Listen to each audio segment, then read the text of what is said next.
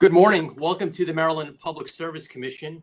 In case number 9619, we're on the record in the matter of the Maryland Storage Pilot hearing. Thank you for joining us today. Obviously, energy storage has been a big issue as most states and their utilities grapple with ways to accommodate more renewables and have more energy efficiency on their grids. Back in 2016, many utility planners wouldn't consider energy storage just because of the cost, but that has been changing dramatically over the past few years. If we take a look back just a few years ago in 2017, Maryland became the first state in the country to offer a tax credit on energy storage projects. Later that year, the PSC kicked off PC 44 and inaugurated the Energy Storage Work Group, which is now headed by one of our judges, Judge Kristen Lawrence. Later in 2018, the state required our PPRP to produce an energy storage report, which I've referenced in previous hearings. And this has been a resource for the state to use in guiding some of our discussions. They looked at more than a dozen barriers to energy storage. They looked at different metrics, both benefits and costs. The Commission's work group continued to move forward. And in March of 2019, we held a similar hearing before the Commission where we had the utilities, PPRP, MEA, staff, and OPC before us, where they commented on a regulatory proof of concept proposal. This was the precursor to the energy pilot that was established by law. That law, the Maryland Energy Storage Pilot Project Act of 2019, was later signed in by Governor Hogan in May of 2019.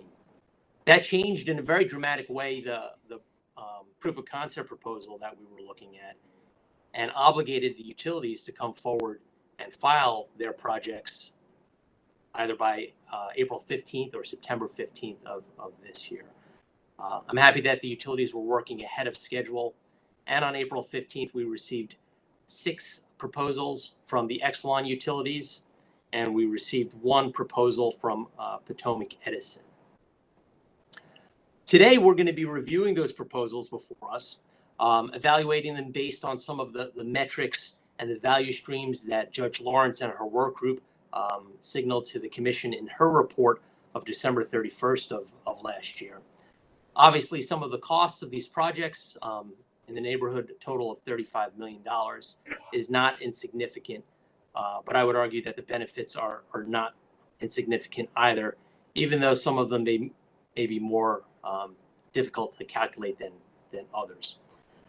I would also note that perhaps it's auspicious that we're meeting today because on Friday of last week, we had the U.S. Court of Appeals for the District of Columbia Circuit settle some controversy that's been lingering since 2018, when our federal counterpart developed a new legal framework to allow storage resources to compete in the wholesale energy markets.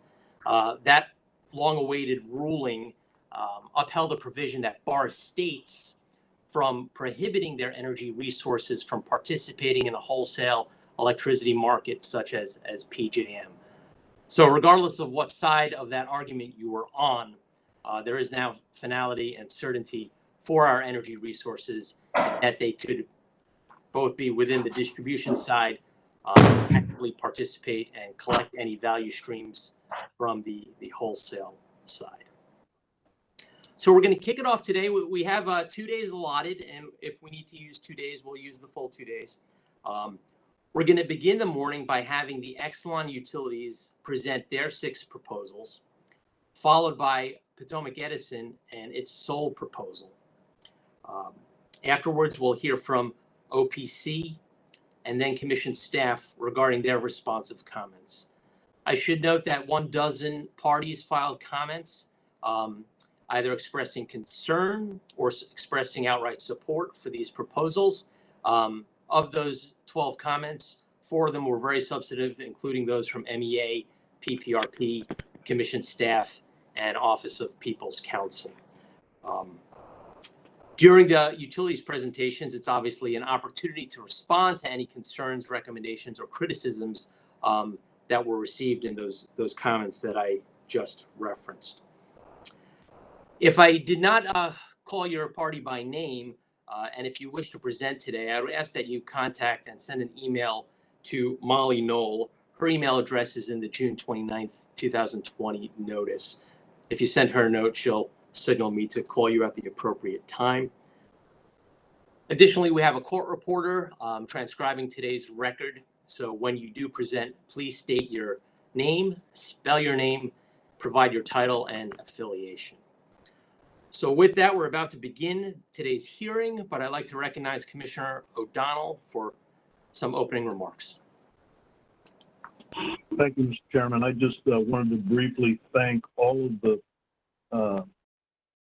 participants, both in the work group, in the legislature, and in the executive branch, who have worked so hard to bring this technology forward. We're going to hear evidence and thoughts today in this legislative style hearing about how we may or may not proceed. But I think it's important to note that a lot of work has gone into this for a lot of years. And I think it was important to thank a lot of people for helping us even get to this point of having a legislative style hearing. And it's exciting for me. So thank you, everybody. Thank you. I would echo those comments. And it's an exciting day. It's taken us a lot to get here. I do believe Maryland has the potential to become a leader in utility scale energy storage. So I look forward to hearing the proposals today.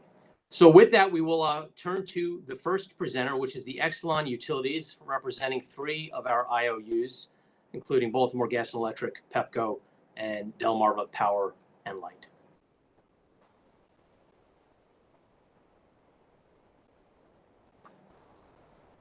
Good morning, Mr. Chairman. This is Daniel Herson on behalf of the Exelon Utilities. Can you hear me okay?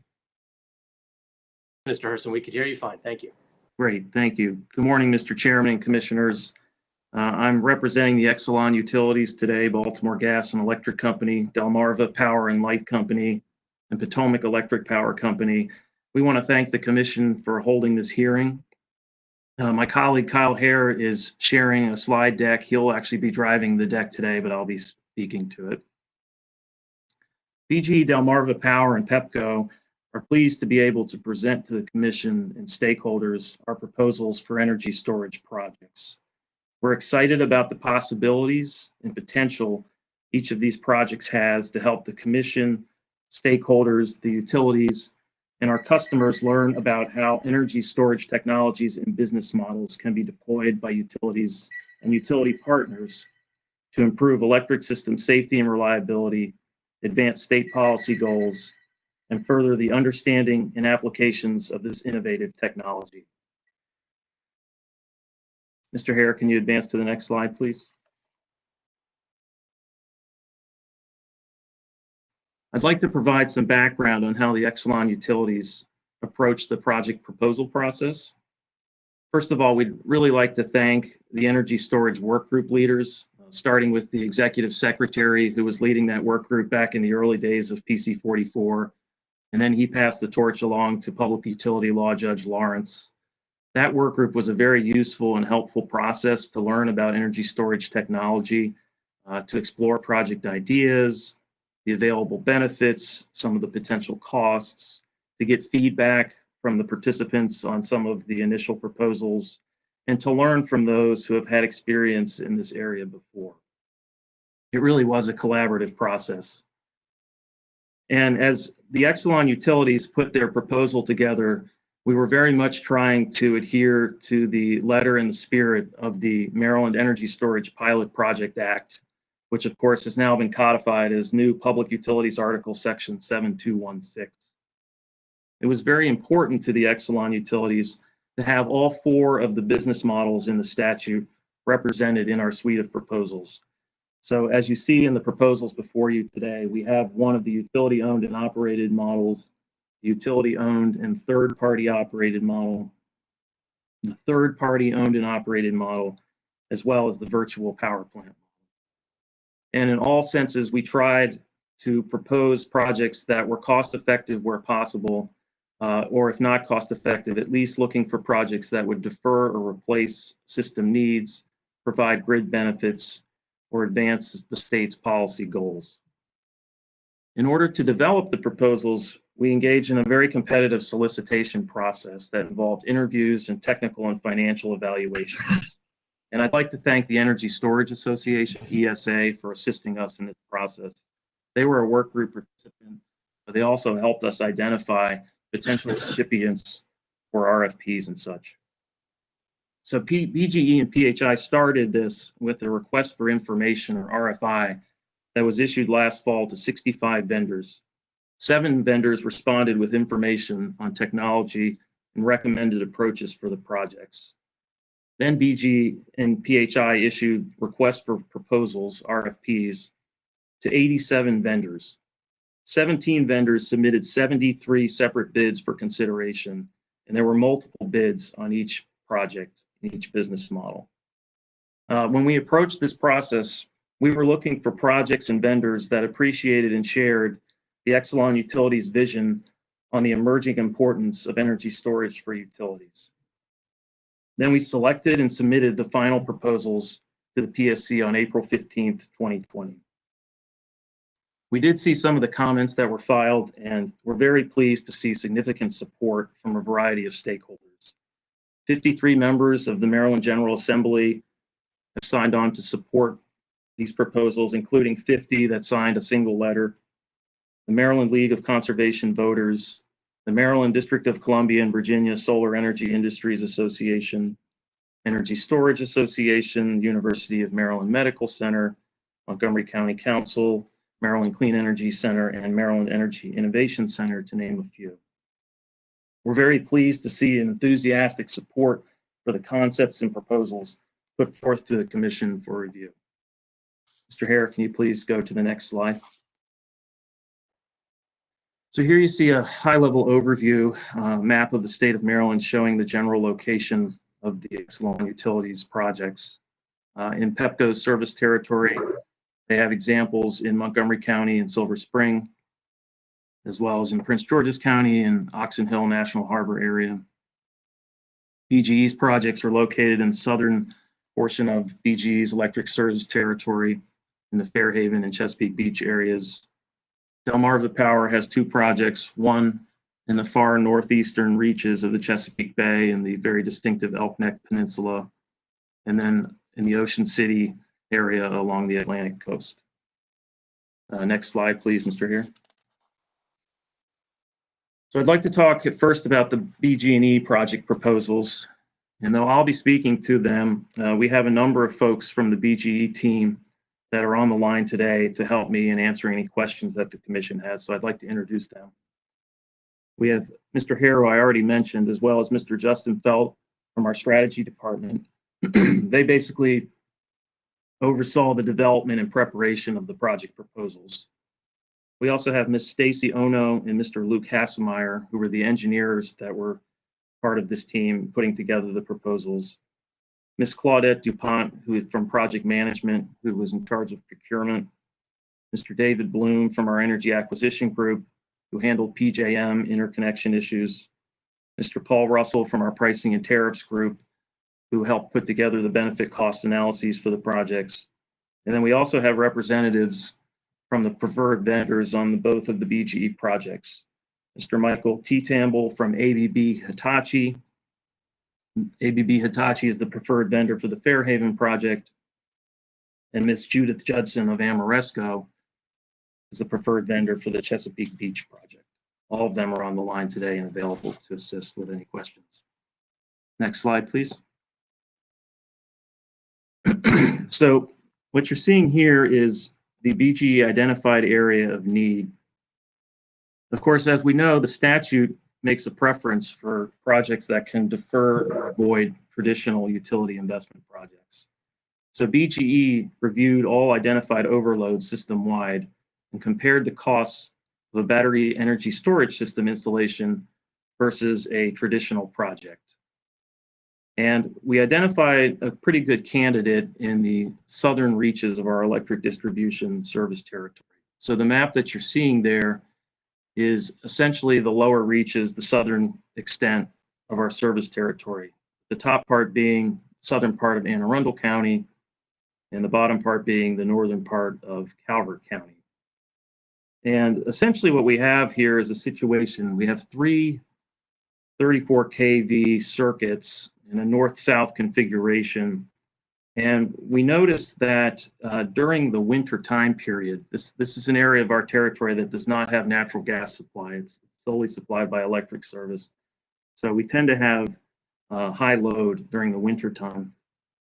We identified a contingency that two of those three circuits, which share a right-of-way and a common tower line, if they were to become incapacitated for some reason, the load for three substations, 10, 13 kV feeders, and basically the supply for 9,000 customers switches over to a third 34 kV circuit, and that circuit quickly becomes overloaded and exceeds its emergency rating. The consequences of that, unfortunately, would be customer load shedding in the middle of winter, which is something we're trying to avoid. The traditional remedy for this contingency would be to underground 10 miles of one of the first two circuits at a significant cost. However, we determined, after studying this area and the situation, that we could basically avoid the contingency if we constructed battery energy storage systems with a total installed capacity of 3.5 megawatts, as well as some minor upgrades to one of the existing overhead circuits, and we could avoid the undergrounding project. The other reason that this area is good is that it's a pretty rural area. There's plenty of room down there to site two projects, and also no additional utility real property acquisition would be required because we can site one of the projects on an existing BG substation. Having the two projects in relatively close proximity to each other also allows for a unique learning opportunity, which we think is keeping with the pilot project statute spirit, basically having two projects with different business models, different battery setups, and different developers working together. You also have backup benefits there from some redundancy built in, for example, minimizing maintenance downtime and enhancing resiliency during a storm event. Now, we do realize that we've presented two projects to the Commission as a package proposal. That is our recommendation. However, I do want to assure the Commission that there is some ability to adjust the size of either project if the Commission so desires, so long as the 3.5 megawatt total is obtained to address the contingency. Both of the developers that we've selected are open to shifting the size, but of course, that's not our recommendation. We do believe that the proposal we've put forth to the Commission is really the ideal combination to address the contingency, bring value to our customers, and maximize the pilot program learnings. Next slide, please. So we'll talk about the Fairhaven project first. This is a 2.5 megawatt capacity project with output of between 4 and 7.1 megawatt hours, depending on the point in time of the lifespan of the project. This would fall under Model 1 in the statute, which is a utility-only, utility-owned and operated model. BG would operate the battery for grid reliability, and in PJM markets, it would basically be a front-of-the-meter application. As I mentioned earlier, ABB Hitachi is the proposed developer. It's a lithium-ion setup. The primary application would be for the grid reliability and distribution infrastructure avoidance. The battery energy storage system would essentially provide discharge capacity during the winter peak load conditions. We would communicate an interval signal to the control system to engage. And we expect that we could do this up to 10 times per winter season. But since we own the asset, we could do it more if necessary. When it wasn't being used for grid reliability purposes, we could offer it into the PJM wholesale market services. And right now we've identified the primary market as the frequency regulation market. Any revenue that we would receive could be a direct credit to the revenue requirements for the project to benefit our customers. This is located at the Fairhaven substation. It's an existing substation in Tracy's Landing, southern Anne Arundel County. The expected cost is $9.8 million. for the 10-year term of the project, and we do include cost tables for all of these projects in the appendix to the slide deck. And in terms of bill impact to customers, it's a combined 1 cent per month in net savings for both the Fairhaven and Chesapeake projects. Next slide, please. The Chesapeake Beach project is a 1 megawatt project with an output of between 1.5 and 2 megawatt hours. This is under Model 3 in the statute, which is a third-party ownership, and it's front of the meter. This would not be located on any utility property. Ameresco is the proposed developer, owner, and operator of this project. It is also a lithium-ion setup. The primary application for BGE would be grid reliability and distribution infrastructure avoidance. We would provide a discharge capacity signal during winter peak load conditions, and we could call on that up to 10 times per season. When we were not calling on it, Ameresco could offer the battery into the PJM wholesale market services, and we would be entitled, BGE would be entitled to a share of any annual revenue above a set threshold amount. In terms of location for this project, Ameresco is focusing in on 2 locations at this point in northern Calvert County. They have not made a final selection yet, but they are getting close to that. It would be a $2.5 million cost. And again, as I mentioned earlier, combined with Fairhaven, it would be a 1 cent per month net savings to the bills of all of our customers. Next slide, please. On this slide, you're seeing a representation of Table 11 from the application that was submitted to the Commission as updated. We did file several updates and erratas prior to this hearing, but what you're seeing in front of you here is the final product. Just point out some key points on this table. I realize there are a lot of numbers here, but the bottom line is that BGE found both projects to be benefit cost positive, 1.23 for Fairhaven, 1.98 for Chesapeake Beach. And just to highlight a couple of the value drivers here, the big one, of course, is avoiding the 30-year traditional infrastructure project, the undergrounding of the 10 miles of overhead circuit. There's also, we believe, some optionality value of having a decision point after 10 years on whether we would need to reinvest in the project or not, depending on the conditions at that time.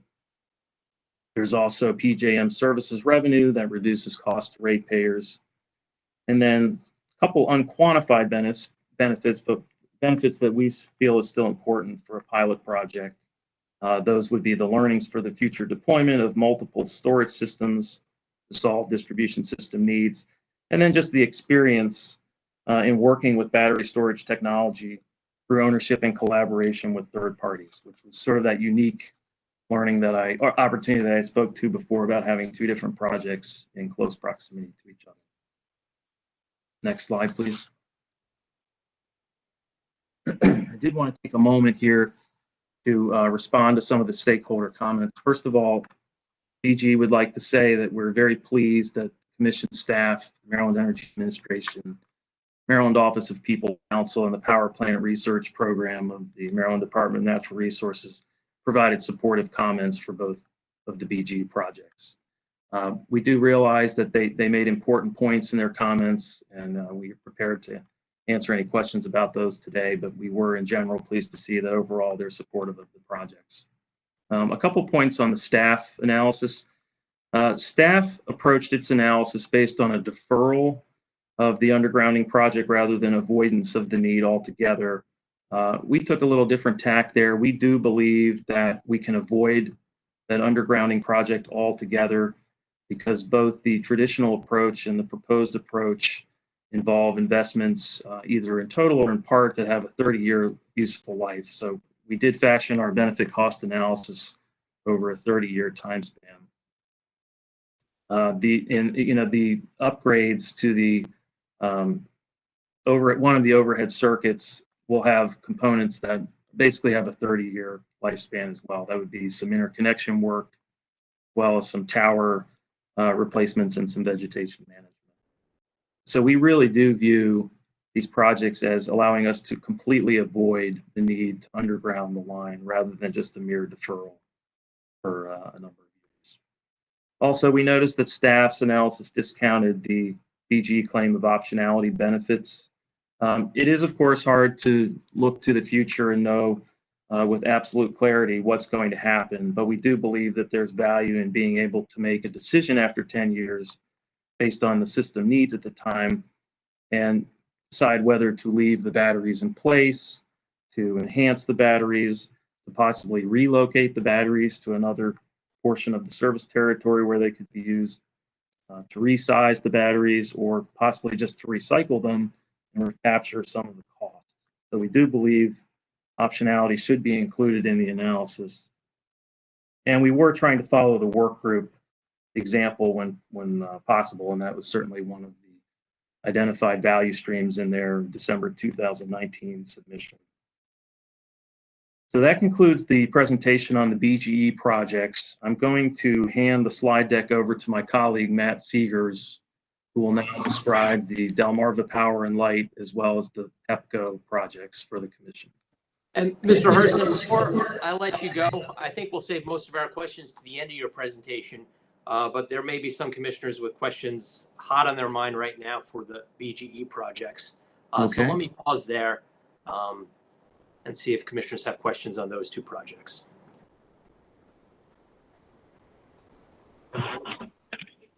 I'm still, Mr. Herson, good morning. It's Good morning. Commissioner Herman. How are you Hi, today? how are you? I'm good. How are you? I'm good, thanks.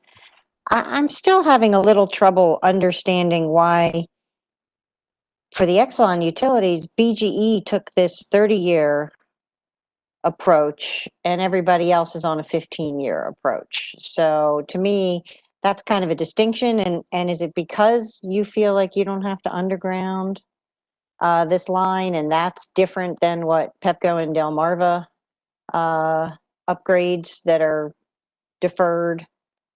Is that the difference? Yes, Commissioner Herman, essentially it is. I mean, we were looking at the project that we would avoid, which was the undergrounding of the 10 miles, which we thought really would have a lifespan of at least 30 years, possibly even longer. So when we were looking at the benefit cost analysis, we thought it was appropriate to try to compare against that. And so if we're going to be putting the batteries in, as well as some other upgrades to the overhead circuits, we thought it was appropriate in order to make an apples to apples comparison to put it on a 30-year basis. So that's. But what if the batteries? What if the batteries get moved? You know, particularly for the third-party owned battery. You know, what if they say, "Okay, the pilot's over. I'm picking up my battery and taking it somewhere else where I can make more money"? Well, we can certainly approach some of those issues in the final contract negotiations with the developers. We are still in discussions with them. So one of the benefits of having this hearing before finalizing contracts is to hear some of those concerns and try to address them in the contracts with the developers. If the commitment from BGE, of course, with the utility-owned project is to maintain the batteries there. If the third-party developer elected after the first useful life span of the batteries to go elsewhere, you know, certainly BGE could explore either with another developer or with ourselves, possibly taking over ownership of batteries, a continuation of that particular project. So there are options to explore there, but essentially that's why we approached it as a 30-year versus 30-year. Okay, thank you. Mr. Herson, can you hear me? I can, Commissioner O'Donnell. How are you? Good, sir. Thank you for the presentation. A two-part question. One, the Chesapeake Beach project, when does the developer expect to make a location decision? You said soon, but do you know when to expect that? And then the second part is, sorry, go ahead. How much outreach has been done to the municipal government and or the county government with regard to siting to be in compliance with planning and zoning and all that sort of stuff? You may not be that far along, but can you just talk to us a little bit about any outreach that has occurred with local governments? Sure. Well, so to answer your first question, my understanding is that Ameresco is pretty close to making a decision I don't know if that's weeks or perhaps a month or so. We do have Ms. Judson available today. Perhaps she can offer some specifics on the timeline for that when I conclude answering your question. Regarding outreach, we have conducted outreach. For instance, in Anne Arundel County, we reached out to County Council member Jessica Hare, who represents that portion of the county where the projects, the Fairhaven project would be located. She is very supportive of the project. We did reach out to County Executive Pittman's office. He's aware of the project. I don't believe he took a position one way or the other. We also reached out to the Calvert County Administrator, as well as the Calvert County Council. I don't believe we got any reaction from them one way or the other. But we have made the outreach to inform the community leaders about the projects, what they entail, what they're going to see in their neighborhood and the communities. How about the town council and mayor of Chesapeake Beach? Honestly, Commissioner, I'm not certain about the Chesapeake Beach officials. I can find out from our external affairs coordinator, Mr. David Wright, who is the representative for the company in that part of our service territory, and I can let you know. But as I sit here today, I do not know whether they have been contacted or not. Thank you. Ms. Judson, are you on the line? Can you speak to Commissioner O'Donnell's first question? Yes, thank you. Hi, this is Judith Judson. Hopefully you can hear me. I am Vice President of Distributed Energy Systems for Ameresco, who is developing this project. And I want to let you know we're in conversations with the site owners right now, narrowing our selection. We are moving forward with discussions on the site lease for the site. We've had site visits from our staff. We're based in Massachusetts, but we have a local office in Maryland. And so we expect that to be within the next few weeks that we would be able to finalize that. We have done over 700 megawatts of projects across the country, and we always work very closely with the municipalities and just really recognize the value and importance of that in order to do our permitting. So we'll work very closely with BGE in any outreach to the communities. Mr. Herson, does that answer your questions, or would you like me to elaborate further on that for the commission? I'll actually defer that to Commissioner O'Donnell, see if his question was answered. Thank you for the answer. I appreciate it. So, Mr. Herson, good morning. I actually had a couple of questions, picking up on the topic that Commissioner Herman was speaking on regarding the projections. As you know, and as everybody knows, the economy has taken a bit of a downturn over the last several months. Has BGE thought twice about some of the projections that they're relying on for both the Chesapeake and Fairhaven projects? Do you think there's still something that's going to match the projections that you've made already? We do, Commissioner Linton. Certainly COVID-19 situation has had an impact on a lot of things, and we understand and accept that. And I think we're trying to address some of those issues in our multi-year plan, which is also pending before the commission. For these particular projects, though, I will point out that we're pretty confident in this because this is a situation that actually exists today. And in fact, we have already had, unfortunately, several years ago, we already had a load shedding event in this area during the polar vortex, I believe. We had a situation where the rating on that third circuit exceeded its emergency rating. So we did have to engage in the load shedding. So we've already experienced this issue. So I don't necessarily think that this is a problem that needs to be addressed in the future. It's a problem that really needs to be addressed. Okay, so we're not just talking about avoidance of projects going forward, but you're also looking at trying to address concerns that exist already. Correct. Yeah, we haven't had an incident like that since the 2015 incident, but there's no saying that it couldn't happen again. So Okay. this is something we need to address right now. So when we were looking at the two solutions, we found this battery setup and slight upgrade to one of the overhead circuit options to be more cost effective than the traditional undergrounding investment. Okay. So in your answer, first part of your answer, you referenced the multi-year rate case that the BG has pending in another docket.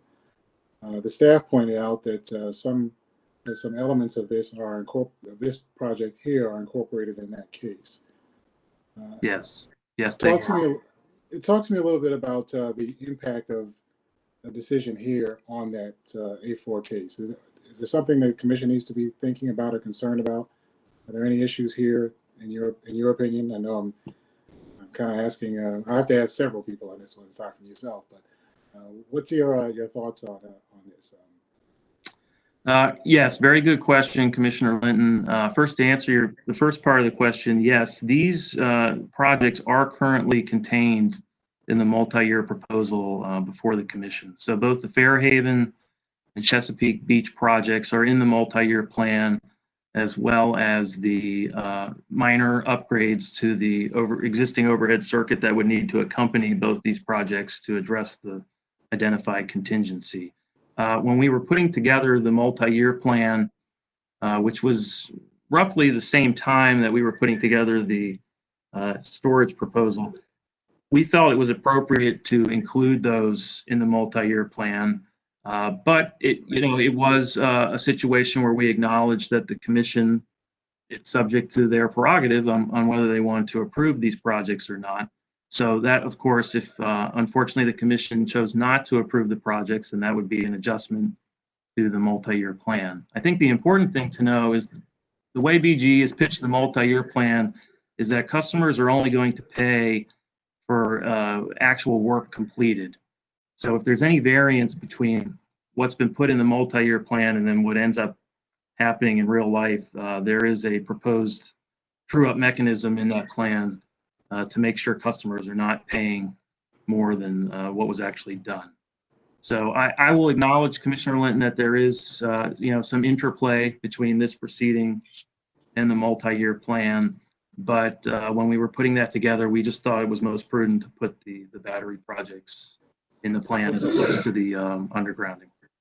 Okay, well, thank you for that, and I appreciate that. I know that's a bit of an awkward question for you, but I appreciate the answer, and I also appreciate knowing that the company was at least aware of the possible conflict issues that the commission would have to address. Yes, so, absolutely. And if I wasn't clear before, the undergrounding project is not in the multi-year plan. The 10-year, okay. the 10-mile undergrounding, that is not currently in the multi-year. Okay. All right. Thank you, Mr. Chairman. Sure. Thank you, Mr. Herson. So we'll turn to Mr. Segers at this point. Okay, very well. Thank you. Good morning, Mr. Chairman and Commissioners. Can you hear and see me okay? We can on both, yes. Thank you very much, and good morning once again. And I would like to echo Mr. Herson and how excited the PHI companies are to be here today and to present these projects here for your consideration. I would like to begin by introducing the members of the PHI team who will be presenting the projects. First of which is Mr. Steve Sunderhoff, who was our project lead and was in charge of project design for our 4 projects. Next is Mr. Tom Shetty, who contributed to the modeling work for all 4 of the projects. We also have available Miss Marge Brubaker, who assisted with PJM and wholesale issues for these projects. Mr. Mason Maddox, who handled engineering matters for the 2 PEPCO projects. Mr. Ranjit Saki, who handled engineering matters for the 2 Delmarva Power projects. And Mr. Jason Tucker, who also handled fire safety and site specifics for all 4 of the projects. And we have 4 projects to present for the Commission's consideration today. two projects for Delmarva Power, one of which is located in Cecil County in the Elk Neck, and it is a virtual power plant. The second is a utility-owned and operated proposal in Ocean City in Worcester County, Maryland. For Pepco, we have two projects, the first of which will be a utility-owned and third-party operated battery located in National Harbor in Prince George's County. And then the fourth project is a third-party owned and operated battery to be located at the Montgomery County Bus Depot in Montgomery County. And I would like to turn it over to Mr. Sunderhoff, who will be walking you through the four PHI projects.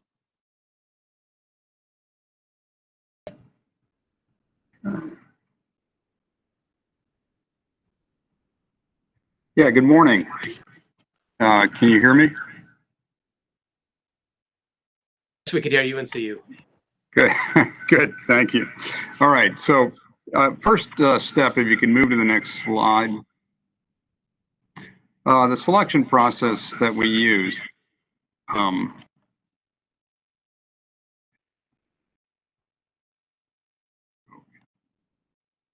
Yeah, hang on a second here.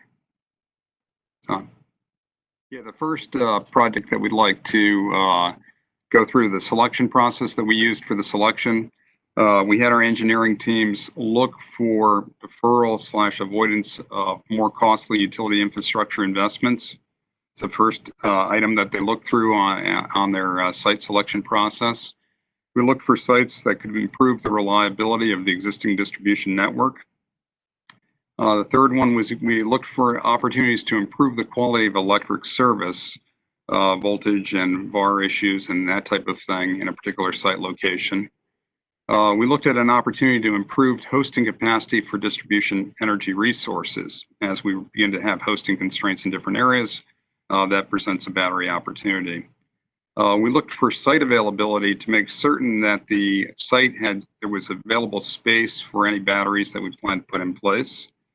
Then we looked at the achievement of state energy policy goals. Were there goals that we could particularly achieve or help to achieve through the placement of these energy storage batteries? Then the next thing, we looked for unique energy storage business model opportunities. As Mr. Herson and Mr. Seegers both referenced, each of these models that we have selected offers a different model under the four business models that were identified in the statute.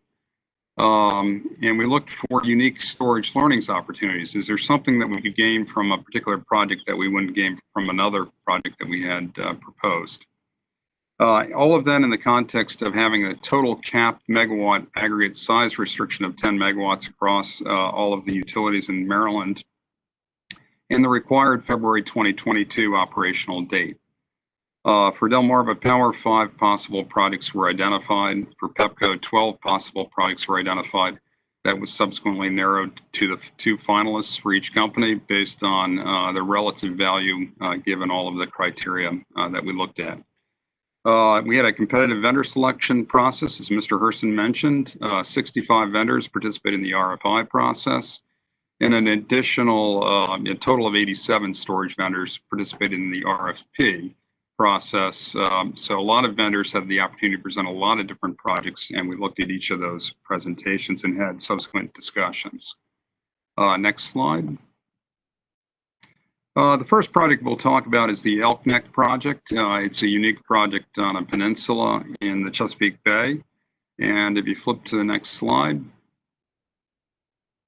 The site location is on a peninsula on the Chesapeake Bay. Many of you may have visited the site.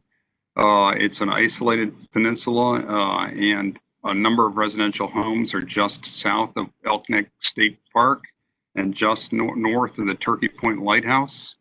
The unique thing about this site is it's at 300 plus residential customers south of Elk Neck Park, served by a 4-mile-long radial feeder, kind of an isolated service. It provides a unique virtual power plant project opportunity. It's in a fairly contained community. We've selected an experienced vendor for virtual power plants, Sunverge Energy Inc., as part of the process, so they can bring in some of their expertise that they've had with their projects in other locations such as TVA and California and Toronto and now New York State. We move to the next slide. The size of this project is proposed at a 0.5 megawatt size with a 1.5 megawatt hour energy capability. Again, it's a virtual power plant project model, which is an aggregation of residential energy storage behind the meter. Our intended target is 110 residential customers. Again, the developer is Sunbridge Energy. The energy storage wholesale operation, this is going to be a virtual PJM virtual power plant pilot is what we envision. That's how we have planned to lay it out. It's going to be one of the unique projects within the PJM footprint, kind of where batteries are going in the long run. The energy storage technology that's selected is LG Electronics with a 5 kW 19.6 kilowatt hour battery pack installed at each residential home. The primary application is going to be, again, grid reliability and backup power for residences. The secondary application is integration of additional DER and possible PJM market participation through the pilot opportunity within PJM. Location, Elk Neck Peninsula, Cecil County, Maryland. Project cost is $4 million over a 10-year horizon, $3.5 million on a present value basis. The net bill impact for customers over that period is a residential customers a 9-cent bill impact over a 15-year horizon. Move to the next slide. And really, when we looked at it, we looked at the benefit cost ratios over a 15-year life period. And we followed the working group's recommendations on the various benefits that could be quantified. Those include air emissions, public health benefits, energy conservation during the time of peak, peak shaving, energy arbitrage, and regulation in the PJM markets, with a total present value benefit of about 1.2 million over that 15-year life horizon. And one of the notables for the unquantified benefits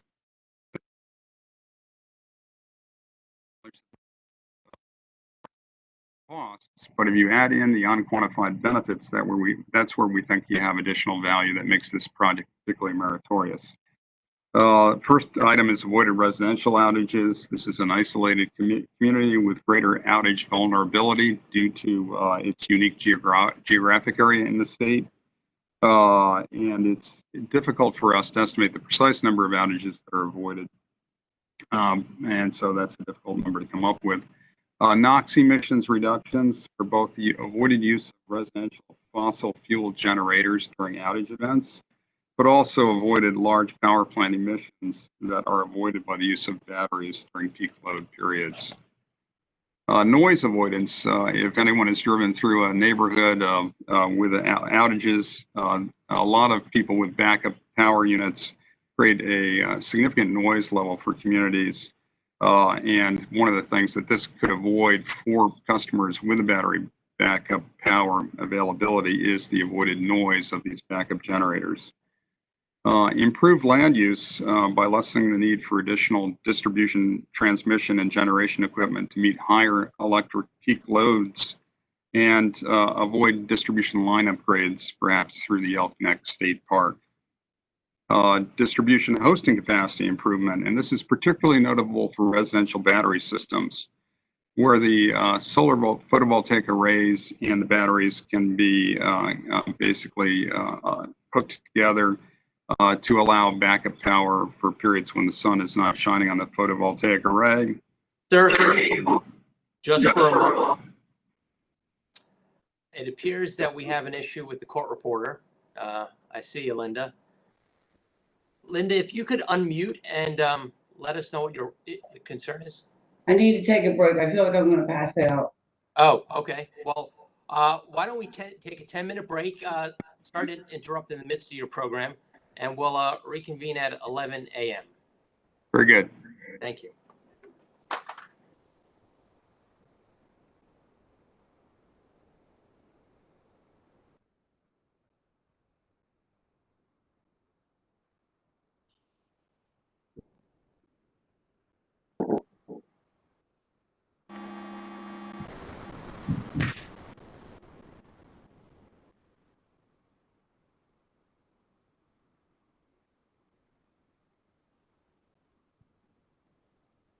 We can test.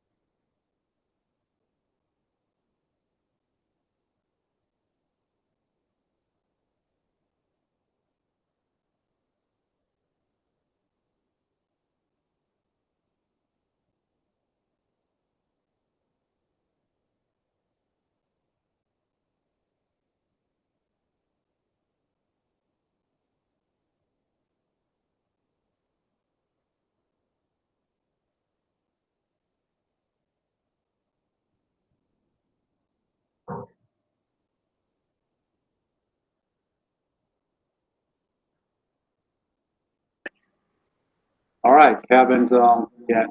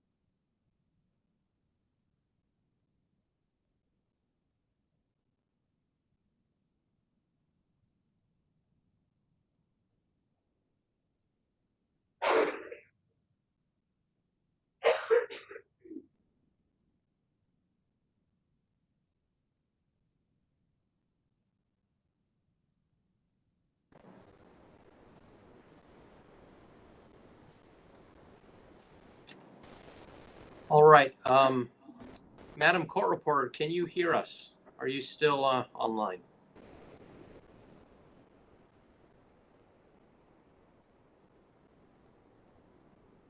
Well, we'll give her about another minute, and we may proceed without the court reporter if that's the case. So let's wait one more minute. Oh.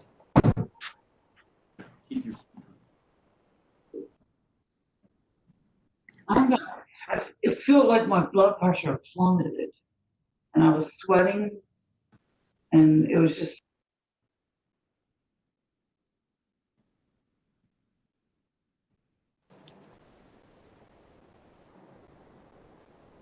Can you hear me? Hi, Madam Court Reporter. We could hear you. How are you feeling? I felt like my blood pressure was plummeting, and I was sweating real bad, and my head was spinning, and Okay. they gave me some juice, and I'm starting to feel like I'm starting to come back to normal, but it was very scary. Well, hopefully you're feeling a little better with the fluids. Are you able to continue at this point? I'm certainly going to try. Okay. Thank you. And if you don't feel capable of continuing, we'll move forward without your services. But by all means, do what you need to do. Okay. Thank you. Thank you. So we will go back on the record, and we will continue with the presentation by the gentleman from PHI. Right. Can you hear me? You can. Okay. Basically back to where we left off, which was the idea of additional hosting of distribution, hosting capacity improvements there.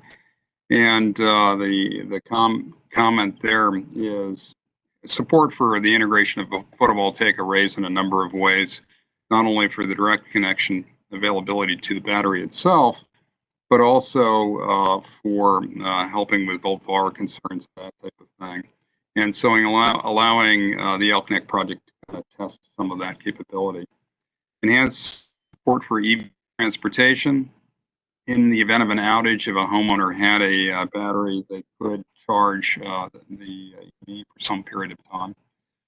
Economic development related to the opportunity for jobs for marketing and installation and maintenance of the batteries. And the support for people working from home in the event of an outage, notable at this time. All of those provide learnings for both the VPP model to the utility and to Maryland stakeholders, and also for the PJM market integration, notable given the recent court decision as well in terms of that integration. From a non-utility standpoint, I do want to mention that anybody can participate under the proposed program, regardless of supplier. So anybody can participate in that. And also the idea that third parties, that we're relying on a third party to actually install the battery systems. Grid services support, as we mentioned, for the flexibility of delivery of electricity through an aggregated platform that'll control all of these batteries simultaneously. Support for resilience, and I know that none of us have been able to measure exactly what value resilience has, but if you look at the current pandemic, anything that makes systems more reliable in an area-wide outage system is really notable in terms of its helping the local community and helping Maryland economically. Other social benefits, I do want to point out that this is a unique location in the eastern shore of Maryland. Again, on an isolated peninsula in Chesapeake Bay, that's a notable location. And finally, this idea of customer willingness to pay, and we know there's been a lot of discussion of how much people should pay for these services, but what this will do is after the conclusion of the pilot period, we'll be able to do market research that gets a sense of what customers are willing to pay for battery backup and the types of services and benefits that batteries can provide. So we think that's helpful in terms of guiding the path forward. Kyle, if you do the next slide for us. I wanted to respond to a couple of the comments that we received from staff. A lot of the parties were intrigued by the virtual power plant model. I had a number of comments about it. And one of the comments from staff is why not move the project to Ocean City And we think Elk Neck is a preferred location. It's an isolated community served by a 4-mile-long feeder traveling through a state park. And as a result, there are more frequent outages at this location compared to Ocean City. In the general area, there were, I think, 39 last year.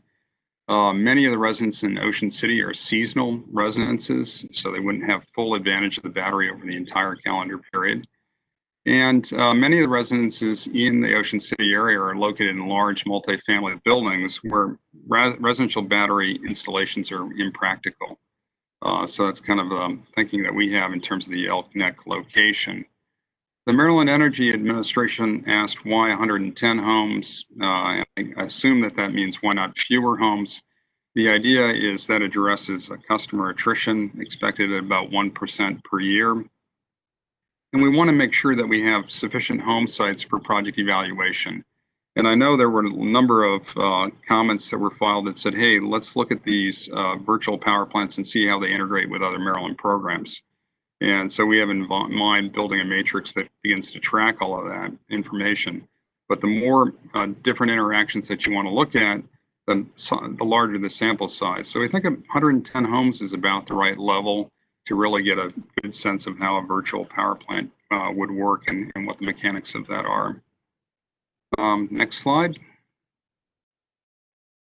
And OPC had suggested that virtual power plants cannot participate in the PJM market. And we know that today University of Delaware does with behind the meter electric vehicles. And we know more recently it came into information that I've received from one of my colleagues that the Andrews Air Force Base did a similar project with EVs that basically participated in the PJM Regulation D market. So that was available as well. We've held discussions with PJM staff, and we are planning on submitting a pilot project application to PJM for the integration of this virtual power plant. It's one of the recommendations that PJM has provided to us in those discussions. And again, the comment that DPL should track participation in other programs and the savings, we plan to track that information.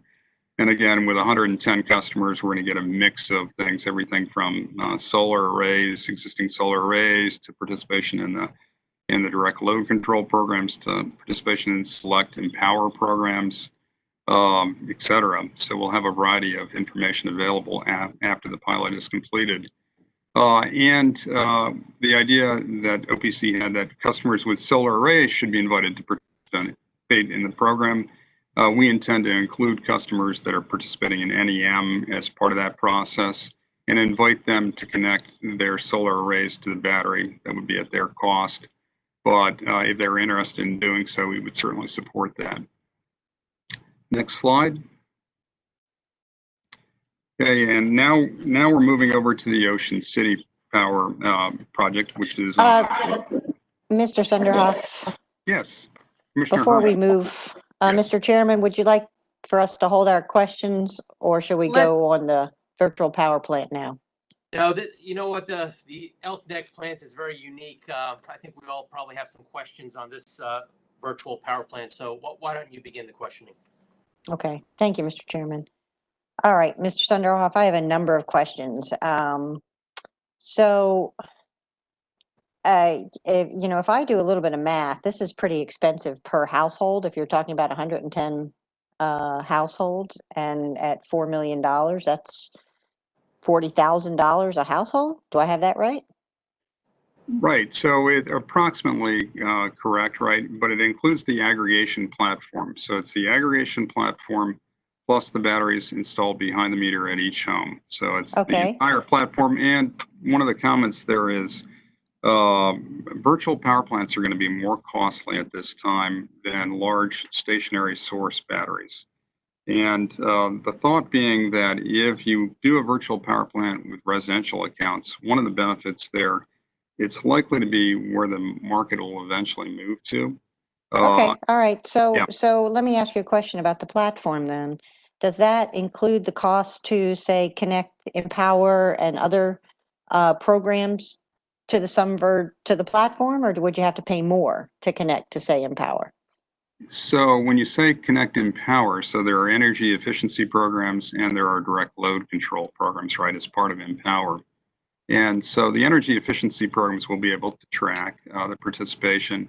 And the direct load control program, currently it has its own platform, but we'll look at opportunities for integration if that's feasible.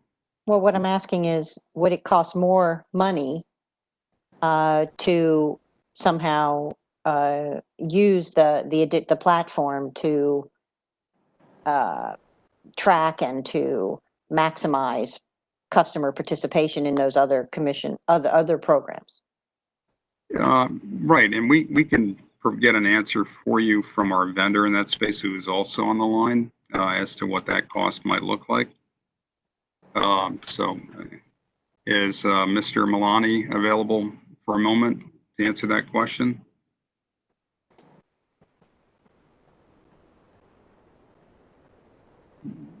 Right, we can provide an answer on Okay. Additional cost to you in writing. All right. So when you were considering this program, Mr. Sunderhoff, did the company consider asking customers to participate in any way? I mean, the customer gets a battery, you know, $100 or something for what could be a significant benefit to that customer that would offset at least some of the costs of the program. Right, we took that into consideration. Initially, we thought about a $40 a month fee for the batteries. And the reason that we eventually decided that we would recommend that we do this without a customer cost, we laid out several reasons. First is a limited time period for participant recruitment. We have to have everything up and running by statute by February of 2022. The second one is the market penetration level sought, basically south of the state park. So it's a fairly high percentage of saturation that we're seeing in that location. The third piece of it is that customers who participate will have some cost related to recharging of the batteries, and that they'll have responsibility for that. And customers, if there's a needed panel upgrade for their electric panel, they'll have to be responsible for that cost. We don't think for the majority of customers there'll be a substantial cost there. The next one is the time required to respond to market research and customer surveys about their reaction to the battery system. So it is time intensive from their viewpoint for that purpose. And the next one is participation by lower income groups.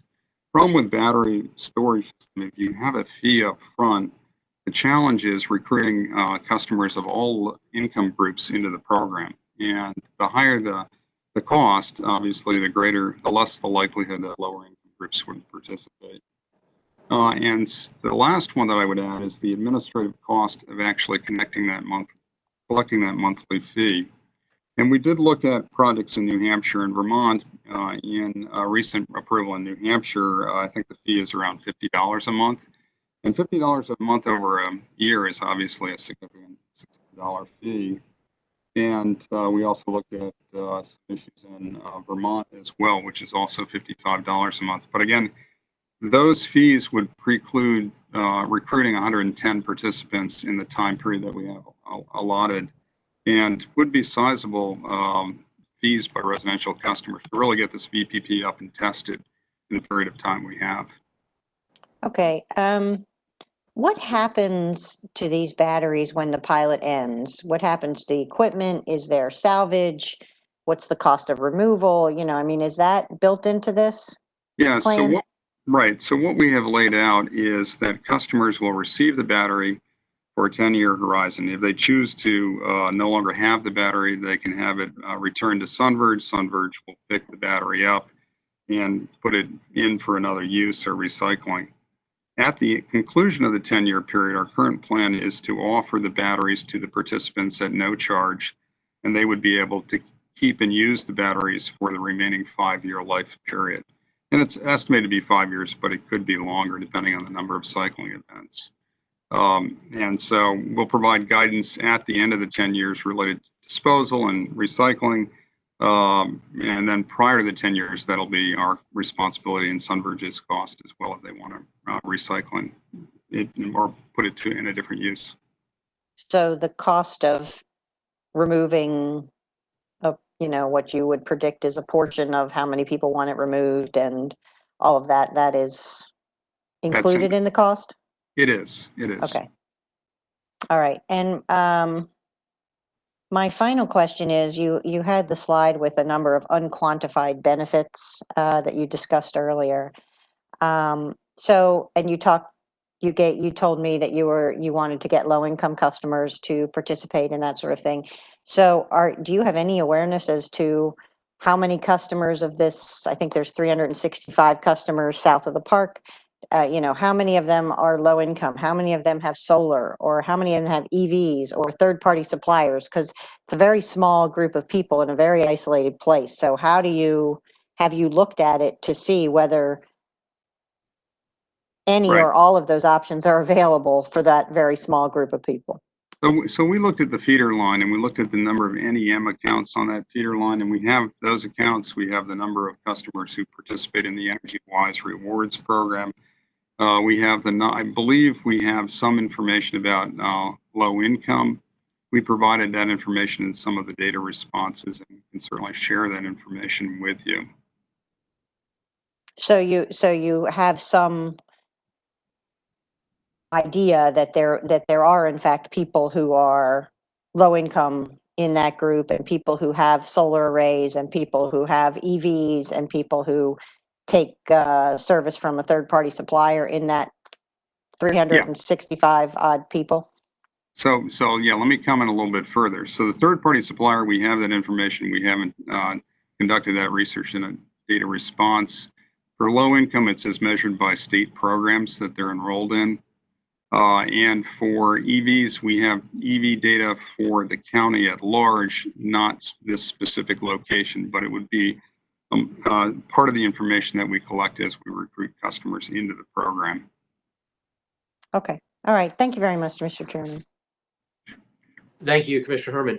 Mr. Sunderhoff, we heard earlier you preempted a lot of the questions in your presentation, but you heard staff's concern that Delmarva needs to secure approval from PJM regarding the value stream, and apparently it sounds like there's an application that you will file with PJM. Can you tell us more about the application process? And to your knowledge, has PJM approved any virtual power plant energy storage model aside from electric vehicles? Yeah, the two that, again, that we are aware of is the one for University of Delaware with the EVs, and the one for Andrews Air Force Base with EV use as well. In terms of virtual power plants, given the recent court order Friday, right? We're not aware of any virtual power plant model pilot within PJM at this time that's similar to this one. So the beauty of this project is it'll allow us to work through all of the mechanics with PJM, given the recent court order, and also with Maryland in terms of kind of working through that process. So we see that as a strong benefit. We can't guarantee that there'll be wholesale market value out of that, but we will certainly work to achieve as much of that as we can in that process. Well, I'm not surprised that we haven't seen a virtual power plant in this program yet, just because it's so new and because the regulatory landscape is changing quickly. But you're not asking the commission to make our approval contingent on PJM's accepting this pilot into their program. Is that right? We're not. We're not asking that. We believe that PJM will accept it as a pilot, but we don't know that for certain, right? So I don't want to represent otherwise. Mr. Chairman, I think the court reporter needs your attention again. Oh, yes. Okay. Madam reporter. I'm really sorry, but it's happening again. Okay. Thank you, Linda. Why don't you take the rest of the day and just take care of yourself, okay? Okay. All right. Madam reporter, can you confirm that you're recording on your end before we let you go? Let me go confirm.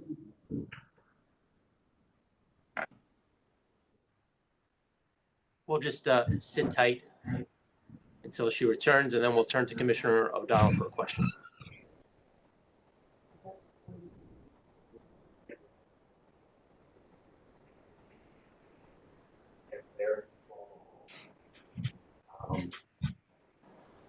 We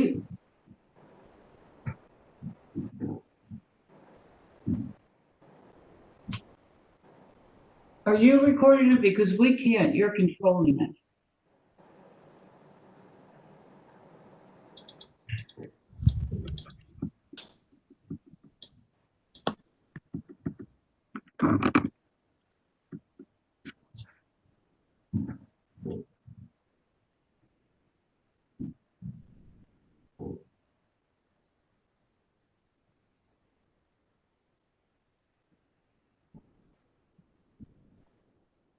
Can you hear me? We can still hear you. Are you recording this? The commission is recording this on YouTube, yes. So as long as they're not going into executive session, they'll be there. So, are you going to start recording it again? I'm gonna try. I don't know if I can.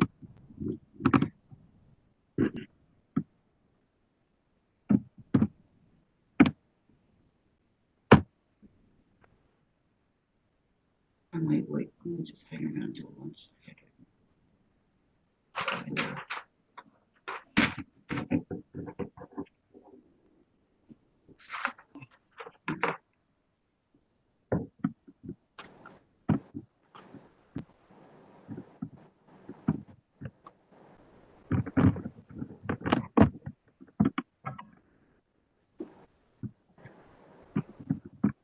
think we have. Yes.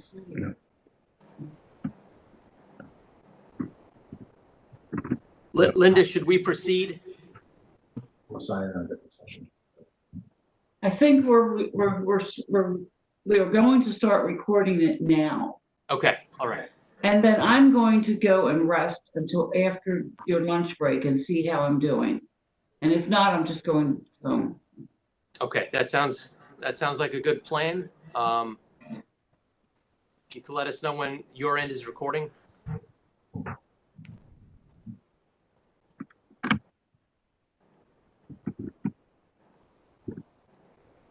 Mr. Chairman, we should be recording now. Great, thank you very much. Feel better. We hope to see you after lunch, but if not, take care of yourself. Okay, thank you, sir. Thank you. Commissioner O'Donnell. Thank you, Mr. Chairman. I had a question regarding the Elk Neck project dealing with liability. So we're going to take these batteries, we're going to stick them in people's home, not we, but the pilot, the virtual power plant pilot will install these batteries in people's homes. The technology is greatly improved. We know that, but there's still nothing is 100% certain with regard to battery technologies. There's still some potential fire hazard. What is the liability attached to in this pilot? Should someone's home burn down to this installation? Is it the virtual power plant owner? Is it the homeowner? Is it the state? Where's the liability for such a thing attached? Right. So, so we have basically the manufacturer of the battery. We have SunVerge, the installer of the battery. In terms of liability considerations, we haven't gone down the full detailed list of who might be held responsible for that battery fire. We'll install them under all of the standards. And so it's a little bit difficult to give you a precise answer on that. I assume that if there's a lawsuit related to a fire damage, that they would sue all parties, and we'd have to work through the mechanics of who actually would have that liability in the end, working through that process. Okay, I think it would be helpful at least have a sense of that and whether or not the utility customers, DPL customers themselves would gather potential liability should this occur. I have to get a sense of that. Right, and we would include that in the, we'll include the information related to liability considerations in the contract with the consumers and that kind of thing. So we'll include that up. I'm talking about the commission, like this is before us for consideration. I need the information. Gotcha. I'm requesting information.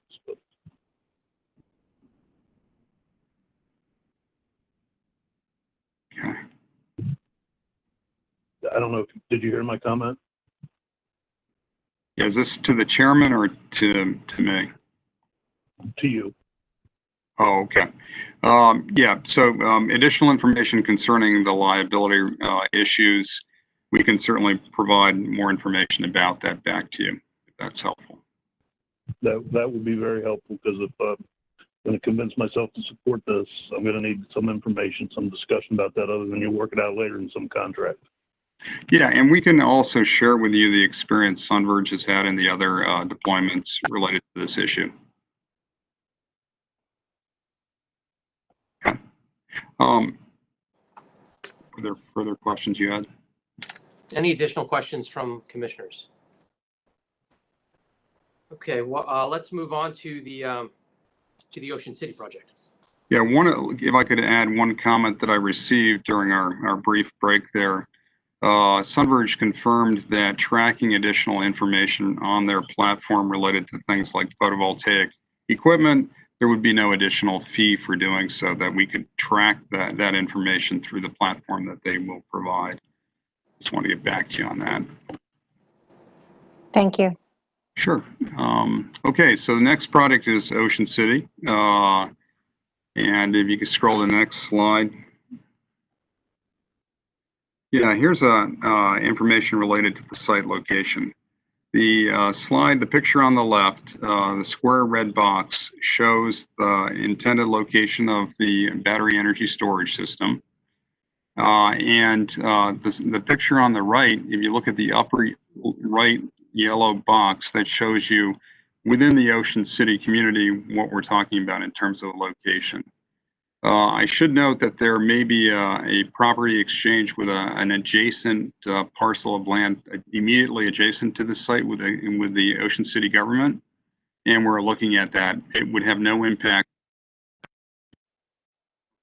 or any of the aspects that. The reliability improvement that this offers, particularly notable, is the automatic sectionalizing and restoration scheme enhancements. That system is being put in place and will be up and operational by the end of Q4 of 2020. It's budgeted, it's an ongoing project. The other notable is potential resiliency improvement for a adjacent county library. It's adjacent to that property. It's the white roofed building that you can see on the site. And could offer an additional regional electricity grid resiliency support, particularly in an area subject to increasing storm risk resulting from climate change, again, adjacent to the Atlantic Ocean. There's a PJM market opportunity, obviously, for this site, again, utility owned, utility operated. And the selected vendor is notable. It's Mesa Veterans Power. It's a service disabled veterans owned firm. So it's notable that it's a vendor of that kind of status. Flip to the next slide. The size is 1 megawatt, 3 megawatt hours over the 10-year life horizon of the battery, expected to have a full life of 15-year period. Again, the business model is utility owned and utility operated. This is the second model that we've shown for PHI utilities. The energy storage owner and operator will be Delmarva Power. Again, we mentioned the project developer's name. The energy storage technology is nickel manganese cobalt lithium ion battery pack. It will be used for peak shaving and grid reliability and resiliency purposes in that area. And the secondary application really is for PJM wholesale market participation. Located in Ocean City, Maryland, Worcester County. Total project cost over that 10-year horizon of $5.9 million, $5.3 million on a present value basis. And the residential bill impact over that 15-year horizon is about 12 cents a month for that particular project. If you move to the next slide. This is a rendition of what the batteries will look like when they're installed. They'll have landscaping around this site. They'll have fencing and landscaping that's part of our contract around this site. Basically, all of the battery will be externally accessible to all the major systems, and it will meet the fire code and safety requirements that are in place right now, including an FPA 855. Move to the next slide. And the quantified benefits include air emissions, public health benefits, energy conservation during time of peak, peak shaving, energy arbitrage and regulation D in the ancillary markets. About 2.7 million in our estimate of the present value of those benefits. And the other notables are the unquantified benefits, and probably don't need to go through these in depth, but particular notables that were not included in what I mentioned earlier was one of the things I do want to stress is the resilience value of connecting the local library to the site. Having a site location for other societal benefits on the eastern shore of Maryland, an area of resort community along a barrier island in the Atlantic Ocean, again subject to storm damage, and each of the other benefits that we had referenced before. Happy to talk about any of them in greater detail. I do also want to underscore the value of having a diversity of vendors, including some of these smaller sized vendors that have connections with the disabled veterans as part of that process. If you go to the next slide, a couple of the responses to staff that we really want to underscore. Staff had said, hey, the project isn't shown to be quantitatively cost effective and should not be approved. We think that the project offers a number of unique aspects. And when we think about the project, we think of, first off, it's on a barrier island in the Atlantic Ocean, subject to increasing storm damage as a result of climate change. What better place to put a battery for resiliency purposes? Resiliency improvement for the local community by supporting a possible resiliency center, again, at the adjacent public library during widespread grid outages, and providing additional support for the local electric grid. And then the next one is integration into an existing ASR scheme to reduce outages and their frequency. 4 is an economic development opportunity. Economic development is really a nice aspect of the projects, particularly in the COVID pandemic situation where we have a number of jobs that will be put in place in Ocean City and over the operational period of the battery. And again, we mentioned before the selection of a disabled-owned veterans contractor. And then the learnings provided to Delmarva Power Operations. Delmarva Power is a distinct utility, distribution utility in Maryland. And each of the utilities in Maryland need kind of experience with operating these batteries and integrating them into their operations. So experience gained by another utility in the state doesn't really necessarily help Delmarva Power Operations for batteries. So it's really important as we look forward, as we want to integrate more of these batteries into the system, to have experience with in each of the utilities for their operation. Again, this is a utility-owned, utility-operated battery at this site. Go to the next slide. That's maybe, yeah. All right. So that's in essence what we have at Ocean City. Were there questions? Mr. Sunderland, why don't we stop there before we move on to the 2 Pepco projects? So here we have 3 benefits, right? The primary benefit is peak shaving. I think the second was reliability, and the tertiary benefit was resiliency. I know PPRP challenged the utility in its comments that you would not be able to provide all 3 benefits. I know that there were some concerns with OPC regarding the price tag of this project. And if we were just to look at sort of the numbers alone, half these projects wouldn't cross the threshold, but that's not going to be the commission's yardstick to when determining whether or not to approve the 7 projects before us today. But can you explain to us, can you respond to PPRP's concern that you may be overselling the project and it could not provide all 3 of these benefits simultaneously? Right. Yeah, so our thinking is that the battery, this is kind of an interesting question. So the battery will be placed initially in the regulation D market within PJM. That's a frequency regulation market. It'll derive a revenue stream for that purpose. It'll also derive some variation in wholesale market prices for that variation. During other periods, our vision right now is that the battery would not be in the PJM market for other purposes, and therefore when we're using it for peak shaving, it wouldn't actually be in the marketplace for that purpose. And then for the resiliency item, and I want to note for both peak shaving and kind of resiliency or storm emergency operation, under our contract, we'll reserve the right to use the battery 24 hours in advance of its use. What that'll do is it'll allow the battery to be fully charged for that subsequent application. And it'll also allow it to not be in the Regulation D market at the same time. So the Regulation D market can be specified each day as to whether you're in it or not. And it'll allow the battery to be fully charged and up and running for those peak shaving or resiliency events. Now, if there's an unexpected emergency, right, we'll look at the availability of the battery for that purpose. But typically these storm emergencies have some predictability in terms of a day-ahead notification for storms that are coming up the coast and that type of thing. So we think we'll be able to get many of the benefits there. And there's an additional benefit that we're looking at is, you know, at some point there may be a capacity market opportunity for the batteries themselves as PJM deals with changes in the FERC rules and the ISO requirements related to capacity in the market. So we're looking at all of those opportunities as we go forward. So again, with that prior reservation of use, we think we mitigate a lot of those issues in terms of that concern. And any of the value stream, the revenues earned by selling these Regulation D ancillary services to PJM, is that credited 100% back to customers?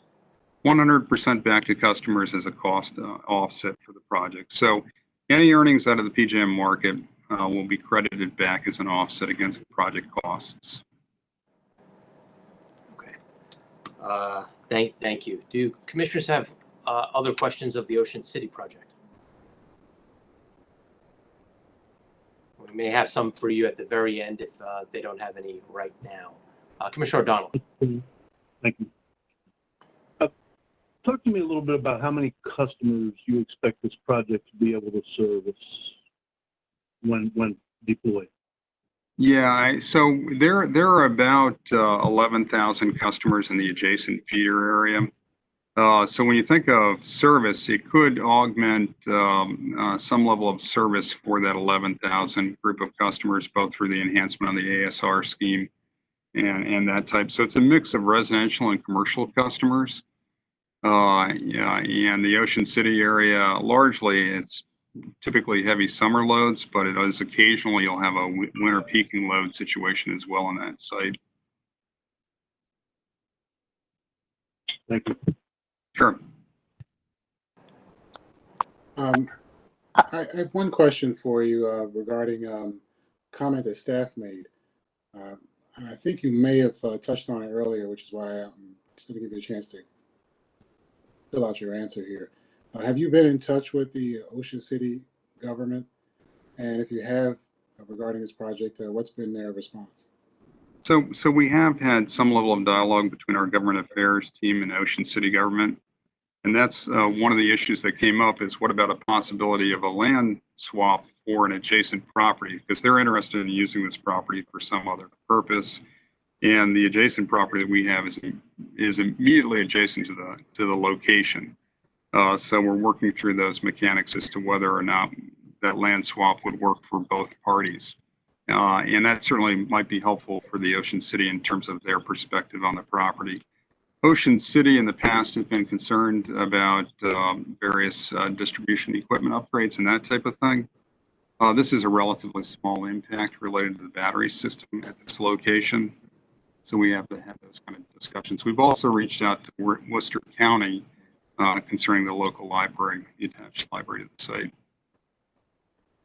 Okay, so you would characterize their position as at least interested or willing to discuss it with you, or? Yeah, I wouldn't characterize it as opposition. I would characterize it as kind of exploratory on their part, and looking at whether there's an advantage for moving, swapping land in that location. It might offer advantages to both parties, both us and to the local community related to that land swap. So we're carefully looking at that right at this moment. All right. Thank you. Sure. Thank you, Mr. Chairman. Thank you. Commissioner Herman. Thank you, Mr. Chairman. Mr. Sunderhoff, I have a sort of a question. When you showed the picture of the battery, is the battery going to be elevated to avoid floods? Because I mean, isn't that part of the issue? Is flooding in Ocean City? Is the battery going to be elevated so that it's protected from flooding, unlike other facilities that maybe can't be elevated? And Right. can we see that slide again? Yeah. All right. Yeah, it's right on the ground. Yeah, this battery that we show is on the ground. We're involved in a battery project up in New Jersey where we are elevating the platform. The final design configuration for this site hasn't been developed. So part of that is going to look at any risk related to flooding at this site. So we'll certainly take a look at that. We certainly did take a look at that in New Jersey as well. Mm-hmm. Okay, thank you. Yeah, good question. Any additional questions on the Ocean City project for now? All right, we will move to National Harbor. Right. So moving to the Pepco side, the project National Harbor, the beauty of this project is a substation deferral opportunity. Move to the next slide. This is the site location, and where we try to mark on the site is where the battery is likely to be installed. And again, the final site design has not been specified. So if you look at the yellow marker, that's on Pepco-owned property at that location. It's adjacent to an existing Pepco substation. What the project is intended to do, the primary purpose is to defer the construction of a planned Pepco substation. Substations, as everyone knows, are quite costly, and this offers an opportunity to defer the construction of a substation at a cost of about $73 million in construction. We intend to use the battery for peak shaving and grid emergency. We also intend to use the battery for PJM market participation. This is another unique model. This is utility and third-party operated, so utility-owned and third-party operated, so the third business model that we've laid out. And there's a mechanism for revenue. That revenue sharing is above the first 100,000, it's split 60-40, 40% being with the utility, 60% being with the vendor. And it's at the site of an expected future expansion of battery storage, either utility-owned or third-party owned at that site. So as the load grows, one of the ways to defer the project further in time is to add additional battery storage to the site location. If you move to the next slide, characteristic is it's a 1 megawatt, 3 megawatt hour battery. The size again is guided by the legislative size constraint of 10 megawatts for Maryland, and that's hence the size we've recommended. Utility owned, third party operated. Pepco will be the owner. The energy storage wholesale operations will be managed by AF Mensa, which is a minority owned African American firm. The project developer will be AF Mensa, again, a minority-owned African-American firm. The energy storage technology is lithium iron phosphate, a different technology at this site. The primary application is peak shaving and grid reliability. The next application is PJM market opportunities.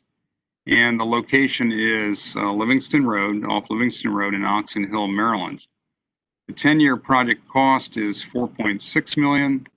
With $0.4 million in present value. And net monthly bill impact is about 2 cents. It will actually decrease bills by about 2 cents a month over the 15-year horizon below what they otherwise would have been for this location. So it's a net savings for consumers.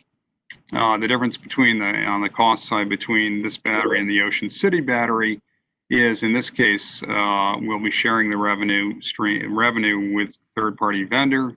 In the Ocean City case, we'll be receiving all of the battery PJM market value directly as a utility. If you move down to the next slide, The quantified benefits include air emissions, public health benefits, deferral of utility distribution costs, optionality for dealing with changes in load forecast for required distribution equipment, energy conservation during time of giving and regulation market. We estimate that that has a collective value over $11 million over a 15-year horizon. And then the unquantified benefits are many of the things that we went through in some depth before, reduction of NOx emissions during peak load periods, improved land use by reducing the amount of land used for various utility projects, distribution generation hosting capacity improvement in the area, economic development, again, an important item in the current pandemic time where there's actually going to be jobs created and work performed in Prince George's County and over the maintenance period there. Learnings that all of us will get from using a battery to help defer a substation. That's particularly an operational item of importance to the utility. Participation by third parties in the contracting process, and again, an African-American owned business actually putting the battery in place. Grid services for operational flexibility related to the delivery of electricity. Resiliency benefits because it'll be integrated into our operations as a resource to help in restoration of service over time. And other societal benefits related to batteries of this location and making an investment in Prince George's County for new technology. I think that's notable for the local community and it could be a source of pride for all of the various individuals in that area. Third-party supplier participation, again, doesn't interfere with anybody seeking third-party supply account versus the utility account. So all of those benefits we see. So very notable quantified benefits in this case related to the deferral of a substation, and a strong list of unquantified benefits as well. And we think the project is very meritorious for those reasons. If you move to the next slide, we wanted to respond to some of staff's comments related to National Harbor.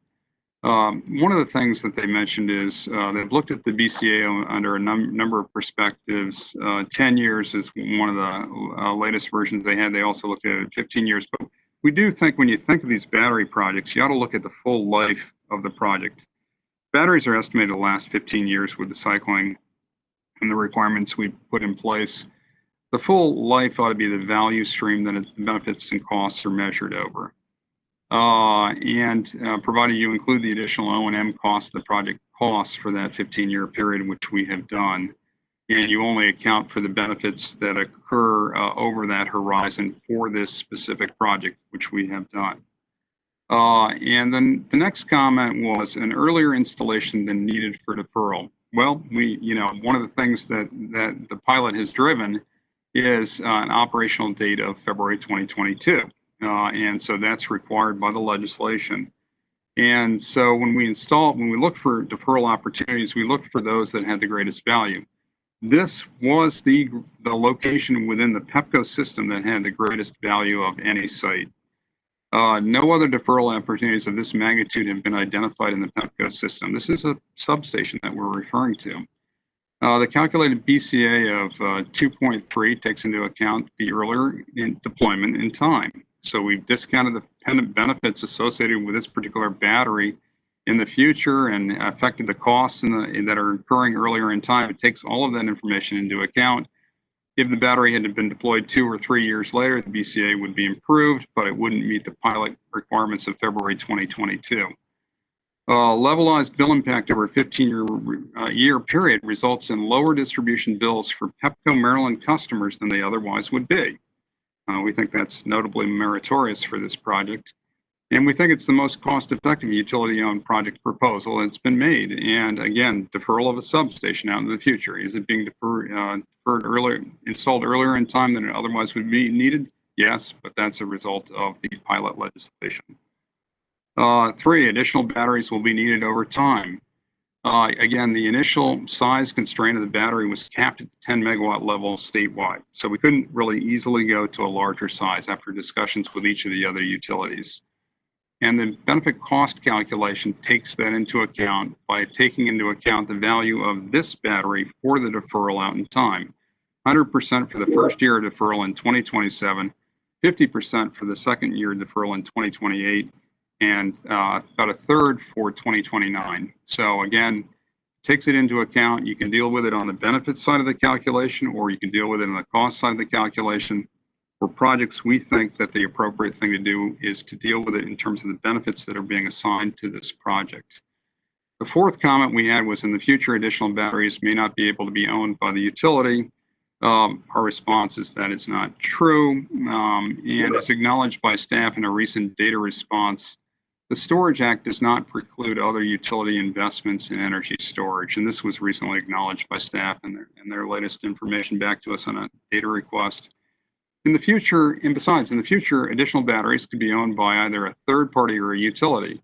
So we acknowledge that the utilities are not the only owner in town for battery systems, and they could either be owned by either third party or utility, third party obviously in a contractual way.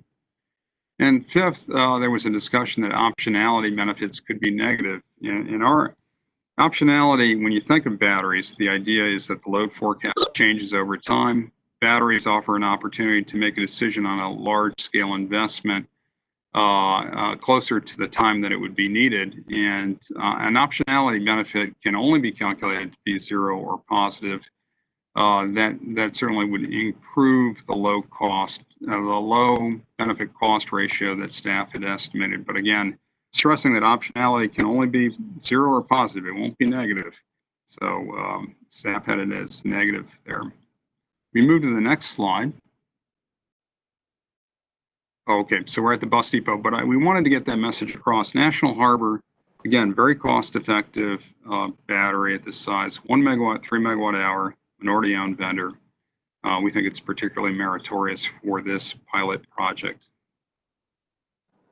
Well, thank you. You addressed a lot of the heavy criticisms of this project by staff, particularly their BCR cost, which is not in line with yours or OPC's because of the negative optionality. So I'd like staff to be on deck to respond to that when they present later on this afternoon. Do commissioners have questions of National Harbor project? And I can't see you all, so feel free to jump in. Or not. We will then move to the final Exelon project, the Montgomery County Bus Depot. Yeah, okay, so the bus depot, it's a unique project. There was a development of an electric bus transit center by Montgomery County government. The timing was such that it fit well with the pilot project application. Everything kind of merged together at the right time to make this project viable. If you move to the next slide. This is a pictorial of kind of a draft site overview for the electric bus depot in Silver Spring, Maryland.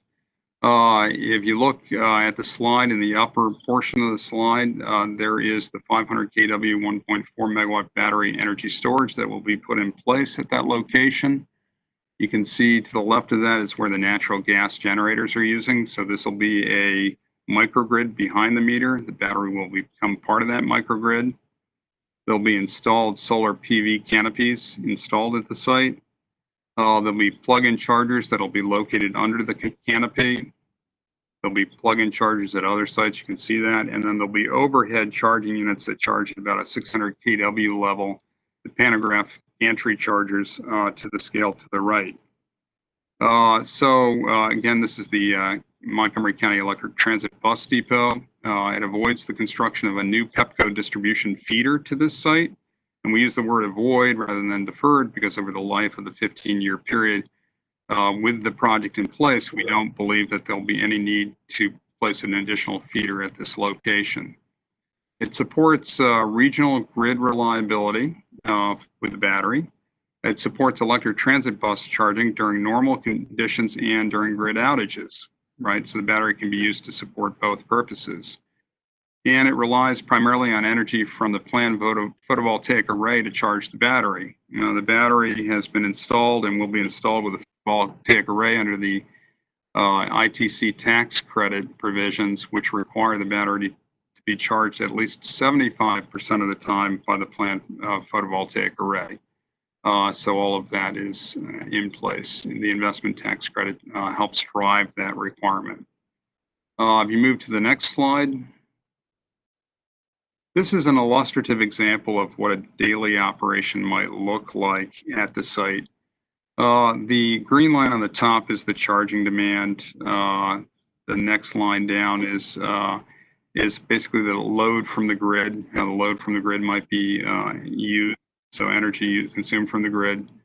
The next line is the natural gas generating unit, which runs a fixed flat basis. It's basically base load at the site. And if you look at the next line, is the pattern of battery charge and discharge that's shown on that site. And if you look at the green side line, it's how the solar PV might be performing at that site.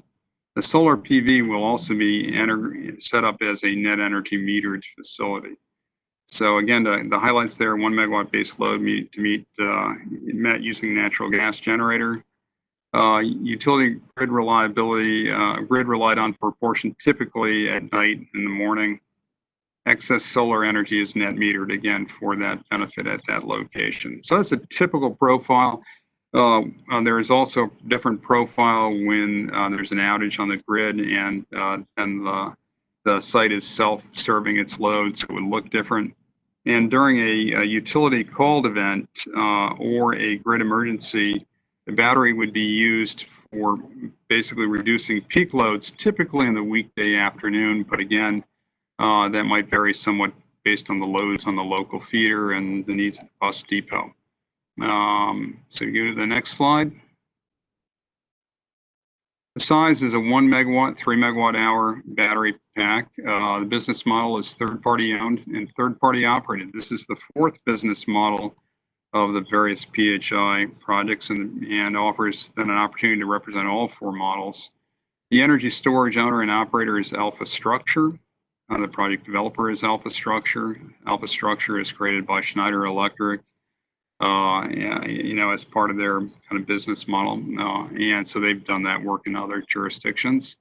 The energy storage technology is nickel, manganese, cobalt oxide, lithium ion pack as well.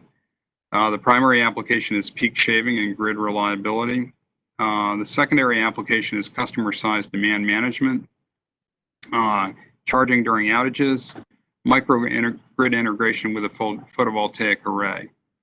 The location again is in Silver Spring, Maryland. Specifically, it's off Brookville Road in Montgomery County.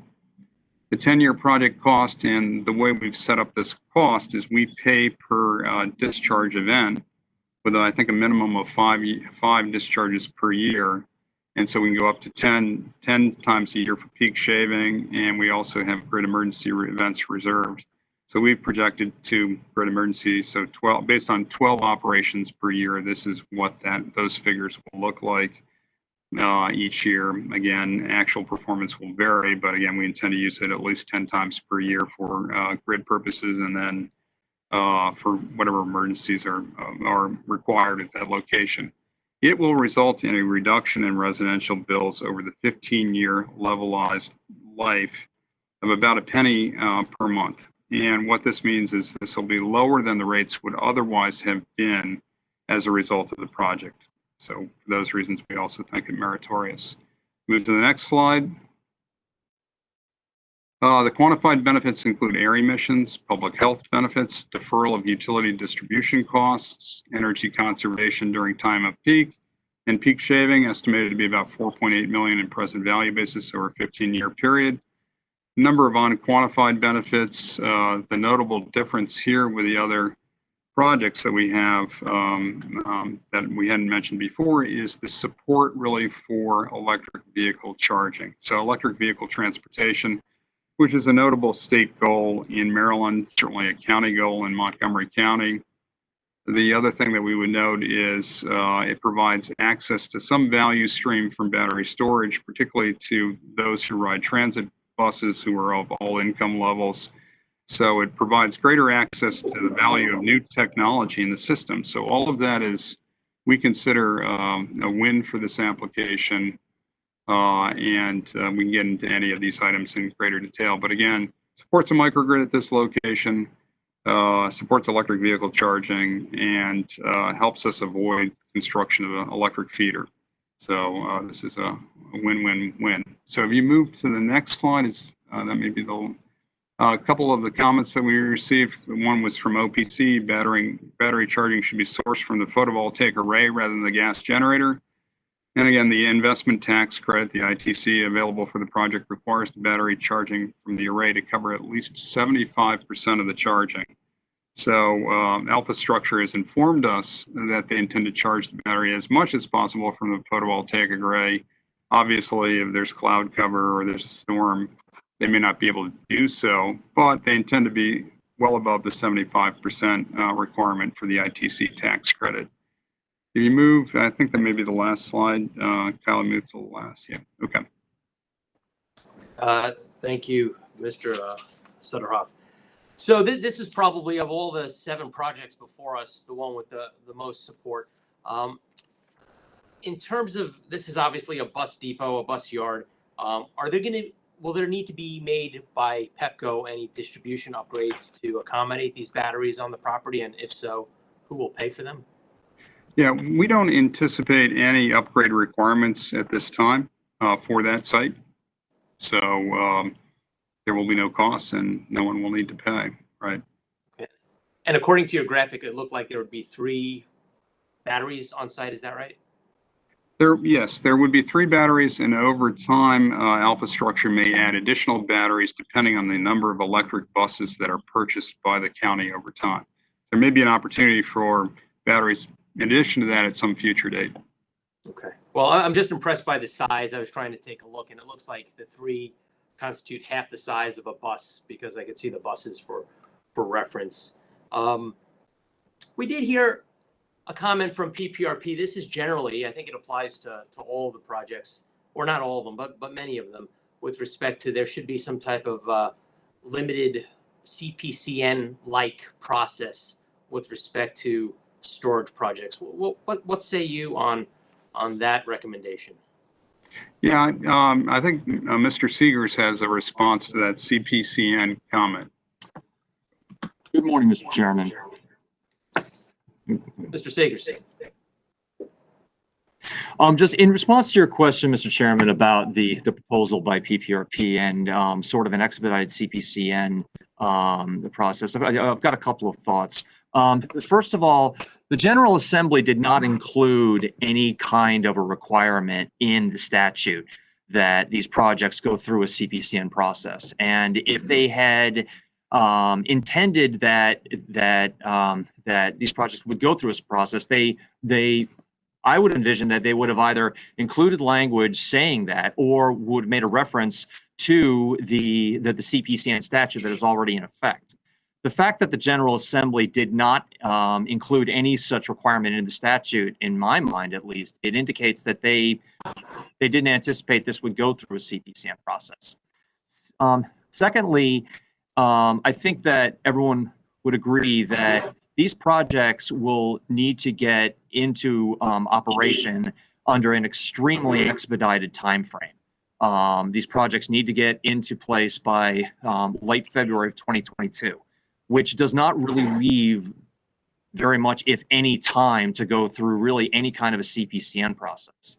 And the final thought I would have, Mr. Chairman, is that both BGE, Pepco, and Delmarva Power, of course, are going to be reaching out to all of our local stakeholders, and we'd be willing to address any issues that any environmental, public spacing issues that would be addressed in a CPCN process. So I hope that answers your question. No, they cited a fire and explosion in the Arizona Public Service territory, and I suspect you would be working with your local law enforcement fire department to let them know what's on site in case there was an incident. We absolutely will, Your Honor. Yes. Okay. All right. Thank you. I'll turn it over to Commissioner Herman.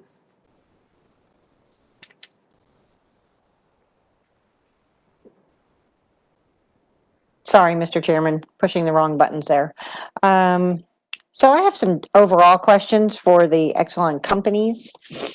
The first question is that these projects, while most parties seem to agree they don't have to be, there doesn't have to be a benefit over the costs, it does have to be in the public and the ratepayer interest. So could you talk to me about how I understand the public interest in terms of checking, you know, in terms of learning about these projects and about the technology and testing various options and that sort of thing. But what about the ratepayer interest? You know, ratepayers are going to be paying for this over time. You know, there's going to be the addition to their bill. So what's the ratepayer interest for these projects? Yeah, let me comment. This is Steve Sunderoff on the ratepayer interest. The idea is energy storage is a new technology that's coming into use. And the idea for Maryland policymakers and for us from the electric system standpoint is to look at ways to integrate batteries now and into the future so that they can reduce costs below what they otherwise will be. And the idea is that battery storage costs are coming down. They're likely to continue to drop at some level. And they'll be integrated more and more into the grid. And so the idea is, how do we best integrate batteries into the system? And so it'll make the system potentially more reliable in the future. It'll make the system over time less costly if we get it right. And it will allow opportunities for greater quantities of photovoltaic arrays to be loaded into the system. And that's certainly consistent with the renewable goals of the state. And if you combine that with electric vehicle penetrations, it'll also support additional electric vehicles. So storage is in evolution. A lot of states have recognized that. And it's very important to do pilots to begin to get it right so that when we have times to make investments, that we're actually making the types of investments that are most beneficial in Maryland from an environmental standpoint and from a cost standpoint and from a reliability standpoint. Right. Well, I think what you did was you covered public interest as well as ratepayer interest, but I think you did cover ratepayer interest. And I don't know if your lawyers have any want to weigh in on that distinction between ratepayers and the public interest, which is specific in the statute. Mr. Seegers, you have a thought on that?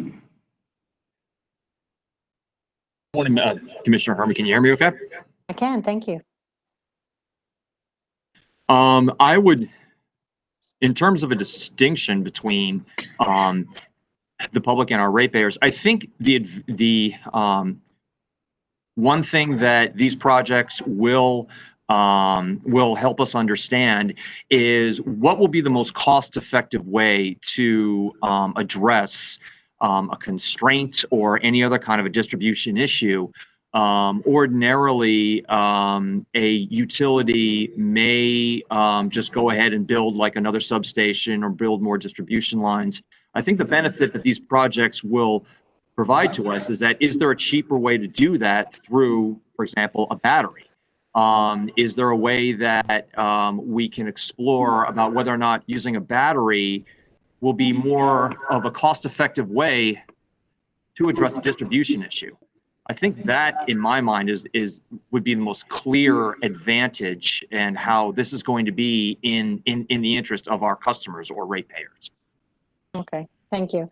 I'd like to understand, I already asked Mr. Sunderhoff this question with respect to the virtual power plant, but help me to understand what happens once the pilot ends. If these are 10-year pilots, what happens under the various scenarios with the battery, and who receives the benefit of it? I'm assuming if it's a utility-owned battery, then the utility would continue to operate it until the end of its useful life, and to the extent there were benefits from it, ratepayers, the benefits would be credited to the ratepayer. I'm assuming that's the case, but you can let me know if I'm wrong.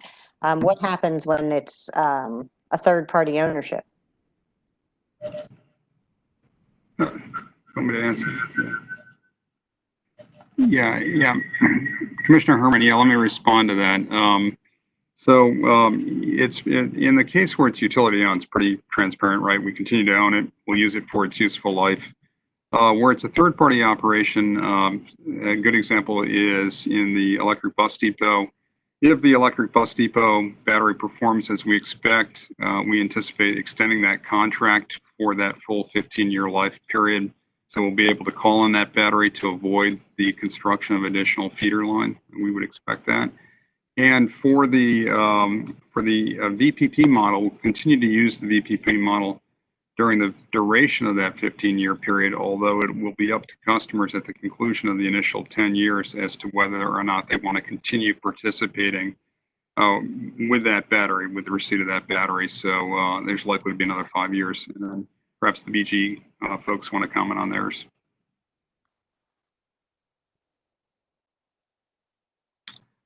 Yeah, this is Dan Herson.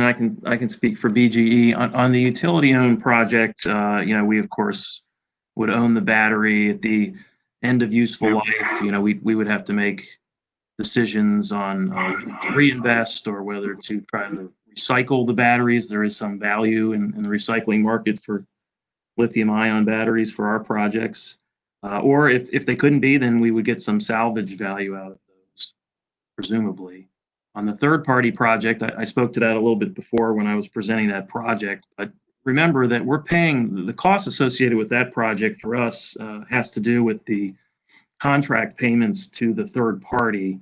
There's very limited capital investment in that project by the utility itself. So once the lifespan of the batteries ends, and if the relationship between the third party vendor and the utility ends, then there presumably really wouldn't be much more in the way of costs for the utility or its ratepayers on that project. Okay. My final question is, why should the utility earn a return on O&M costs, particularly in the capacity here as a pilot where it's required by statute? Help me understand why it's appropriate to earn a return on O&M. Good morning, Commissioner Herman. And that was actually going to be the last slide of our presentation, but I'm happy to. Oh, I'm sorry. I thought y'all were done. Sorry. Go ahead. I'm sorry, Commissioner? I said I thought your slides were done, but perhaps I'm wrong. Would you like me to address your question now, or do you want to wait till? I can wait. If you want to keep going, I can wait. Okay, I can certainly do that. Hey, Matt, we had one other item. Yeah, one other item that was noted to me. I'm sitting with one of our engineers and also one of our modeling people, Mr. Shetty. And we did include a cost for the electric bus depot, about $200,000 for interconnection costs that we did want to reference. I had been under the impression from our engineering colleague that there would be no cost, but we did include $200,000 in the cost estimate. I just wanted to make sure you were aware of that. And sorry if I misspoke earlier.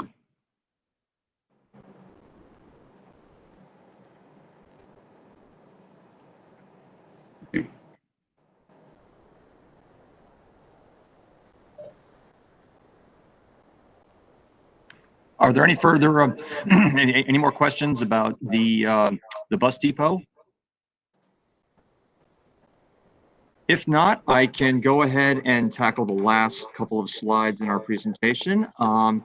First of all, before we close out, we leave the specific projects. I was informed that in response to a question from Commissioner O'Donnell, I did learn that BGE did in fact notify the mayors of North Beach and Chesapeake Beach about the Fairhaven and the Chesapeake Beach projects, as well as the entire Calvert County Board of Commissioners. So I just wanted to go ahead and share that before I moved on to the cost recovery slides. Thank you. You're welcome. And finally, as I mentioned with Commissioner Herman, for cost recovery, if we can move on to the next slide, Kyle. What the Exelon utilities are proposing, it allows for a return on rate base and recovery of prudently incurred costs. The cost recovery approach, it depends on whether or not the investments are utility owned or third party owned. For the project that will be utility owned, the Exelon Utilities propose that the capital investments will be included in rate base, and related depreciation expense will be included as a recoverable cost in operating income. Other expenses will be included in operating income, and recovery will be requested in future base rate proceedings, where all parties to the proceeding have the right to examine the cost proposed for recovery prior to their inclusion in rates. For the third-party owned projects, the Exelon Utilities propose that all incremental O&M costs, including the grid reliability payments to the proposed developer, will be deferred in a regulatory asset, and recovery will be requested in a future base rate proceeding. The regulatory asset we are proposing will be included in rate base, and that any incidental capital investment associated with the third-party scenario will be utility owned and included in rate base. We believe that the relatively small size of these investments, along with the complexities of trying to come up with a separate surcharge mechanism, that would make the use of base rates to recover these costs be the best choice. And finally, as we noted throughout our presentation and in our application, any PJM revenues that the project's earned will go towards the cost of the project, and it will lower the cost of the project for our customers. And on to the last slide, Kyle. And as Commissioner Herman indicated, and as PPRP stated in their comments, they do not support the creation of a regulatory asset for grid reliability service payments for the third-party owned storage projects.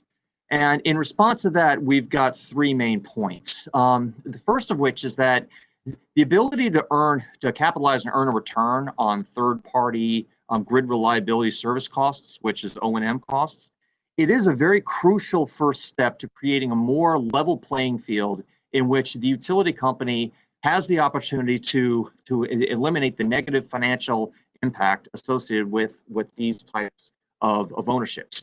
Essentially, what it does is that it puts a utility-owned project and a third-party owned project on the same footing, and that enables the utility to choose a third-party owned project and essentially not suffer any economic hardship. And by choosing that third-party owned project, we may be able to address to better address a distribution constraint than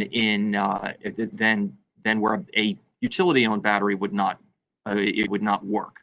And as I indicated, if we do not have the ability to to put these O&M costs into rate base, what that does is that it results in an immediate hit to our operating costs, which obviously will have an adverse effect on our earnings and cash flow.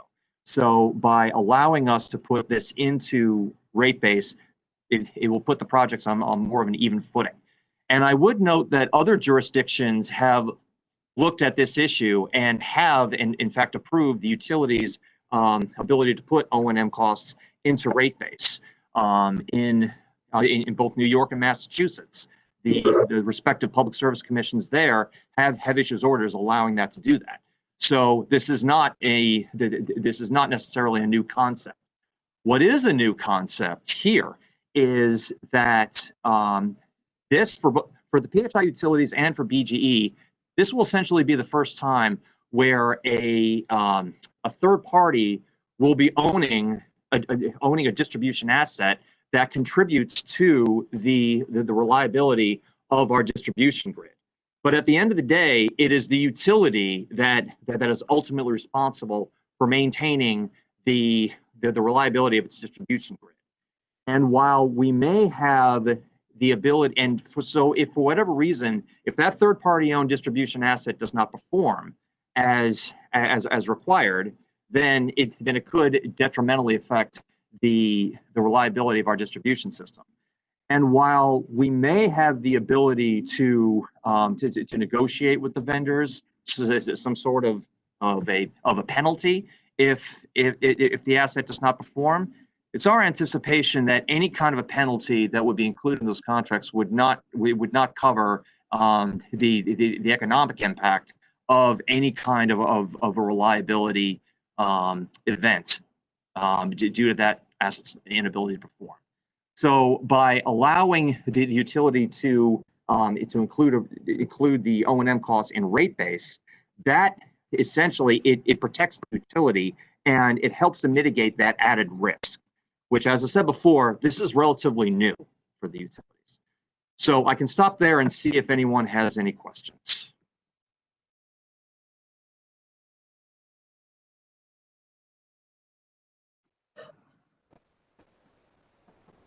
Mr. Seegers. Yes, Commissioner O'Donnell. I just want to verify that PHI is going to get back to me regarding the liability for the virtual power plant program in Elkneck. And I need to know who's gonna bear the liability for loss of life or loss of premises, which could be very substantial. It could be larger than this pilot project itself. I need to know who's going to bear that responsibility. I want to verify that PHI is going to get back to me and the commission on that. Absolutely, Commissioner O'Donnell. I had marked that down in my notes as we will treat that as a bench data request, and we will be conveying that information back to you and the other commissioners. Thank you. And I want to ask you for some more commentary regarding the chairman's question and the need or no need for a CPCM process. You talked about, you're going to do extensive outreach to the local governments and their agencies, et cetera, et cetera. But what about the interagency review that occurs in a CPCM process? What are those state agencies who have jurisdiction over various aspects of these projects? Where do you get that interagency review if you don't have a CPCM process? Well, Commissioner,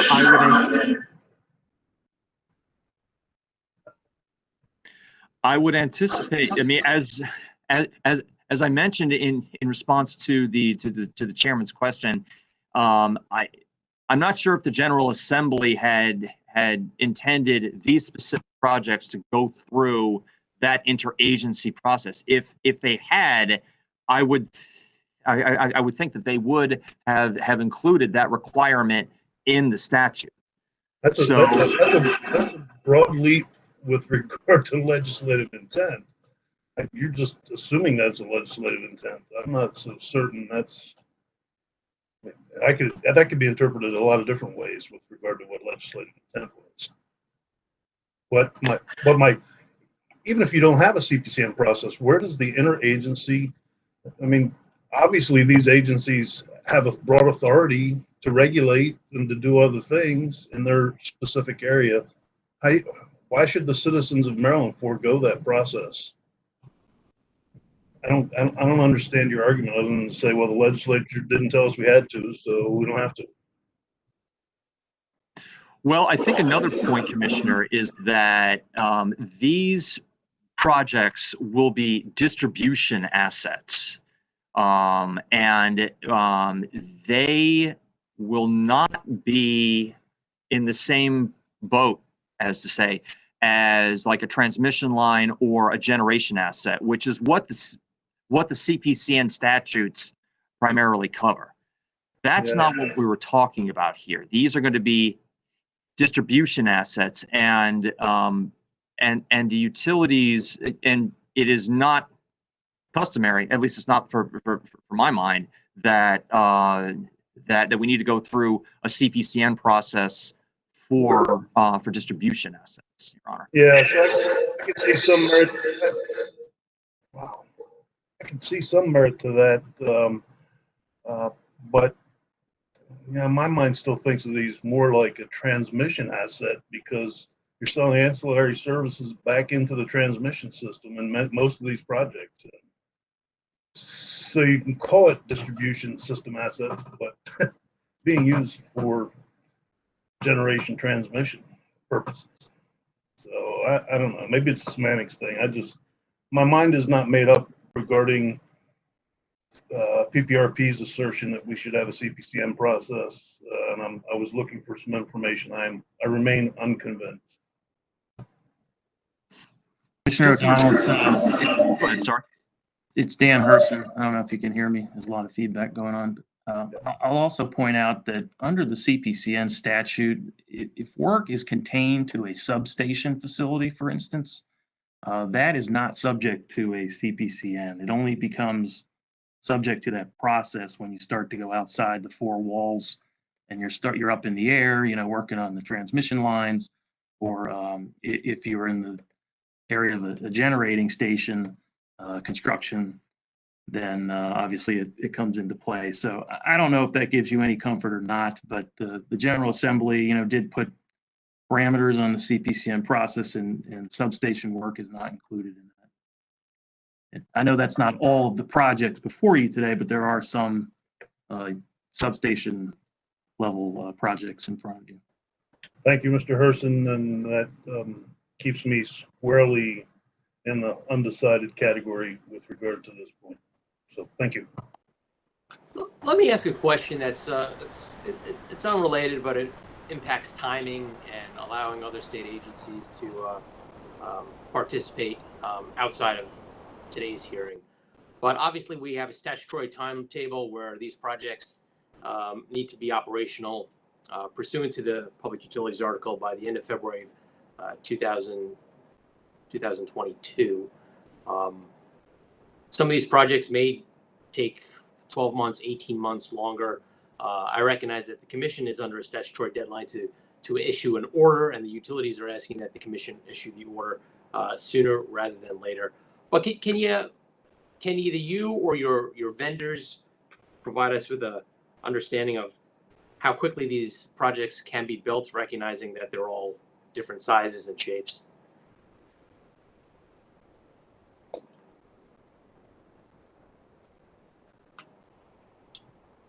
For this is Mr. Herson for BGE. I could ask our vendors, who I think are on the line still, if they have any comments to that. I will say as a general comment, Mr. Chairman, the timeline that we proposed was not done to unnecessarily put the commission in a bind or to feel that you had to hurry up or take less time than was required under the statute. It was literally our concern that we could not meet the statutory requirement to have these projects up and running by February 2022, just given the reality of construction, permitting, testing, and deployment of them. So that's why we proposed what we did, but I'll ask if any of the representatives for BGE, would be ABB, Hitachi, and Ameresco, have anything to add. And before they, that's a material concern.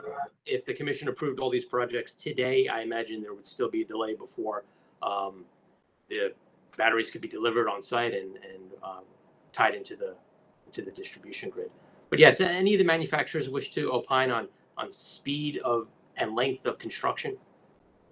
Yeah, hi, this is Mike T. Tamble with Hitachi ABB Power Grid. So we're the proposed developer for the Fairhaven BGE project, and typical timeline for a project of this size and nature is 12 to 18 months from start to finish for us, depending on obviously a number of variables, but that's contract in place to turn over to the utility.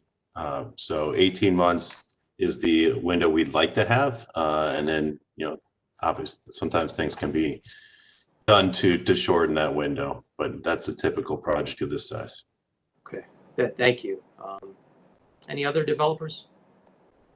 Yes, Commissioner. This is Howard Gartland with Mesa Veterans Power. We're on the Ocean City project. I would echo the same timeline, 12 to 18 months, basically 12 months from the time we start breaking ground to completion and commissioning. So 12 to 18 months is a comfortable figure for us. And Mr. Gartland, are these units, the batteries, off the shelf? Is it sitting somewhere in your warehouse and just ready to be put on a truck? They are not. There's a whole supply chain associated with them. But that timeline includes supply chain operations in parallel with construction. So not on the shelf, but part of the supply chain. Thank you. I'll turn to Commissioner Herman. I was sorry, just. Ms. Judson. I'm so sorry to interrupt. This is Judith Judson again from Amoresco. I just wanted to weigh in that timeline is similar for our project, that 12 to 18 month time frame.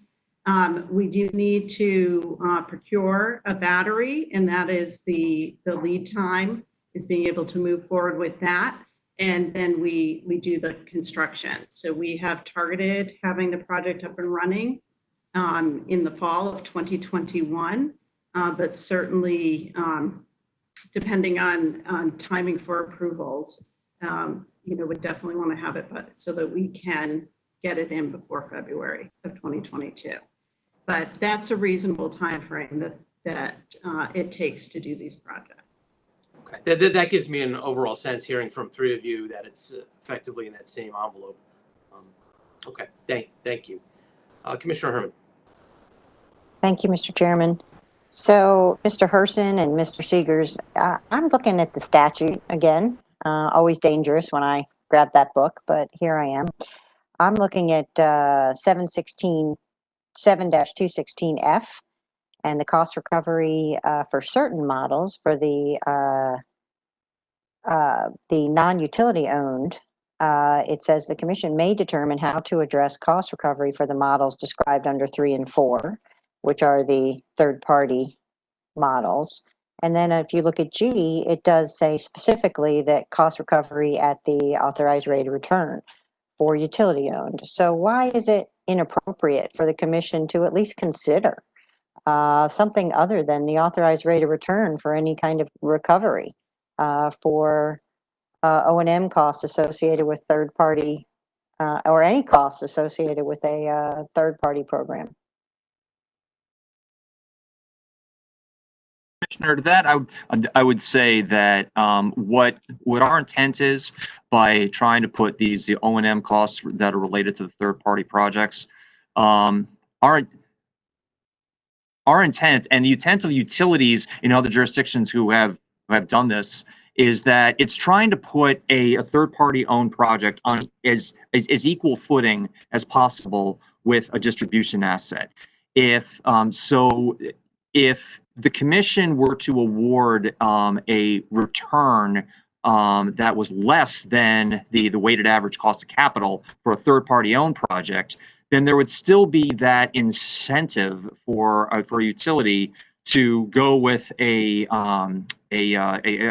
rate-based utility-owned asset, because on that we do get our weighted average cost of capital. So we do think it is important to try and put the third-party owned project on as equal footing as possible. But Mr. Seegers, it's clear that this pilot program is quite restrictive. It says, for purposes of the pilot program only, the commission may, on a project-by-project basis, approve a utility-owned project, right? I mean, it's very specific. So, I mean, we have a statute here. I would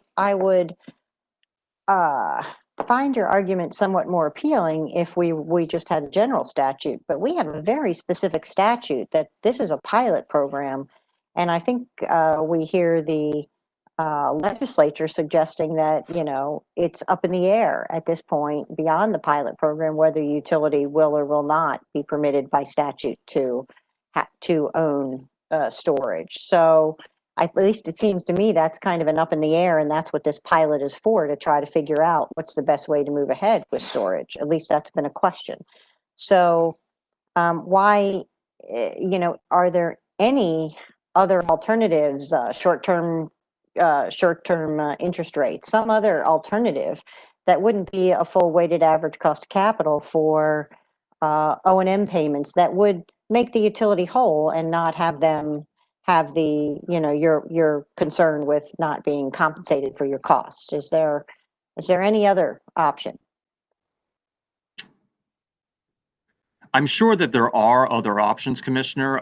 That is not what we are proposing, but of course, I would imagine that there are other options.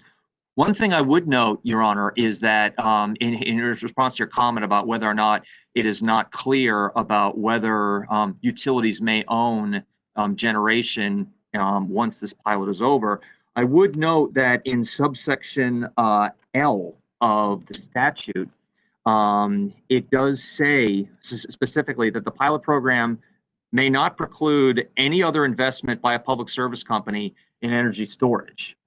And that, at least to me, indicates that the General Assembly, they believe that we can still go ahead and invest in storage units outside of this pilot.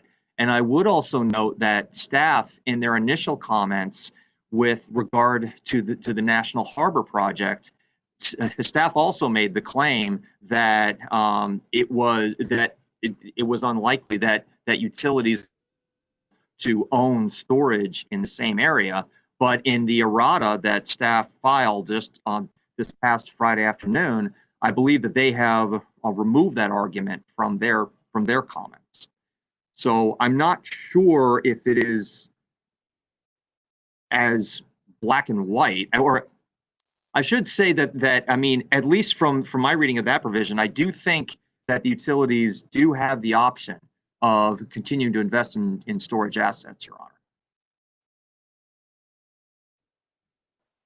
That may be, but for purposes of the pilot, it's really specific, and you know, to me, it's an open question, at least, as to the cost recovery for the third-party owned assets, third-party owned projects in the pilot, because there's a clear distinction between the cost recovery for those and the cost recovery for utility owned. So to me, I think it's an open question as to where, you know, cost recovery for the third-party projects. The next question I had was with respect to similar questions to what the chairman had raised and Commissioner O'Donnell on the PPRP arguments. You know, to me, PPRP suggested a site analysis, which is somewhat similar to a CPCN, but they also talked about decommissioning and fire plans. Does Exelon oppose the imposition of requirements for explaining decommissioning and fire plans?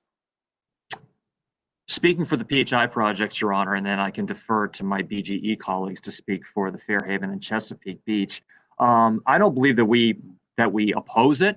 As far as decommissioning, as Mr. Herson indicated earlier, I think that there are a couple of different options in terms of what could happen to these batteries once at the end of the pilot, at the end of their useful life.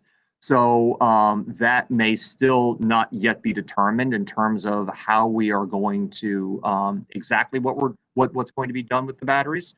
In terms of the fire prevention, I do know that that for the PHI projects, we are working with the local fire departments to help with training in terms of any kind of fire-related hazards.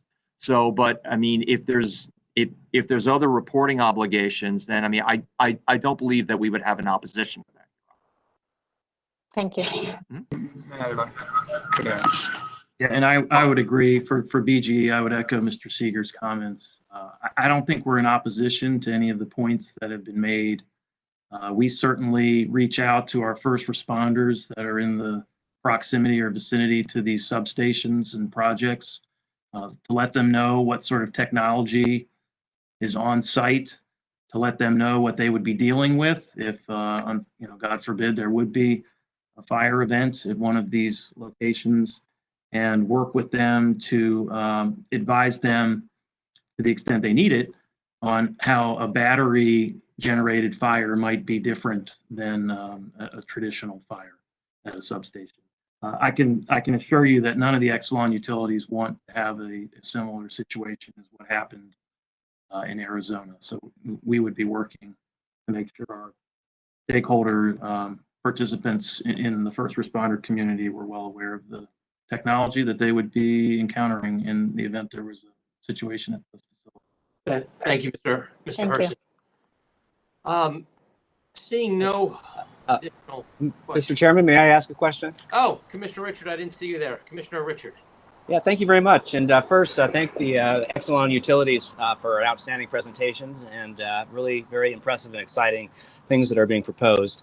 I did just want to ask a question about how the Exelon companies prioritized and approached the environmental benefits of these projects. And specifically, it was prompted by the Synapse report, which did suggest that the majority of these projects do, in fact, increase CO2 emissions.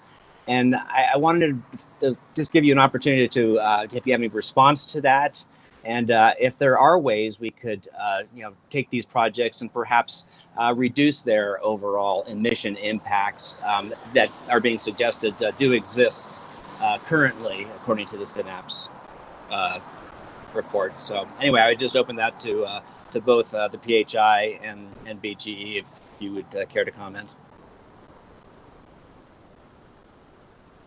Yeah, let me comment for PHI on that front. Yeah, for PHI, the batteries that we have in mind, the bulk of the batteries for peak shaving use will be operated during peak periods, and therefore we think that there's a net benefit from emissions as a result. We are cognizant of the Synapse study. For participation in the Regulation D market, we don't know when the exact times for dispatch will be, so a little more difficult to actually model, so we have not modeled that. But for peak shaving, we think there's a net benefit for all of these batteries related to reducing emissions from power plants during summer weekday afternoons. Again, other uses when outages are occurring, don't know exactly when that'll take place. And we don't know for sure when outage will occur for regulation D and Regulation D purposes. But the idea is that we are looking for ways to have the batteries have lower land impacts for utility infrastructure and to operate those batteries so that they can reduce the amount of peak loads in the system as well. Yes, and for BGE, Commissioner Richard, it's a little bit closer call for our projects. We participated in the work group and we saw how they suggested in the report how to quantify some of the environmental and public health benefits of these projects. We did try to fashion our proposal to take advantage of those. But we will acknowledge that it's at this point not exactly clear when we would actually have to charge or discharge the batteries. We do have a sense of the general timing of that, but exact timing is not nailed down yet. So, Synapse does raise some good observations that it may be for the BG projects that you might not realize a net reduction in emissions and possibly even a slight increase. But I think I would say in response to that, the statute seems to put a priority on projects that can defer or avoid distribution system upgrades. And not to take away anything from the environmental benefits, but it says that if you can't find a project that does that, then at least try to propose projects that meet state goals. So I think with the BGE projects, we're talking about primarily the deferral of the more expensive undergrounding of the circuit. That was our primary purpose for those two projects. The environmental benefits, if there are any, were of secondary importance, still important, but it wasn't the chief driver of those projects. So I'm not going to discount anything that Synapse said. They made some good observations, but I just wanted to put it in context with how we approach the BG projects. Great. No, I appreciate those answers. And I do agree. Reading the law, it does appear that there is more weight on I guess the reliability and just the system impacts. But I guess I would caution that I think there's a general assumption out there that the storage advances DERs, that it advances the ability to achieve RPS objectives, and then even in today utility drive, Chairman Chatterjee even makes note in his, at least the headline, that he feels that the upholding of 841, first line is it will advance carbon reduction efforts. So I would just be careful. I think there are a lot of legislators out there that just work on that assumption that if we're going forward with storage, that means we are advancing carbon reductions objectives as well. So again, I just wanted to throw that comment out there. And if there are ways we can take these projects and perhaps reduce emissions, find ways to improve them to reduce emissions, or at least make them, at least at this stage, closer to zero, I think that would be a longer term benefit to what we're trying to achieve with storage. So anyway, thank you for that. Thank you, Mr. Chairman.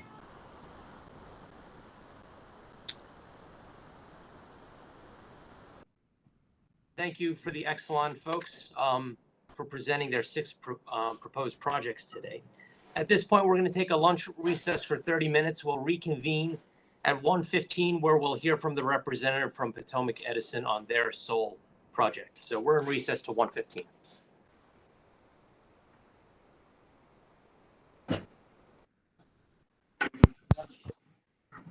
Yeah. Yeah. Let's make sure we're all- No, not yet. Hang on.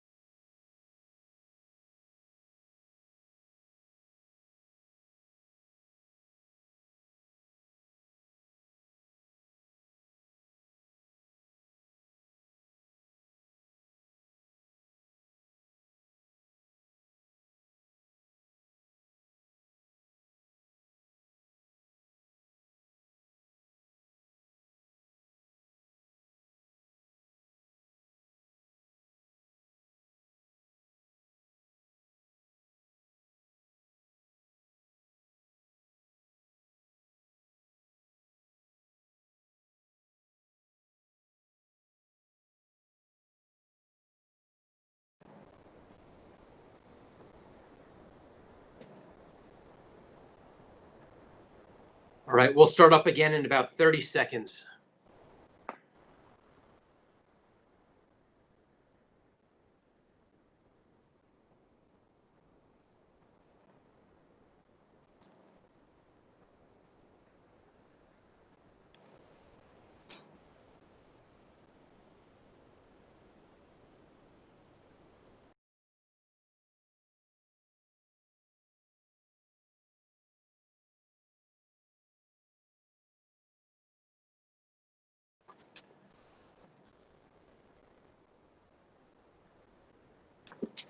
Okay, welcome back from the lunch break. At this time, we'll hear about the One Town Hill project being proposed by the utility Potomac Edison. Thank you, Mr. Chairman. I will share my screen.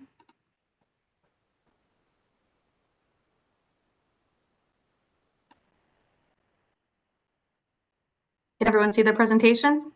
Great, that looks good, and we could hear and see you as well. Thank you, Your Honor. My name is Teresa Harold, and I'm here to present Potomac Edison's proposed Town Hill Storage Project. With me today are a number of subject matter experts that can speak to various components of this project. Brian Mollenschott in our Emerging Technologies Group, Matt Rosensteel in Distribution Planning, Ed Stein, Regulated Settlements, Sue Colflesh and Ray Valdez in Rates and Regulatory Affairs, Kevin Lafferty with Dynamic Energy, and on behalf of Convergent, our partner, Andy Israelson and Chris Streeter. So this slide includes the background of this pilot program. Exelon did a great job of covering this background from PC 44 to the act itself. So I'm just going to dive into the end of the slide here.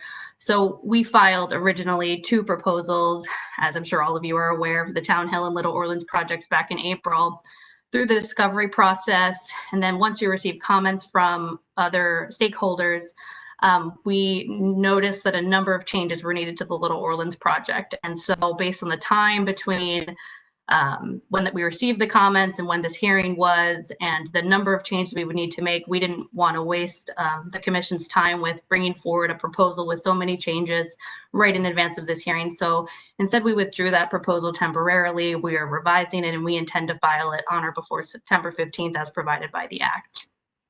So today's presentation will focus only on the Town Hill project.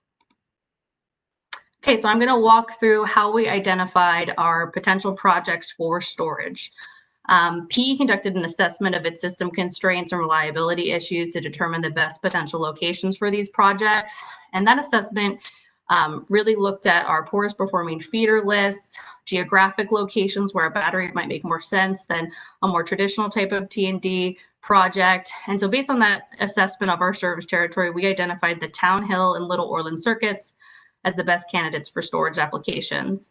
The main reasons for these 2 locations was the repeated presence of these circuits on the poorest performing feeder lists, as well as the challenging geography of these circuits. As I'm going to discuss today, the Town Hill project is located along a state forest. It traverses, over a mountain into a valley. So that very difficult geography makes a battery a really good candidate for resolving the reliability issue at this location, as opposed to a more traditional project.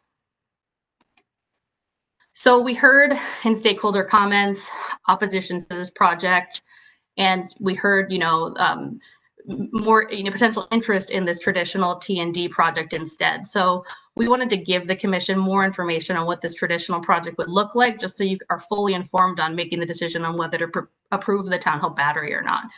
So there really are 2 potential traditional projects we could do here to resolve the reliability issue if our battery is rejected.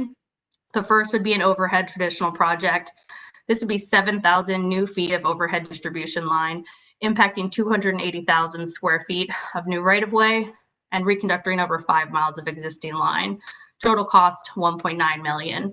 And then we have a partially underground traditional solution. And as we discussed this more internally, it became clearer and clearer to us that this is the better option if we were forced to move forward with a traditional type of project rather than our preferred battery approach. The reason it would be preferred to go this route, even though it's slightly more expensive, is we would not disturb much of the Green Ridge State Forest. So we'd have 7,000 feet of underground line instead of overhead line, but it would only impact 70,000 square feet of new right-of-way rather than the 280,000 square feet.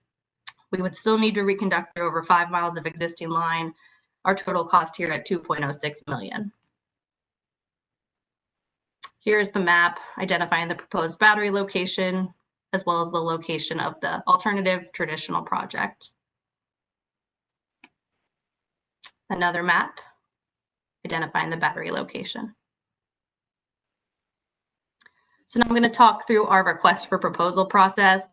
So after identifying our 2 circuits where we believe the battery made the most sense in our service territory, we issued an RFP for all 4 storage models from the ACT. And then in the first round of the RFP issuance, we did not receive as much response as we thought we should. So we reached out to our bidders, we answered the questions that they had, and we extended the RFP response deadline just to try to drive as much additional response as we could get. So we extended that deadline until February 24th, 2020. Ultimately, we did receive additional bidders at that point, and after reviewing those responses, we chose Convergent Energy Empower LP as our partner for the pilot program. Our decision to move forward with Convergent was based on their significant expertise in this industry as a leading battery storage operator. This would be our first storage project at Potomac Edison, so we feel it's very important to partner with a company with such significant experience. We think that will help our battery ensure that it's operated efficiently, optimizes reliability benefits, and allows us to obtain significant learnings from partnering with them. And then partnering with Convergent on both proposed projects, the Town Hill project that's before you today, as well as the Little Orleans project, allows us to have some cost savings associated with Convergent taking both projects on, as well as allows us to compare and contrast the 2 different ownership models. The 2 projects have similar use cases, and we can compare and contrast a utility-owned project, which would be the Little Orleans project, and the Town Hill project, which would be a third-party owned project. Now I'm going to walk through the battery operation. So the battery will serve this reliability benefit 20 days per year. And this was based on looking at our historical weather patterns. We believe that 20 days per year will cover us and the intended purpose here of needing to serve these customers on this circuit during an outage event. So we would reserve the battery based on weather forecast a day ahead. And then in the event of loss of source, the battery would operate in island mode and serve the customers on this circuit during that weather event. And then this is a modification to our initial Town Hill filing, and it's included in our July 7th filing last week. It's more of a fine tuning, explaining exactly how we would conduct peak shifting for this project. So we would have 30 days per year, specifically in which Convergent would reduce Potomac Edison's zonal peak load contribution and network service peak loads. That's going to help reduce our transmission and capacity obligations for Potomac Edison. The remaining days per year, Convergent would bid these resources into the regulation reserves markets at PJM. And although these revenues wouldn't be passed on to Potomac Edison because it's a third-party owned project, PE's customers are benefited from a lower overall contract price as a result of Convergent's projected revenues here. Here is a cost-benefit analysis table we included in our updated July 7th filing, including the dollar amounts in both nominal and net present value for the CBA.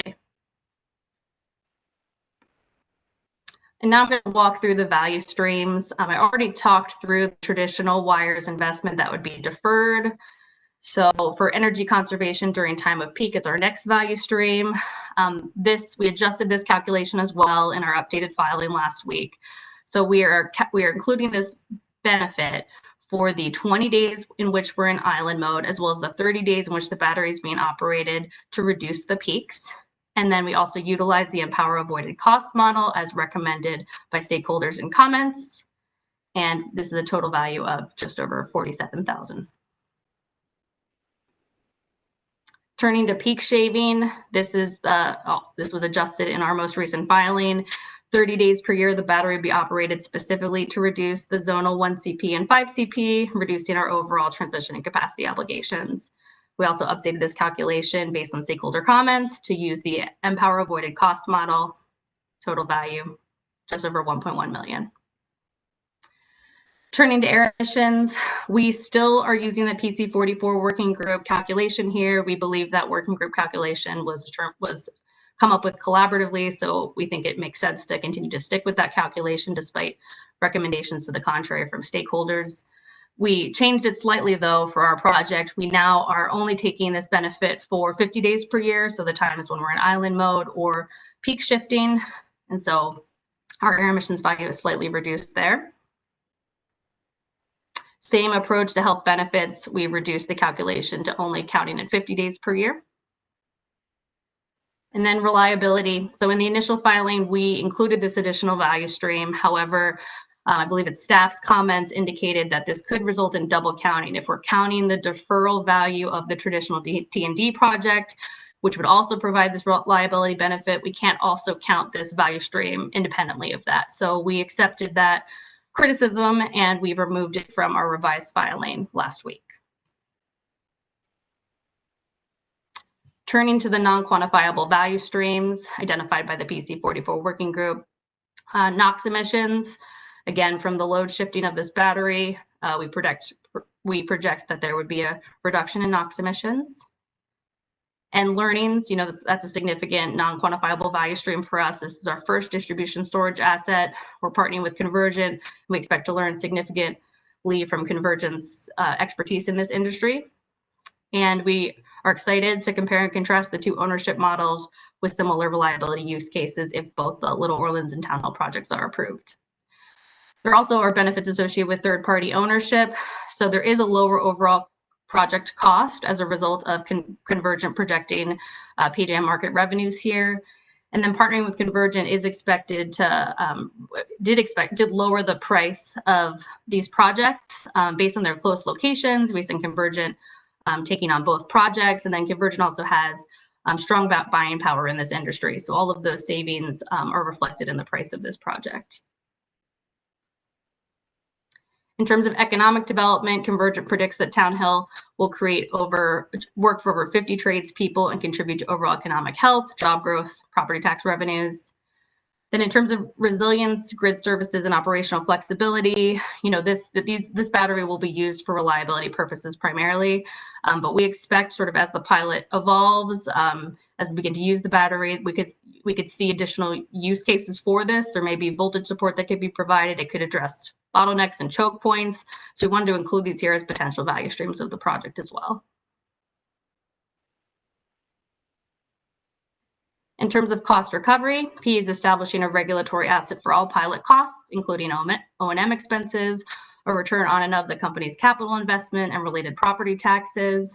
We included this estimated rate impact by customer class in our revised filing. It was also in discovery responses, but we wanted to formally include it there, have the chart pasted here as well. And the cost allocations are based on our last rate case and subject to change based on the allocators approved in our next rate case. So that's our presentation. I'll open it up for questions. I'll field the questions and then defer them to our subject matter experts as necessary. Great. That was a nice presentation. Thank you, Ms. Harold. So you're in a different situation than Exelon. You just pulled one of your two projects to further work things out. How are you asking the commission to review the Town Hill project? Should we wait for the second one to be filed, or should we review these independently of each other? So we really do defer to your judgment on that. To the extent it makes more sense for you to approve Town Hill independently or rule on Town Hill independently of Little Orleans, that would be acceptable. But we do think, you know, both projects together provide additional benefits. You know, we think there is some savings in having both projects together being operated by Convergent. So it may make sense for you to wait. That's what I was thinking, just because we don't know the final contours of how your other project will complement Town Hill, if it will complement Town Hill, and it sounds like it will. So that was just a procedural thought I had. And your estimate of when you'd file that project, would it be the deadline of September 15th? We are trying to move as quickly as possible, so certainly no later than September 15th, but if earlier, definitely earlier. Okay. We heard earlier today from Exelon, they let us know that they had 87 unique vendors who responded to their RFP. Doesn't sound like it was as robust with the PE offering. Can you tell us how many folks applied, or can you tell us why you didn't receive as many expressions of interest initially, and you had to rebid? Sure. So we worked with EPRI to get a list of 24 potential bidders that we understood as being able to provide any of the 4 different ownership models that were in the Act. And ultimately, we weren't receiving very much interest. It isn't entirely clear why. We received a number of questions afterwards. We resolved those questions. We tried to make it more flexible by indicating that any type of battery proposal could be made here. One question that a couple of vendors asked was, do we have to buy the property and build it ourselves? So we clarified, no, you don't have to do that. You can just, give us any type of bid and we'll evaluate it. So after we clarified the questions of bidders and extended the response time frame, then we had 4 responses. So that's what we worked with. Okay, thank you. It's a little ironic here where you had OPC and staff either recommending rejection or there were a couple issues here. I also recognize that the benefit cost ratio here is substantially below 1, but I think it results from the situation and where your constraints are in the system. So that's not necessarily something that the commission holds against the utility. Okay, let me see if my fellow commissioners have questions. Commissioner Linton. Yes, thank you, Mr. Chairman. And I had a question regarding the battery operation. I think it was slide 8 on your presentation. So since this is the battery is proposed to sit on one of the poorest performing feeders, under your proposal, you have to alert the third party owner in advance, like you pick 20 days in advance to let them know that these are the days that you anticipate using the battery. And you said in your presentation it was based on weather forecasts or other potential predictions of inclement weather. So, as we all know, emergencies happen. What's the flexibility in the arrangement that you have with the third-party owner of the battery system? Are you able to say, we just had there's no wood in my area, but I'd knock on it if I could. There's a derecho that just came in the neighborhood. It just came through. We need the battery for the next 4 days. Is that something that you're able to say to them? What happens if it goes over 20 days at the end of the year? And help me to understand how it would work if the reserved time that you have of the 20 days is not enough. Yes, we've discussed that with Convergent, and we would work. So we haven't drafted the particular contract terms yet, but we're both under the understanding that we would include that type of language to go above 20 days in the contract itself. There'd be some probably additional monetary component to that to call it beyond those 20 days. We haven't worked out those details yet, but yes, we intend to have that provision in the contract that would allow us to call it in for more than 20 days. Okay, so is there when you said a monetary impact, what happens with that? Is that something that ends up getting passed on to customers? Is that something the company absorbs? How is that part of it handled? So we haven't discussed sort of what that amount would be at this point. And so, yeah, frankly, we haven't had those discussions. That's something we could talk about more detail and get more information to you if that would help. Sure, if you have it. I mean, I'll obviously just whatever details you can provide. Will do. Okay. Thank you, Mr. Chair. Thank you, Commissioner. Commissioner Herman? Yes, thank you, Mr. Chairman. Good afternoon. How are you today? Good. How are you? Good. I'm looking at the top of page, let me see. The top of page 13 of your comments you filed last week. And the very first sentence, the regulatory asset will include all pilot O&M expenses, comma, a return on and of the company's capital investment and related property taxes. Are you proposing that you, like the Exelon companies, would earn a return on the O&M, or are you proposing only a return on capital assets? I'm going to defer that to rates. I believe I know the answer, but just to make sure I'm accurate. Okay. Sewer Ray, could you step in here?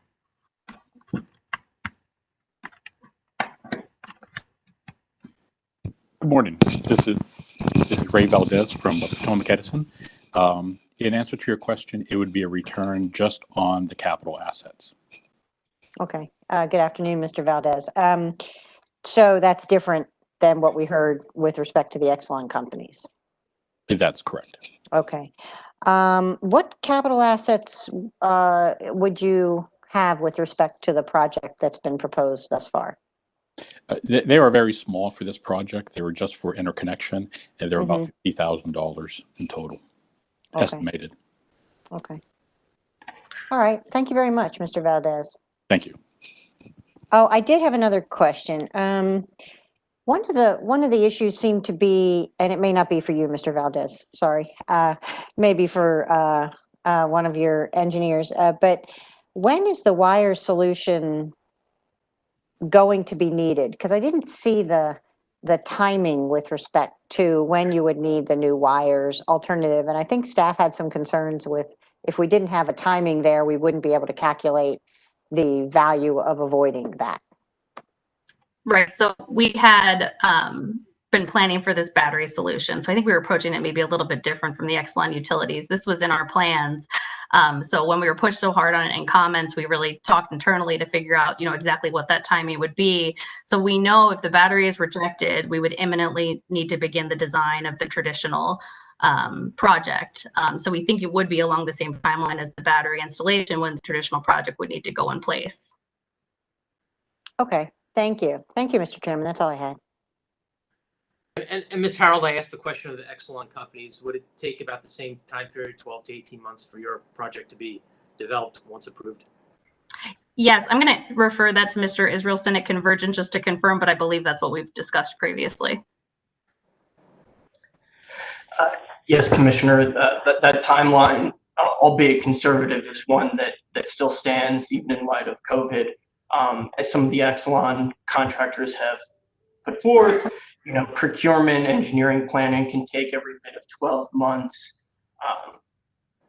But we think it's safely doable, but obviously the swift resolution of any contracting and approvals from both this commission and also authorities having jurisdiction, and that goes to the outreach part, are key items to making sure that we stay on that timeline. Okay.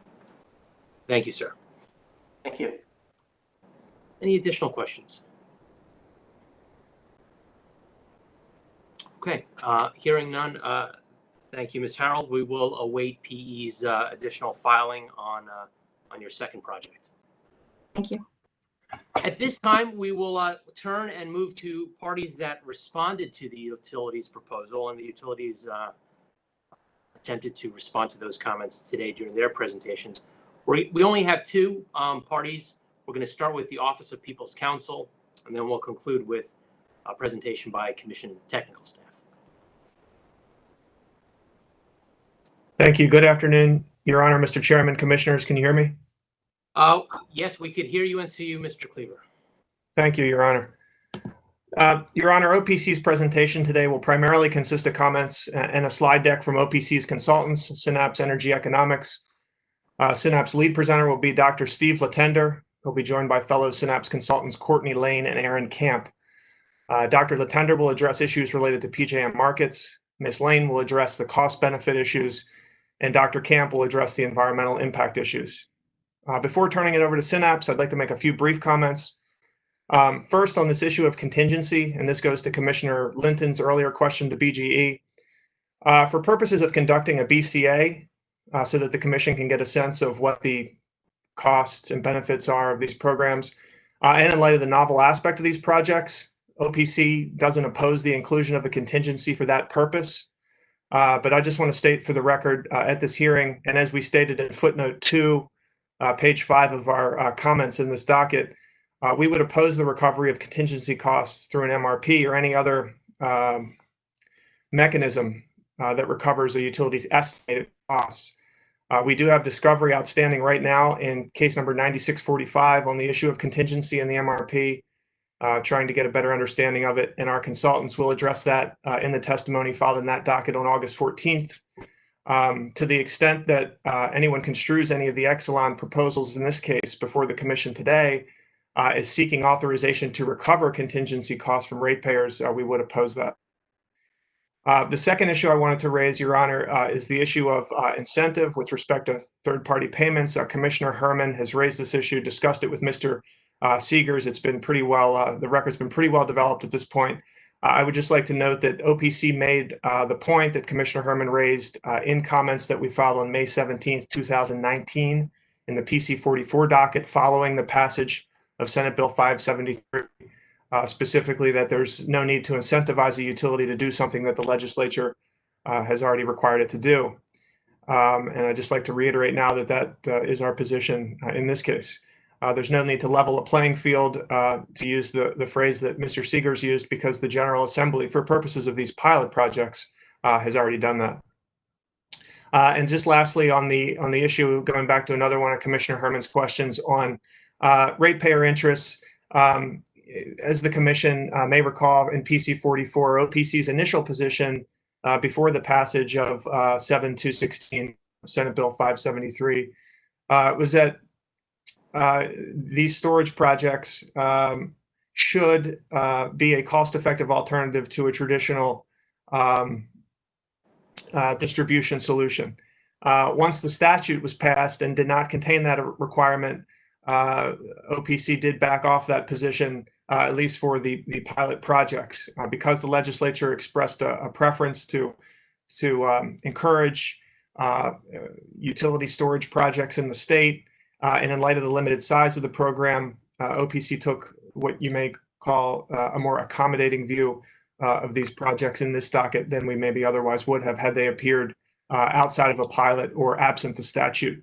That said, if we see more storage projects coming along in rate proceedings, and the BCA numbers are along the lines of some of the results that we've seen here, I would expect, don't want to prejudge anything, but I would expect that the level of scrutiny will be more along the lines. It'll be far more in depth than what we've put forth here in terms of the cost of these projects. With that, Your Honor, I'll turn it over to Dr. Latender to begin Synapse's presentation. Thank you. Thank you, Mr. Cleaver. If I could just go back to number 2, incentives. What are examples of some of these incentives that you referred to that Commissioner Herman referenced? Specifically, I believe it's on page 82 of the Exelon comments. There's a discussion of capitalizing O&M costs. So in other words, the costs that that Exelon would pay to third parties involved in these storage projects that would appear to be O&M costs. There's a request to capitalize those and earn a return on them, similar to a rate-based item, and the the kind of rationales and justifications that we've seen in the written comments and comments made today at this hearing are that there's a need to incentivize the utilities to look more favorably upon these kinds of mechanisms, and that there's also a need to level the playing field. That's specifically what I'm speaking about. Thank you. Okay. Was that the only incentive, the capitalization of O&M costs? Yes, Your Honor, that I'm aware of, yes. Okay. All right. Thank you. Thank you. Good afternoon. You may begin your presentation.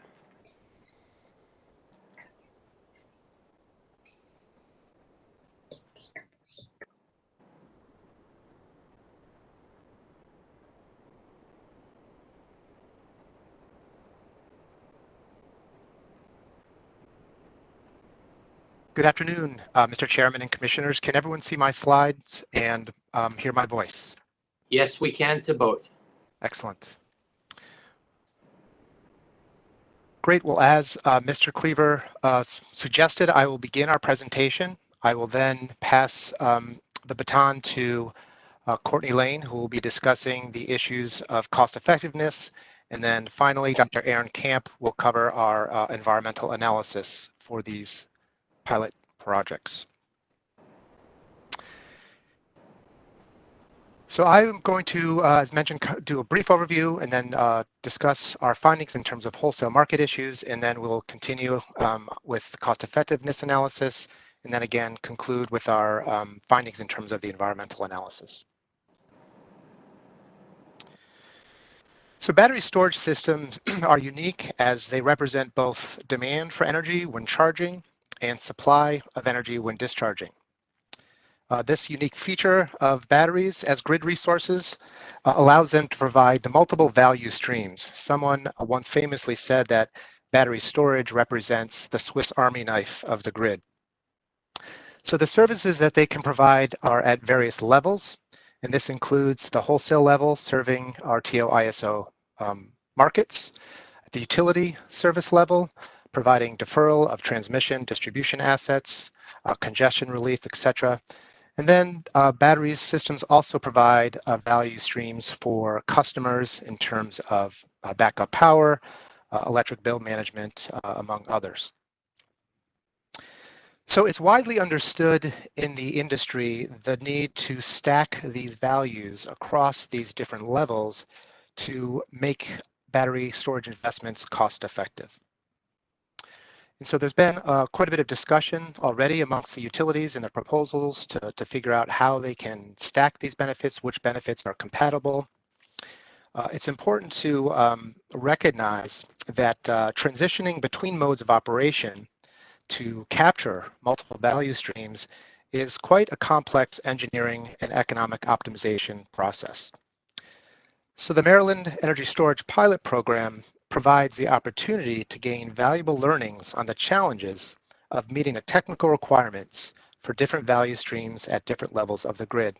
So certainly would commend the development of this pilot program. It will provide some very important learnings. For example, as we've seen in this utility proposals, many of these proposals are focused on one of the highest values, or what we call the anchor value, which would be deferring investments or avoiding investments in transmission and distribution infrastructure. And then similarly trying to, while providing that service, also generate market revenues through PJM, among other types of stacked values.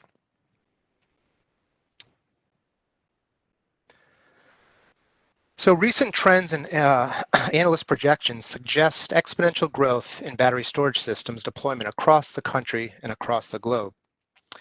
The industry is poised to become a major economic opportunity, representing hundreds of billions of dollars in new investment in the coming decade. And this is information that's obtained from the Bloomberg New Energy Finance, looking at the future of this industry. We should note, however, that this is still early days in terms of battery technology and integrating into the grid, as many of our prior presenters have noted. In PJM's service territory, there are about 5.3 gigawatts of electrical storage, and the vast majority of that is pumped hydro. A small percentage, just 4%, represents other storage technologies, which is largely battery technologies. And that represents about 300 megawatts of installed battery storage capacity within PJM's footprint. So again, this is an industry that's poised for growth, but these are early days, and this pilot energy storage program is an excellent opportunity for stakeholders in the state of Maryland to gain new insights in terms of how this technology can be deployed and serve the multiple value streams that I referenced in the prior slide.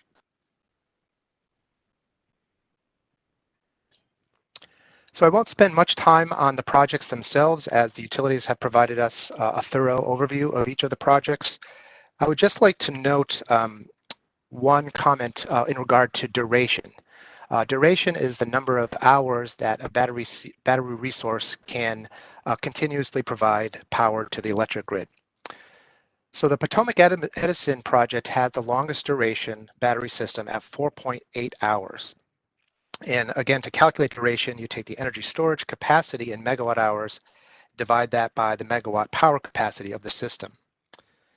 Both BGE projects have 1.5 hour durations, so that's much less than what Potomac Edison was proposing. DP&L's Elk Neck also has a 1.5 hour duration, and the Ocean City project has a 3-hour duration. The two battery projects proposed for PEPCO also have 3-hour durations.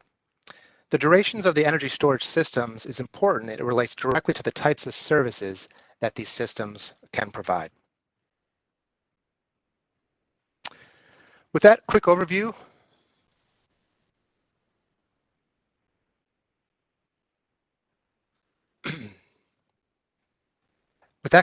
I'd like to go into our analysis of the wholesale market issues.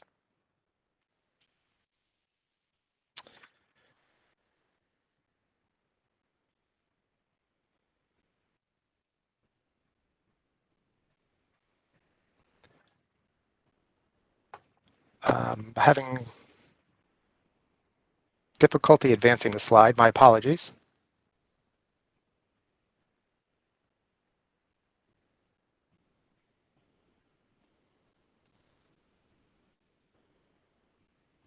Oh, there we go. Okay, my apologies. So the PC44 Energy Storage Working Group recognized the potential for energy storage projects to receive revenues through PJM market activities. Unlike other value streams discussed in the Working Group's December 2019 report on proposed metrics, there was no explicit guidance on how to calculate these revenues, noting that all PJM market projected earnings will thus need to be calculated based upon the manner that batteries are permitted to participate in the PJM market. So the revenue potential is based on the hours in a given year that a battery storage system will be available to deliver PJM market services and forecasts of the market clearing prices for the services that they are designed to provide. I've highlighted here the market services that the utilities have targeted with their projects. 5 of the 7 projects included revenues from participation in PJM's frequency response, regulation ancillary services market. The original Potomac Edison application included market revenues for reserve capacity, and the DP&L includes market revenues based on energy arbitrage, which is the practice of buying low-cost energy off-peak and selling that energy during high-cost peak hours. So these are the 3 market services that these projects are seeking to monetize.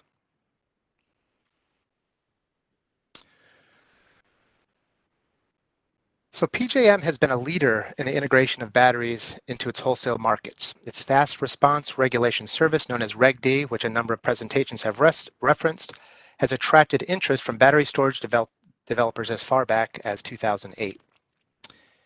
In 2018, the Federal Energy Regulatory Commission issued its historic Order 841, which directed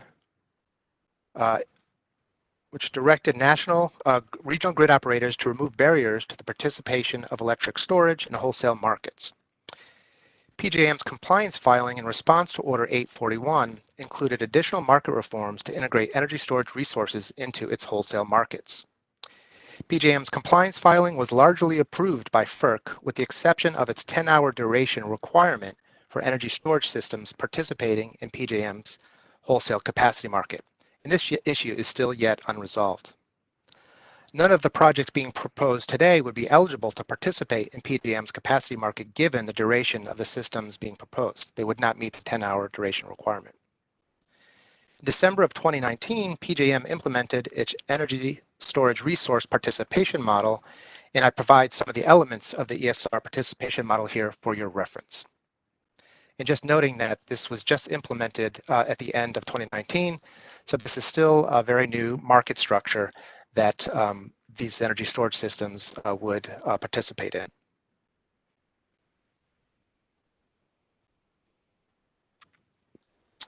So this is table 5 from our Synapse report and provides the PJM market revenue projections for each project.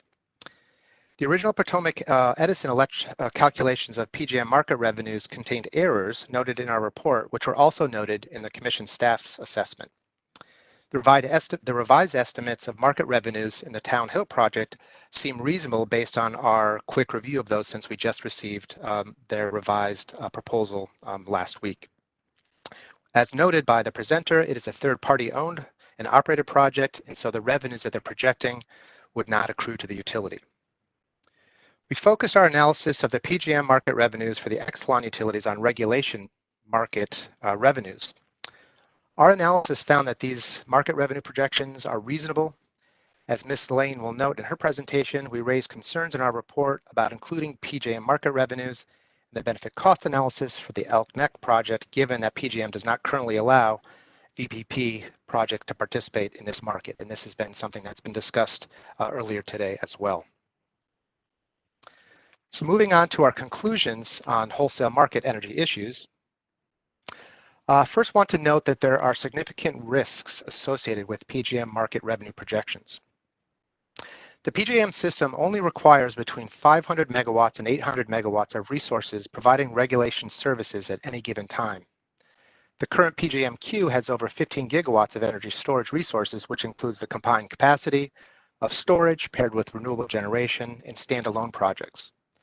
The standalone projects listed and active in the PJM queue represent 6 gigawatts of potential new energy storage capacity in the system. Certainly not all of this storage will be built, but it does represent a significant growth in the current installed capacity of 300 megawatts. So given this current installed capacity and what we see in the PJM queue, it is possible and perhaps likely that the regulation market will become saturated and market prices will become depressed. As such, we recommend that the utilities should conduct sensitivity analysis around PJM market revenues to account for the uncertainty in terms of market prices going forward. Second, the utility should explicitly demonstrate that the projects being proposed meet the technical specifications and performance standards for participation in PJM's wholesale markets. In addition, the incremental cost for metering and telemetry required to participate in PJM's markets should be made explicit. And finally, for third-party owned projects, any anticipated PJM market revenue should be transparent regarding how those revenues were factored into the service contracts for these third-party owned projects. So with that, I will turn it over to Courtney Lane, who will discuss the utility cost-effective analysis. And when you want me to advance the slide, please let me know, Courtney.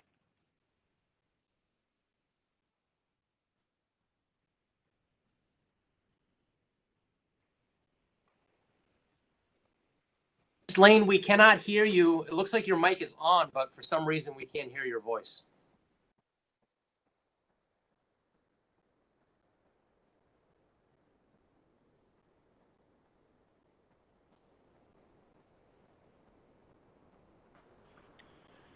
Courtney, try unmuting your phone as well as your computer.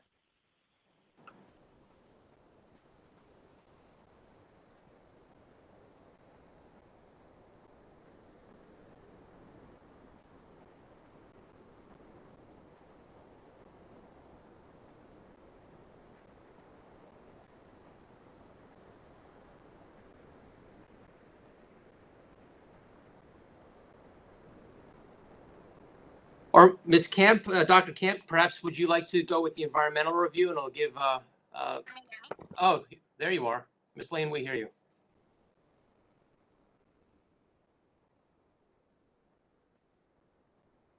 Ms. Lane, can you speak up? I think we heard you. Courtney, we heard you. Apparently she can no longer hear us. Oh, I can hear you. Can you hear me now? Okay, we're here loud and clear. Okay, sorry. I just don't know what's happening to my headset, so I have changed to my computer. Okay, great. So I will be discussing the cost effectiveness analyses conducted by the utilities.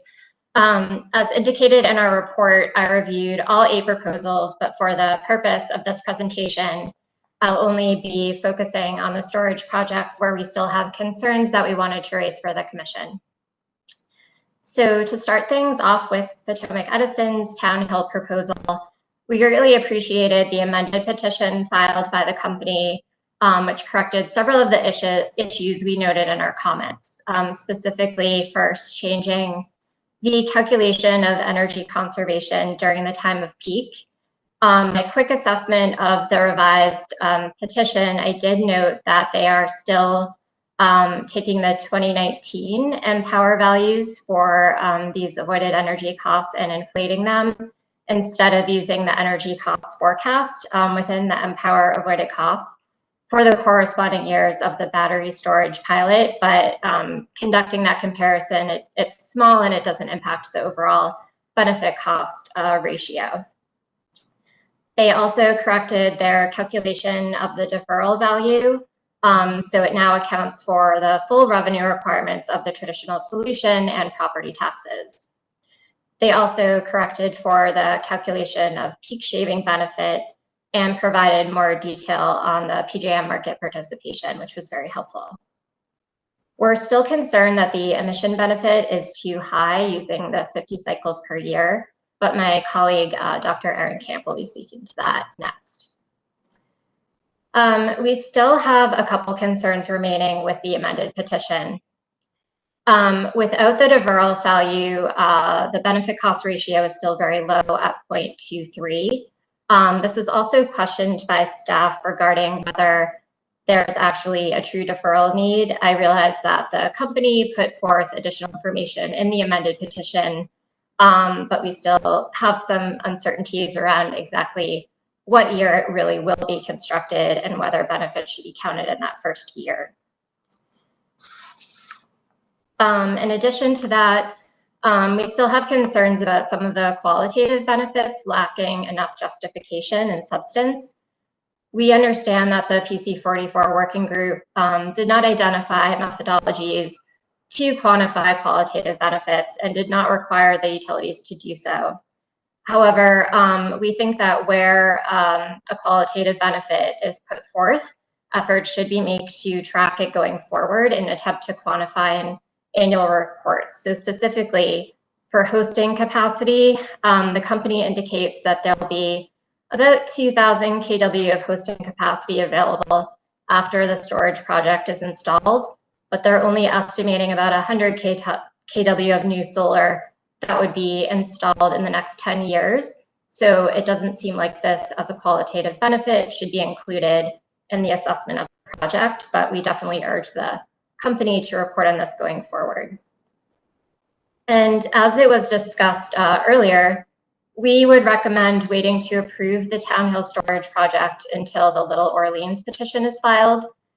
In our original comments, we noted that given the similarities between these two projects, it may be optimal to only approve one of the projects, depending on the cost and benefit cost ratio of the Little Orleans project. Given their similarities, there might be more benefit in doing sort of a case assessment against the two.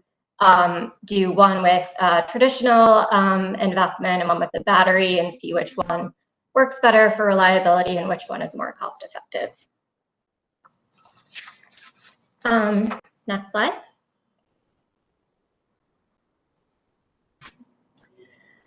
So for BGE, we did not have any major concerns with the benefit cost assessment methodology for Chesapeake. For the Fairhaven project, our biggest concern was just that the projected capital costs for this project seem higher than recent benchmarking studies for a similar type of project. You'll see in this chart, for the recent Lazard study on nameplate energy costs and nameplate capacity costs, the Fairhaven project is over on energy costs and is out on the higher end for capacity costs. And as Mr. Cleaver mentioned, there isn't a concern with using the higher costs, which you think are likely driven from contingency costs for the benefit cost assessment, but going forward, if it were to be used for cost recovery, they should be carefully assessed. Next slide.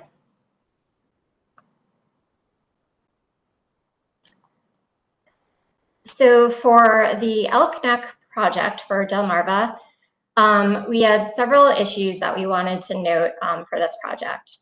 The first, as Dr. Latondra mentioned, is that we didn't think it was appropriate for the PJM market revenue to be included in this benefit cost assessment. With the significant uncertainty about its ability to participate in the market, we felt it was more conservative to remove it. We think that this definitely will create a learning opportunity, which is important, but perhaps not appropriate for cost-benefit analysis. Earlier in their presentation, I was happy to hear that Delmarva will consider tracking programs and savings related to its other programs like Empower, direct load control, time of use. For this pilot, we would like to see it go a step further and really receive a commitment from the company that they will engage in targeted outreach and education to make sure that customers participating in the pilot understand the benefits that they can receive from the SunVerge software platform by participating in these other programs, and really make sure that these additional benefits can be realized, especially because of the low benefit cost ratio. And this goes to solar PV systems that are also already interconnected in the system. There should be targeted outreach to really try and make sure that some of these customers at least are participating in the pilot. And similar to the first project, we think, one of the main benefits of ElConnect is the fact that it's the only VPP model and it's all about learnings for this project. So any place where the company has claimed that there'll be additional benefits realized, that these are tracked and quantified and included in any reporting to the commission. Next slide.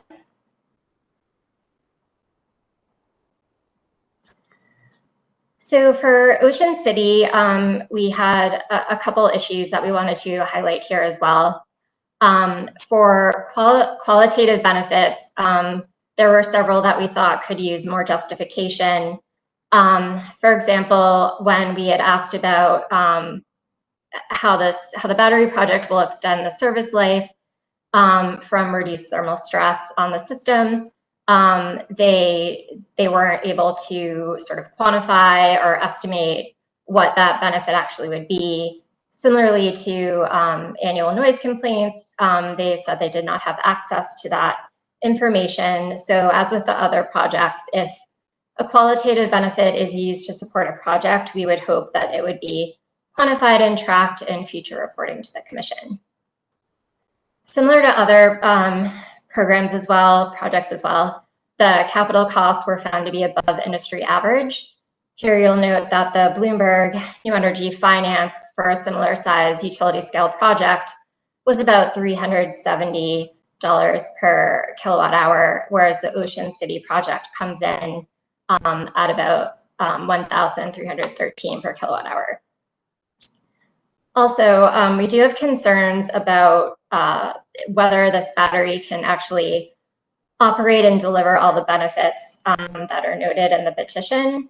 And Dr. Latondra mentioned this as well, but it's going to be very important to just make sure that there's coordination between charging and discharging scenarios to really ensure that these benefits are realized.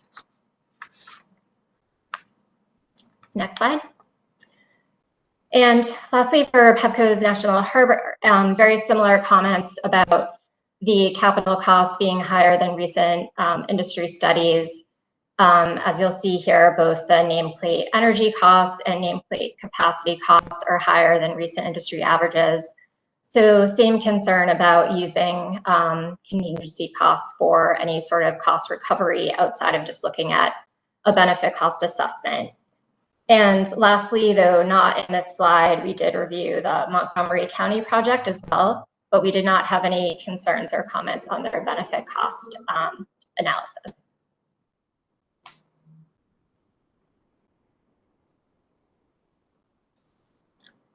And with that, I will turn it over to my colleague, Dr. Camp.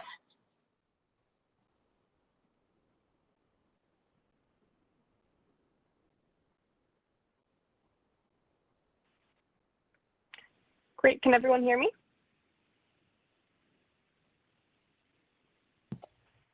Yes.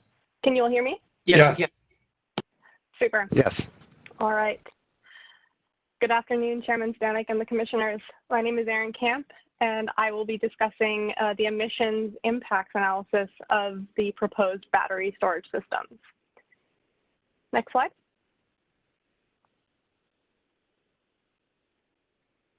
First, I'd like to start off by providing an overview of the PC44 Energy Storage Working Group's approach to calculate the emissions impact of the battery storage systems. The working group suggested that the utilities use an average annual marginal emissions reduction value of 84 pounds carbon dioxide per megawatt hour shifted from an on-peak hour to an off-peak hour. This value comes from PJM's 2018 marginal emissions data, which I've pasted here at the bottom of the slide. You can see 84 is circled in a red dashed line. That's the average annual marginal emissions value. The PC44 working group also mentioned to the utilities that they should account for battery round trip efficiency losses only in the calculation of the net energy shifted from an on-peak hour to an off-peak hour. And the example that the working group provided showed a battery of 1 megawatt capacity with a 4 megawatt hours with a round trip efficiency of 85%. That would avoid about 285.6 pounds of carbon dioxide avoided in that one cycle. Now, there are two primary issues with this proposed approach. Steve, you can advance to the next slide. The first issue with this approach is the use of the average annual marginal emissions value. As you can see in the table at the bottom of the slide, which is the same as the one on the previous slide, the monthly marginal emissions delta in the third row of the table varies greatly from month to month.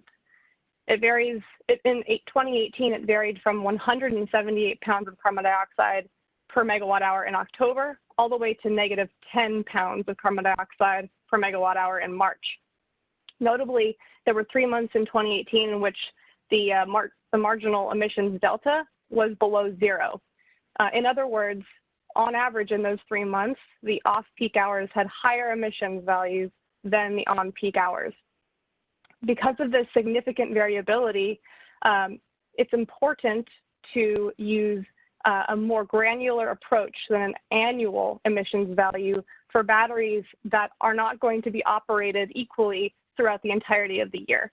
And that is the case with all of the batteries that we're discussing today. A more granular approach could involve two options. It could either be an hourly marginal emissions analysis, which is the most optimal and the most granular, but that type of analysis can be complex and requires detailed modeling. Therefore, we would recommend instead to the utilities to use a monthly marginal emissions value that corresponds to the expected operation of the battery in a given year. I'll also note that Potomac Edison included all cycles of the battery rather than just the hours that shift energy demand from an on-peak to an off-peak hour. And I will acknowledge that they revised their calculation and brought the number of cycles in this calculation down, but it still overestimates the emissions benefits of their battery at Town Hill. Next slide. The second key issue that we have with the proposed approach from the working group is that it does not account for the losses of the battery. All energy storage technologies operate at a loss, and batteries specifically have round-trip efficiencies between 70 to 90%. 3 battery proposals that we're discussing today have efficiencies between 84 and 87%, with the remainder of the batteries having an efficiency of 90% or above. For example, a battery with an efficiency of 90% would require charging of 100 megawatt hours in order to be able to discharge 90 megawatt hours later. That means that there's 10 megawatt hours of energy lost in this process of charging and discharging. The PC44 working group approach does not account for the emissions associated with those 10 megawatt hours that are lost in the example I just provided. This is a key component in calculating the emissions of a battery. In order for a battery to have a net decrease in emissions, the marginal emissions delta between the hours at which the battery is charging and discharging must be higher than the losses of the battery in order to have an emissions reduction. For example, with the battery example that I spoke of earlier, with a 90% round-trip efficiency, the marginal emissions delta of all hours that the battery is operating would have to be always greater than 10%. And in the case of 2018, looking at the table at the bottom of the slide, there were only 3 months of 2018 in which the average monthly marginal emissions delta was greater than 10%. And that was July, September, and October. So for this reason, it's very difficult for a battery to have a net reduction in emissions. Next slide, please. So Synapse did an analysis of the battery proposals using the most optimal analysis approach, an hourly approach. To do this, we use the Avoided Emissions and Generation Tool, or AVERT. Synapse developed this tool on behalf of the US EPA and maintains it on an annual basis. This tool uses hourly marginal emissions rates from the previous year in order to estimate emissions impacts of a resource on the grid. Because the utilities did not have expected hourly discharge and charge profiles for their batteries, Synapse developed an hourly annual charge and discharge profile for each battery based on the utility's proposed operation for each proposal. The table at the bottom of this slide shows the results from AVERT for each battery proposal. On the right-hand side, it shows the emissions impact in units of tons of carbon dioxide per year. Positive numbers indicate batteries increase emissions, and a negative number indicates that a battery has a reduction in emissions. Notably, all proposals, except for the Montgomery County bus and the Elk Neck, have a moderate emissions increase on an annual basis. Notably, Elk Neck has a negligible emissions impact because of the small size of the storage project, falls within the margin of error of the tool. Additionally, the Montgomery County Bus Depot provides an emissions reduction because the utility proposes to pair it with an on-site solar array. Next slide, please. So in summary, I recommend a refinement of the PC44 working group emissions approach in two ways. First, by using an average monthly marginal emissions reduction value based on the expected operation of the batteries in the year. And furthermore, accounting for the emissions associated with the losses of the battery. Specifically for Potomac Edison, I would recommend applying the monthly marginal emissions value only to the cycles that shift energy demand from an on-peak to an off-peak hour, and not including the days in which the battery will be in islanding mode. And in conclusion, I would also add, in response to a previous comment from Commissioner Richards about the energy storage reducing emissions, based on FERC Chairman Chatterjee's comment, I would just note that energy storage is a very important technology in order to help the addition of additional renewable energy technologies onto our grid. But in the near term, in order for energy storage to have a net emissions reduction, the best option is for energy storage to be paired with a renewable energy technology, such as the Montgomery County Bus Depot with the solar array. I'll also note that the Montgomery County Bus Depot is planning to take advantage of the federal investment tax credit, which requires 75% of charging to be from the solar array. So long as that proposal continues to take advantage of the tax credit, then there's no concern with that proposal, and it will indeed have a reduction in emissions. I'll summarize Elk Neck by saying that project could have a net avoidance of emissions if it were paired with and charged in part by the residential solar systems that are already installed on the peninsula and participating in net metering, as Ms. Lane stated previously in her slides. I believe that's the end of my presentation. Great. Thank you very much. Great. Well, thank you, Mr. Chairman. We are happy now to entertain questions from the commissioners, and I will leave my slide deck available if we'd like to reference a particular slide as we respond to your questions. Thank you. Great. Thank you very much for both the comments you pre-filed as well as this very detailed and informative presentation. Let me ask if any of the commissioners have questions for the Synapse team.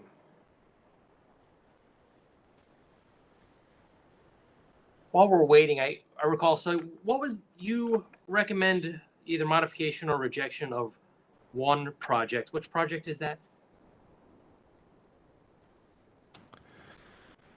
I'm looking through my notes now, but, or did I have that wrong? Your Honor, if I could ask, and then the Synapse people could jump in. This is Joe Cleaver for OPC. Your Honor, in the comments that we filed, we recommended rejection of the Town Hill project. That's the one, but and approval of Little Orleans. Town Hill is now the one that's still on the table. Little Orleans has been withdrawn. I would just add that we did, with respect to reporting requirements and a few other conditions, we did recommend approval with modifications on several others. Okay, thank you. That Yes. was what I was thinking about. Now, one of the last charts, we don't need to take a look at it, but you showed that 6 out of the 8 projects result in an increase in emissions.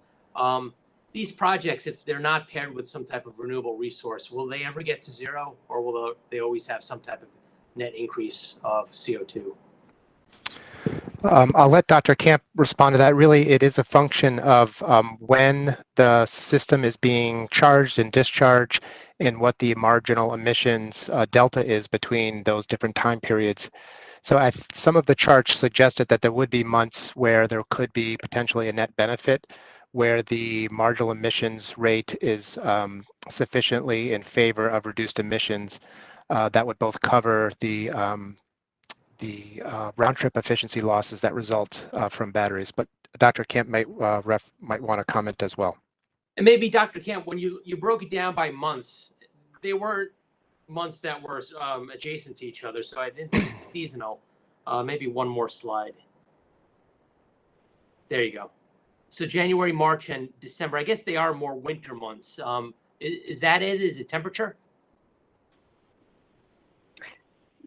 Sorry, could you repeat the question? Were you asking about the temperature of the month?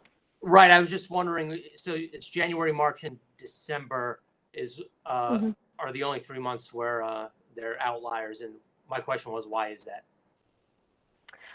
That is because the marginal unit that's operating in PJM during those months has a higher emissions rate than the marginal unit operating on on-peak hours. Essentially, it has to do with what units are operating at what time of day that causes that to have a negative delta in the winter months. Okay. All right. So you have the profile of the bid stack for each of the individual months, so you're able to calculate this? Yes. So though this table shows the monthly marginal emissions rates, the analysis that I performed was on an hourly basis using the AVERT tool. Yeah. So I used the most granular approach to show the results on later slide. Okay. Well, I see your concerns since you're looking at it on such a granular level, and the work group only is looking at it on an annual basis, if I understand that correctly. That is correct, yes. And because most of the batteries that we're discussing today are not going to be operated equally throughout the year, it would make sense to use a more granular approach. Thank you. And was that argument raised during the PC 44 workgroup proceedings, or is this a new issue that's being brought to the attention of the commission and the workgroup, if you know? I'll let Mr. Cleaver speak to that. Yeah, thank you, Your Honor. Joe Cleaver for OPC. I can answer that question. Your Honor, no. I mean, and in hindsight, I wish we had the Synapse team and Dr. Camp at the table. OPC was a participant in the PC 44 working group. We were, given every opportunity to comment. Judge Lawrence did a great job incorporating everyone's feedback, and we were on some tight deadlines, and we had pretty complicated issues to work on.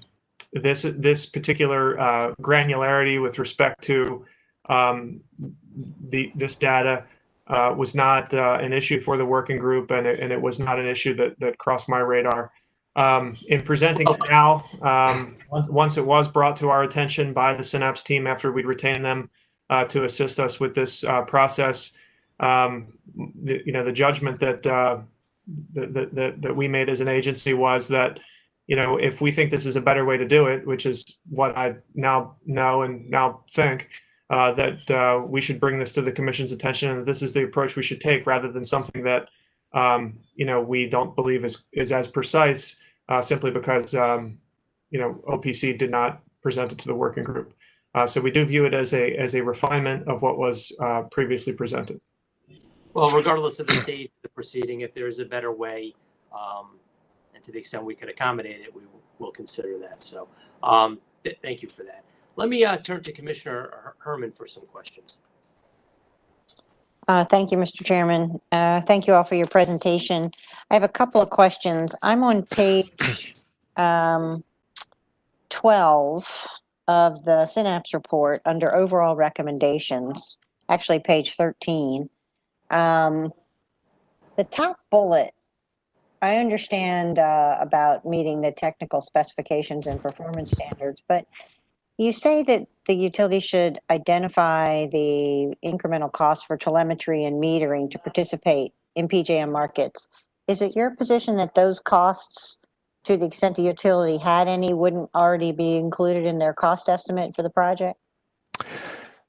No, that is definitely not the case. We would just think it would be valuable to the learning process if we were to understand explicitly what those costs are relative to the total project costs. So we would expect that those costs would be embedded in the project. It was just we didn't have the level of detail to identify those specific costs.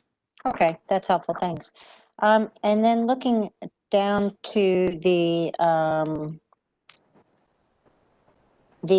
Elk Neck, your review of the Elk Neck project, it says it's not clear whether Delmarva will coordinate any of the additional technologies. I don't know, were you all listening to my discussion with Mr. Sunderhoff earlier today? Yes, we were, and I believe that Ms. Lane referenced that conversation, acknowledging that their willingness and interest in using that platform to integrate more technologies and services to the customers. Right, I wanted to make sure that you heard the same thing that I heard, because I heard the same thing there. Let me see.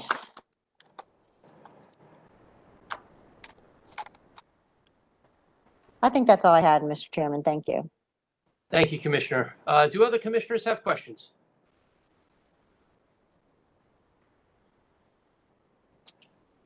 Okay, hearing none. Thank you, Mr. Cleaver. Thank you to the Synapse representatives as well for that presentation. Our final presentation for today will be from the Commission's technical staff.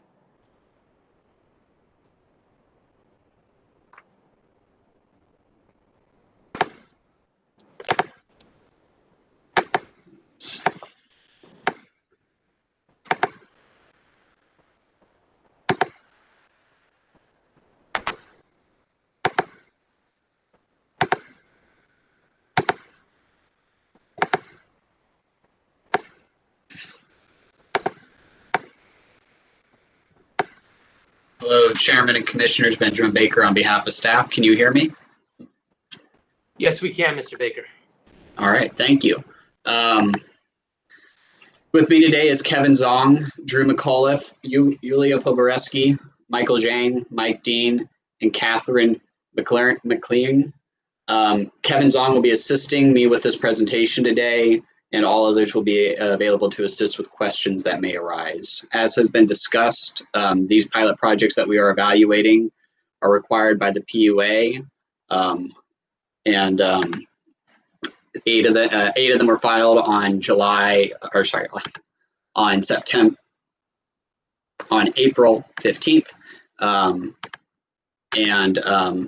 we are now, but now only 7 are in play. After reviewing these projects, staff believes the following is appropriate. We believe the commission can potentially accept both the Baltimore Gas and Electric projects. For Delmarva Power and Light, we believe that it would be appropriate to request Delmarva Power and Light to evaluate their Ocean City project to determine if a virtual power plant would be cheaper to deploy there than at Elk Neck. For PEPCO, we believe it is appropriate to accept the Montgomery County project, but we would request that PEPCO study if alternative projects could be studied in place of the National Harbor project due to that project being outside of the PUA reporting timeframe as of right now. And we also have concerns with the project being deployed earlier than necessary. For Potomac Edison, with their modified proposal as of July 7th, we would request that the commission defer or reject without prejudice that project for this project to be considered, for the Town Hill project to be considered in September with the Little Orleans project. Alternatively, if the commission still wishes to review this proposal at this time, we would just request additional time to review Potomac Edison's revised proposal. And finally, we believe it would be appropriate for the commission to reconvene the storage working group to develop pilot metrics and data collection parameters for this pilot. Some guiding principles from the PUA. The commission will need to approve between 5 to 10 megawatts of storage with a minimum of 15 megawatt hours of energy. The commission will need to consider the project's cost and benefits. And additionally, we'll need to consider if the project is in the public and the ratepayers' interest. When the utilities were proposing these projects, the utilities had to determine if the project could reasonably meet the pilot's proposed timelines and data collection requirements, and they were to give priority to those projects that could defer or avoid distribution needs. For those that could not, they needed to include grid benefits, ratepayer benefits, or further other state policies. So a quick summary of our analysis. Staff did use the joint utilities assumptions of a 15-year useful life for these storage projects. Though staff does note that most of these projects have a 10-year contract or would need to be reinvested in at the end of those 10 years to guarantee capacity through the end of 15 years. It might have been appropriate to consider a 10-year useful life, though we have not done that at this time. Additionally, staff did take a more uniform approach to evaluating these projects. We assumed that benefits would only be available through the end of 10 years and also at the end of 15 years, depending upon the scenarios studied. Under the 10-year scenario, we assumed that contracts would not be extended or reinvestments would not occur. But we did assume that the utility would be allowed to amortize their cost out over the full 15 years, though O&M costs would stop at the end of 10. For the 15-year analysis, we did assume that the utilities assumptions for cost continued out through the end of those 15 years. Then for distribution upgrades, we always assumed that those would either end at the point of 10 years, that they would have to reinstall a distribution upgrade at 10 or 15 years. And then BGE did put forward a complete avoidance analysis for their distribution project, which went for the full 30 years of life. So staff ran a worst case analysis for this, which I will discuss in a minute. One correction staff had to our analysis. Originally, we had claimed that the PUA had only allowed storage to be owned and operated for the pilot project. After further review, staff does not maintain this position as was discussed earlier. The PUA does allow for the utilities to consider storage projects outside of the pilot. And so this impacted discussions that we had around BGE's projects and around Pepco's National Harbor project, which we have filed a ROTA on it as of Friday. So for BGE's projects, they proposed two. One was a utility owned and operated project, Fairhaven, and Chesapeake was a third-party owned and operated project. As has been noted earlier, BGE has included the cost of the Fairhaven battery in their current multi-year rate case. And also, as noted in our, BGE has filed a revised cost analysis incorporating some costs that staff had believed were excluded in the original analysis, and staff is thankful for that. So just a quick summary of the results from these analyses.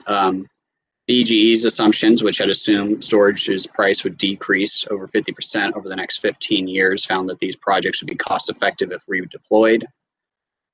Staff did a worst case analysis on this, and it is a worst case analysis that storage cost would not decline over the next 15 years, and that BGE's cost for integration would be double. Under this, staff, depending on your view of the PJM market revenues and optionality, staff found that these cost benefit range from not cost effective to cost effective, but that was in a very aggressive worst case scenario. Staff's analysis of assuming 10 and 15-year deferral, though, and not complete avoidance of the deferral distribution projects, we found that those projects would not be cost effective when combined. Additionally, staff had noted in our analysis that we were concerned with BG&E claiming optionality benefits. This is because the constraint is existing on the system. And so there's a question of what is the probability of these constraints actually disappearing in the future. And that's hard to quantify. And another issue that we've had with the optionality benefit, as we discussed in our write-up to the commission, if you go and look at the New York report from which it was derived, the 50% that is used within this analysis of probability of a constraint occurring or not occurring in the future was an example from that report. And so if we're going to consider optionality going forward in our cost-benefit analyses, we should try and tie them more closely to the actual probability of the constraint materializing or not materializing in the future. But with all this said, staff believes it would be acceptable to potentially accept BGE's projects. These projects defer a distribution upgrade during the Public Utilities Articles study timeframe. There is the potential for these projects, if redeployed in the future, to be cost effective. And Fairhaven was the most cost effective of the utility owned and operated projects. I guess any questions on BG&E before we continue, or would you like me to go continue? Do commissioners have questions of staff on the BGE projects?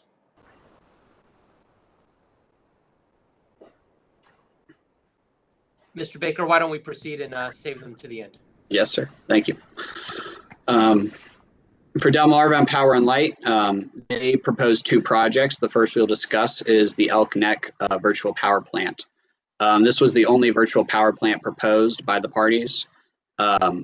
Both staff and the company found that this was not a cost-effective project. It does not defer nor avoid any distribution upgrades, but it does provide an opportunity for us to study if customers are willing to participate in distributed energy resource deployment for grid services. Also, another issue that we brought up in our comments was that a large number of the benefits that are associated with the Elk Neck project are that it participates in the PJM market, which, as discussed earlier, there's only a couple virtual power plants currently running in the PJM market. So staff believes that if this project is approved, it should be contingent upon the company receiving an agreement with PJM to participate in the wholesale market, which is an education benefit for this type of project.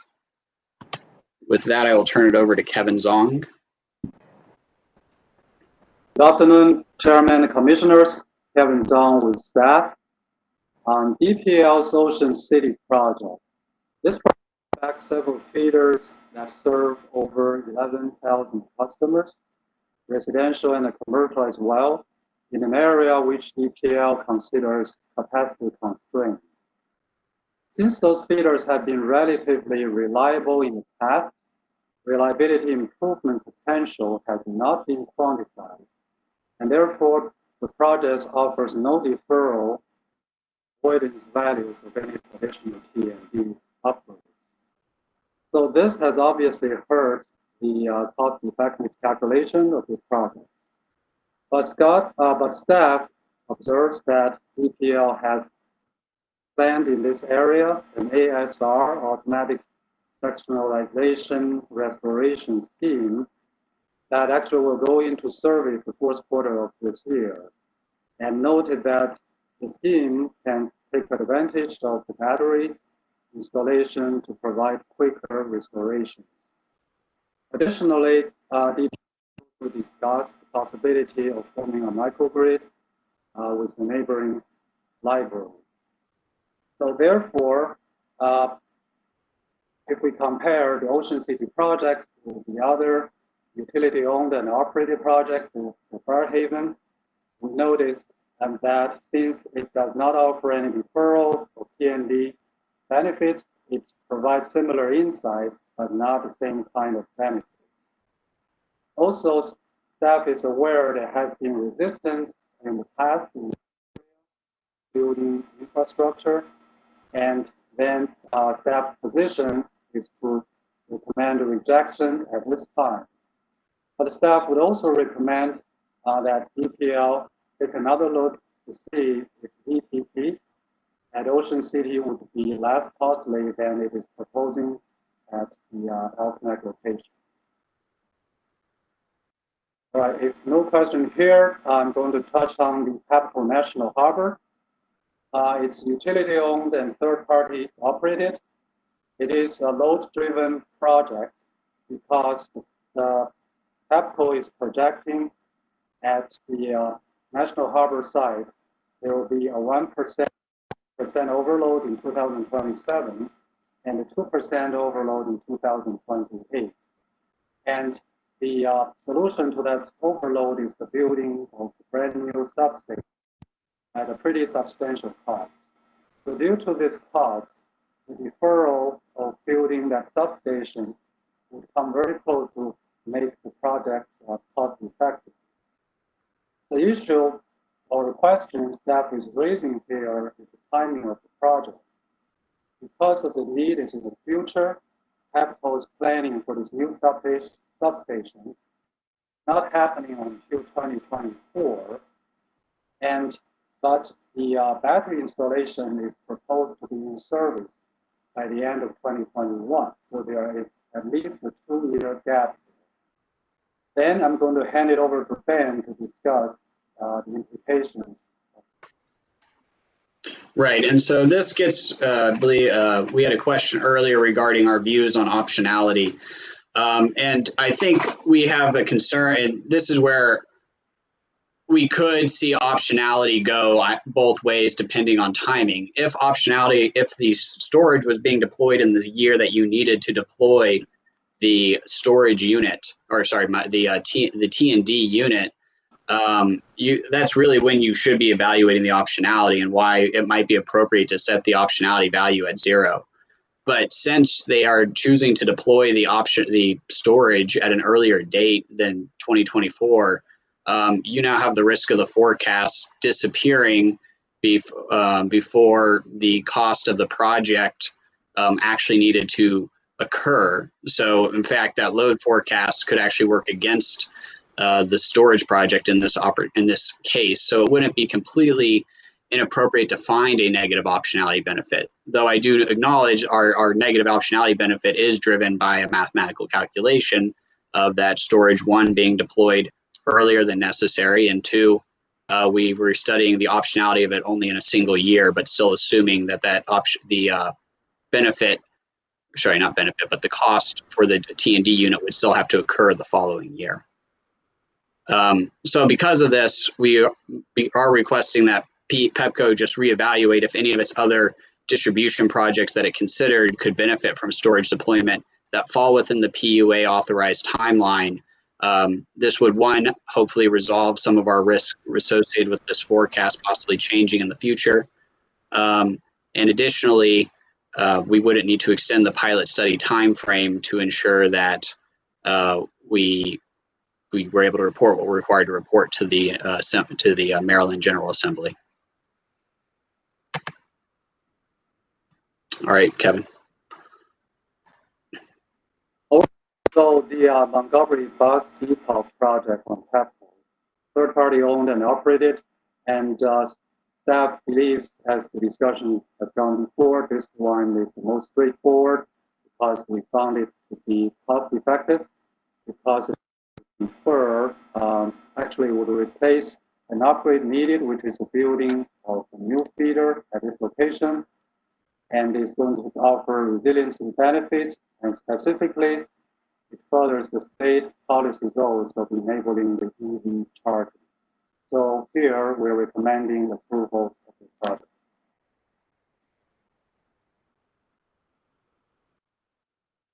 All right, next slide, and PE's proposals. So there is, given the recent modified proposal from PE, where Beta Orleans has been withdrawn, so we're considering the Tongue Hill project here only. So unlike BG&E and Pepco's load-driven projects, PE's projects, both of them actually, were reliability.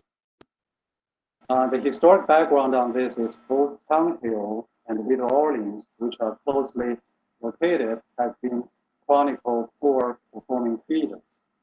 In the past, PE has been implementing traditional remediation approaches, which comprise of vegetation management, where the cost in a typical year is between $20,000 and $50,000. So in its April filing, he outlined this T&D project, which we may call conventional, also traditional, that is to tie to another nearby feeder, which is substantially more at over $1 million. Next slide, please. So in April filing, the spend is projected to be about 1.7 million. And in the July 7th filing, this amount was upgraded over 2 million because the additional right-of-way permit charges for the state forest is included. And also, he included another alternative, that is to undergrounding about 7,000 feet of the distribution line. That is at a higher cost.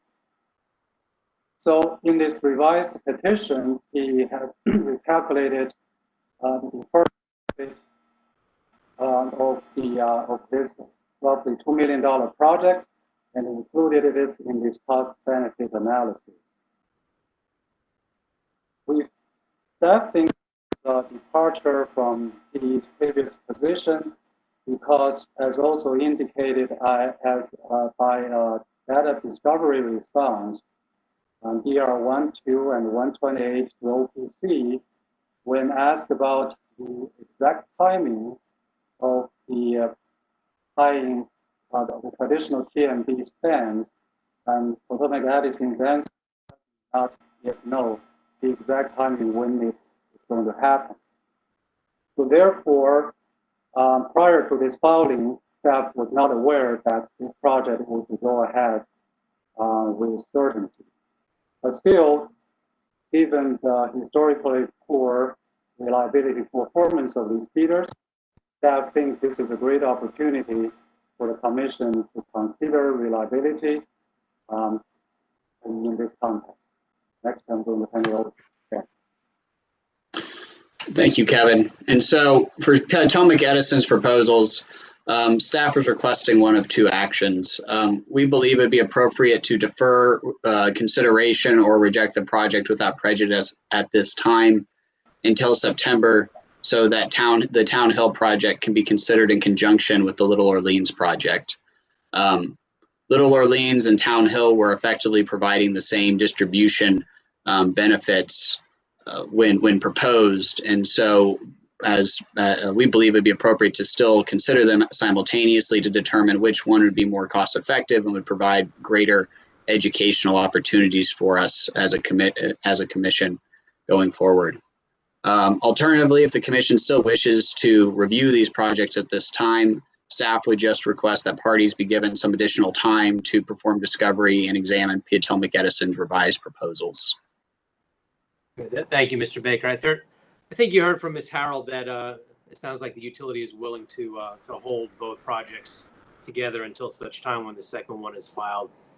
But she did make quite clear, at least I heard, that she was rather clear in that they're committed to moving forward with the $2 million and change undergrounding project if the proposal, the Town Hill proposal, is not approved. Does that change staff's position at all? I don't know. We would have to consider it more, and this would be what the additional time is for. But we did provide in our analysis to the commission a low and high cost benefit analysis that considered the company being acceptable for these distribution upgrades to be accepted as they were going forward, and both under that consideration, just as PE has found, it was not cost effective.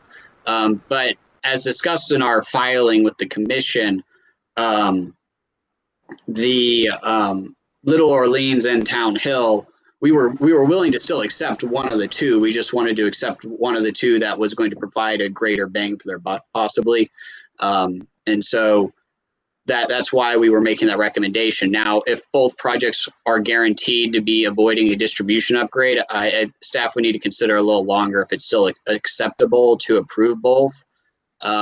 Because they would be both providing similar education opportunities. So if they're not cost effective, does it make sense to get the same education opportunity if they're not both cost effective. So that would be that'd be the risk of us approving both. I understand your position there, and not speaking for the other commissioners, I would feel much more comfortable having both proposals before me to make a decision rather than just the one at this time. Thank you, Mr. Baker. Did you have more to present, or just 2 more slides? This really deals with the non-quantifiables and the I guess going forward with determining pilot metrics.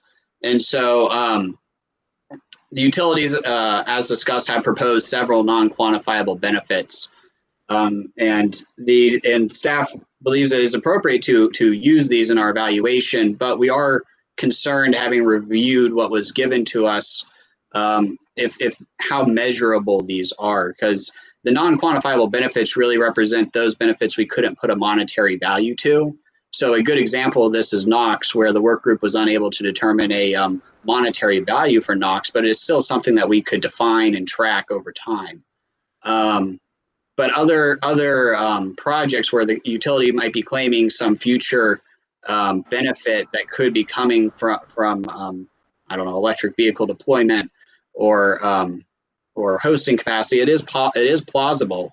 But we just want to see that these metrics are trackable, so that we can actually determine if the storage project is actually helping incent growth in these areas, or if they're just occurring naturally without the deployment of storage. And so, if a utility is going to claim the non-quantifiable benefit, we just believe it'd be more appropriate first to have a valid way of tracking and measuring that benefit.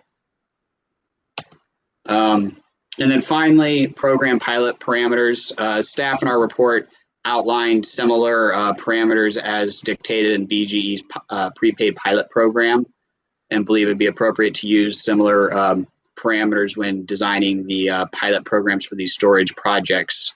While designing these parameters, we believe that, of course, all of them we must adhere to the PUA reporting timelines and ensure that all of our data collection efforts align with that. We did provide some initial reporting parameters in our filing to the commission, but even with all of this, we believe it would be appropriate to reconvene the work group to develop more firmly what those pilot parameters are and the data collection, especially as we start to solidify which projects we're going to use going forward. And so with that, staff is available for questions, and thank you for your time. Thank you, Mr. Baker. Do commissioners have questions of Kevin or Benjamin? Mr. Linton. Thank you, Mr. Chairman. I actually have a couple of questions. First, I tried to get in before I moved on from BGE, but you were on a roll, so I figured I'd let you go. But I asked a question earlier of BGE and Mr. Herson regarding the company's inclusion of some of the costs for the BESS projects in their multi-year rate filing. And I wanted to get his thoughts on the impact a decision here would have on that proceeding in the other docket. And I promised at the time that I'd also give staff an opportunity to raise this and respond to that same question. So giving you that opportunity now. Yes, Kevin, I believe you were going to speak to this.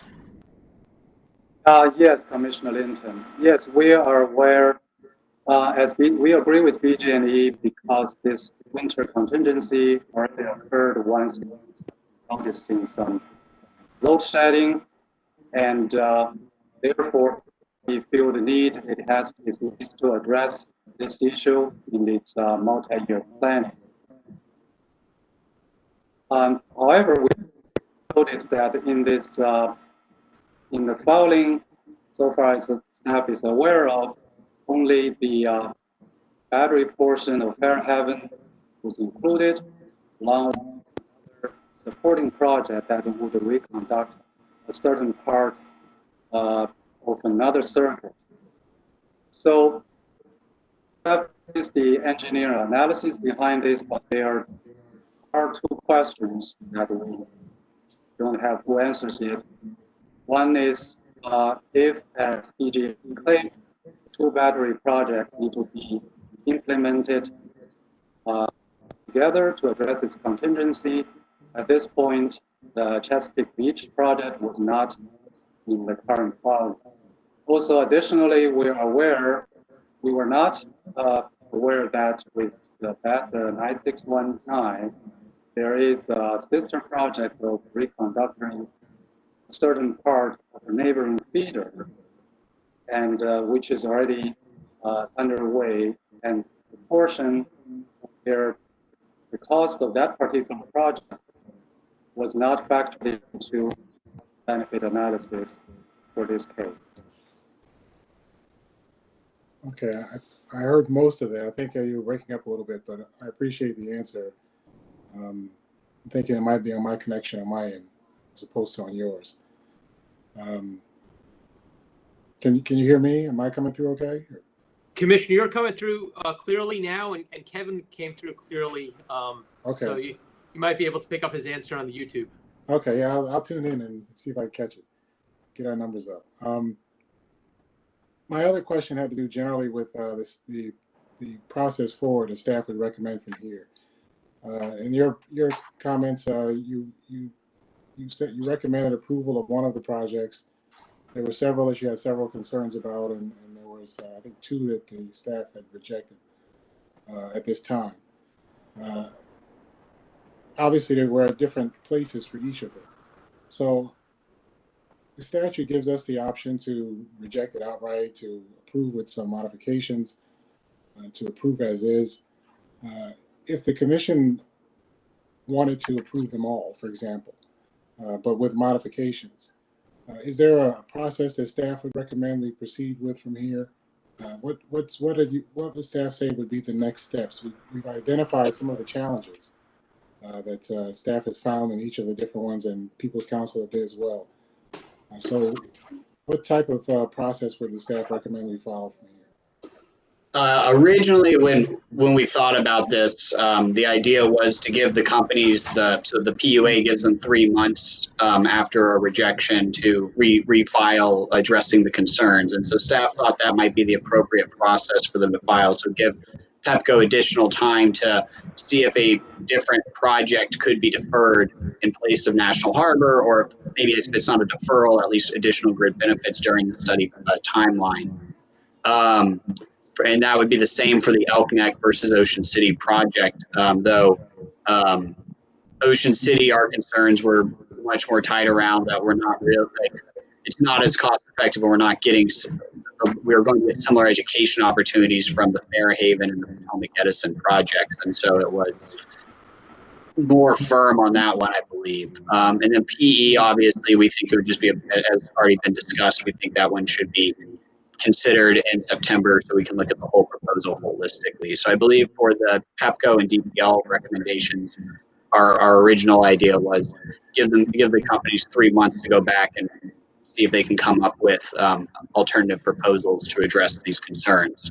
Of course, we can think of other ways to approach this if we want to consider approval, but with modifications. I haven't really given much thought to how that would happen. But that is something we could consider, whether that's a collaborative process or allowing the companies to come back with proposals on a shorter time frame. Okay. All right. Well, thank you. It's good to know that at least we have a couple of options that we could think about. All right. Thank you. Thank you, Mr. Chairman. Thank you, Commissioner. Commissioner Herman. Thank you, Mr. Chairman. Good afternoon, Mr. Baker. Good afternoon.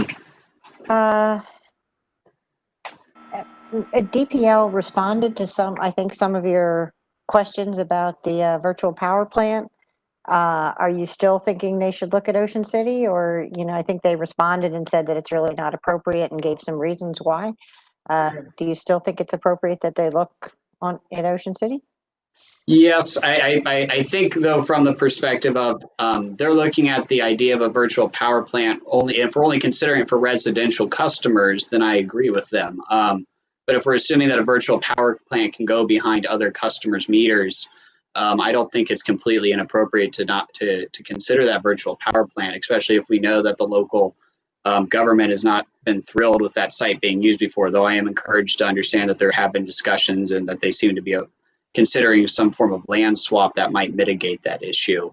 And And so, and another thing is a number of their quantifiable benefits would, in fact, potentially all of them would still occur if they were at the Ocean City. If you're looking at the peak reductions, both were supposed to be summer reductions at that circuit. PJM market revenues really should not be contingent upon the customer being present or at that location.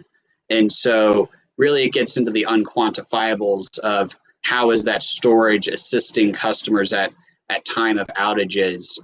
And so that might be where Elk Neck might be more superior than Ocean City if Elk Neck is a primary residential feeder, and so the residents would be, and also, I don't know if it's primarily, but based off data requests we received, they seem to be insinuating that Ocean City would be less useful due to it being summer occupied mostly by customers. And so Elk Neck would potentially give us some more insight into how residential customers would use it, though I don't think I don't know what the restrictions are on a multifamily unit using a storage project, though that probably is more commercial in nature than residential in nature. Okay. So help me, I'm looking at your position on page 74, well, of your original comments, because that's what I have in front of me, and the other one's on the computer, but talking about the return on the third-party payment that I talked about with the Exelon companies. Yes, sorry, go ahead. Tell me where you stand on that issue. Right. Yulia, would you please take this question? Good afternoon. Yulia Poborowski on behalf of staff. As we noted in our comments, and the reference is correct, page 74, 75 of staff's comments filed on June 19. We question Exelon's need for to capitalize and earn a return on third-party O&M expenses. We believe that recovering these expenses through the rate case after the like incremental O&M expenses would be more appropriate than capitalizing into a reg asset. That's staff's position on that. Okay, thank you. That's what I thought. I just wanted to make sure because it wasn't completely clear. I think that's all I had. Thank you, Mr. Chairman. Great, thank you. Are there any additional questions before we wrap up today? Well, hearing none of staff, thank you, staff. That was a very comprehensive filing that you made, nearly 100 pages, reviewing the 8 proposals that we had. Now we're down to 7. So the commission is under statutory mandate to issue an order on these proposals by next spring. Obviously, we've heard from some of the utilities that a determination on a more expedited basis will ensure that the project's contracts can be signed and they could be developed in 12 to 18 months and meet the PUA deadline of February 2022. So the commission will take all of this under advisement, work towards producing an order based on what we've heard today and everything that has been filed. These presentations were very helpful, particularly responding to other concerns, so those will be made a part of the record. Do any of the parties, either the utilities or the state agencies, have any requests of the bench before we adjourn today?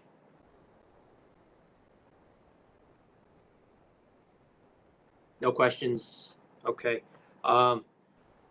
Very good. Well, that concludes our proceeding today in this case. I'd just like to thank our senior advisor, Molly Knoll, who has worked with most of the parties. She has been our lead advisor on the energy storage project, as well as to all the members of our energy storage work group and our work group leader, Judge Kristen Lawrence. It's been a heavy lift for the past couple of years. We're not done yet. We're not done until we cut the ribbon on some of these energy storage projects, but there's obviously a lot of issues that we're going to need to address as we deliberate. So Thank you again for everybody for participating today. This hearing is adjourned.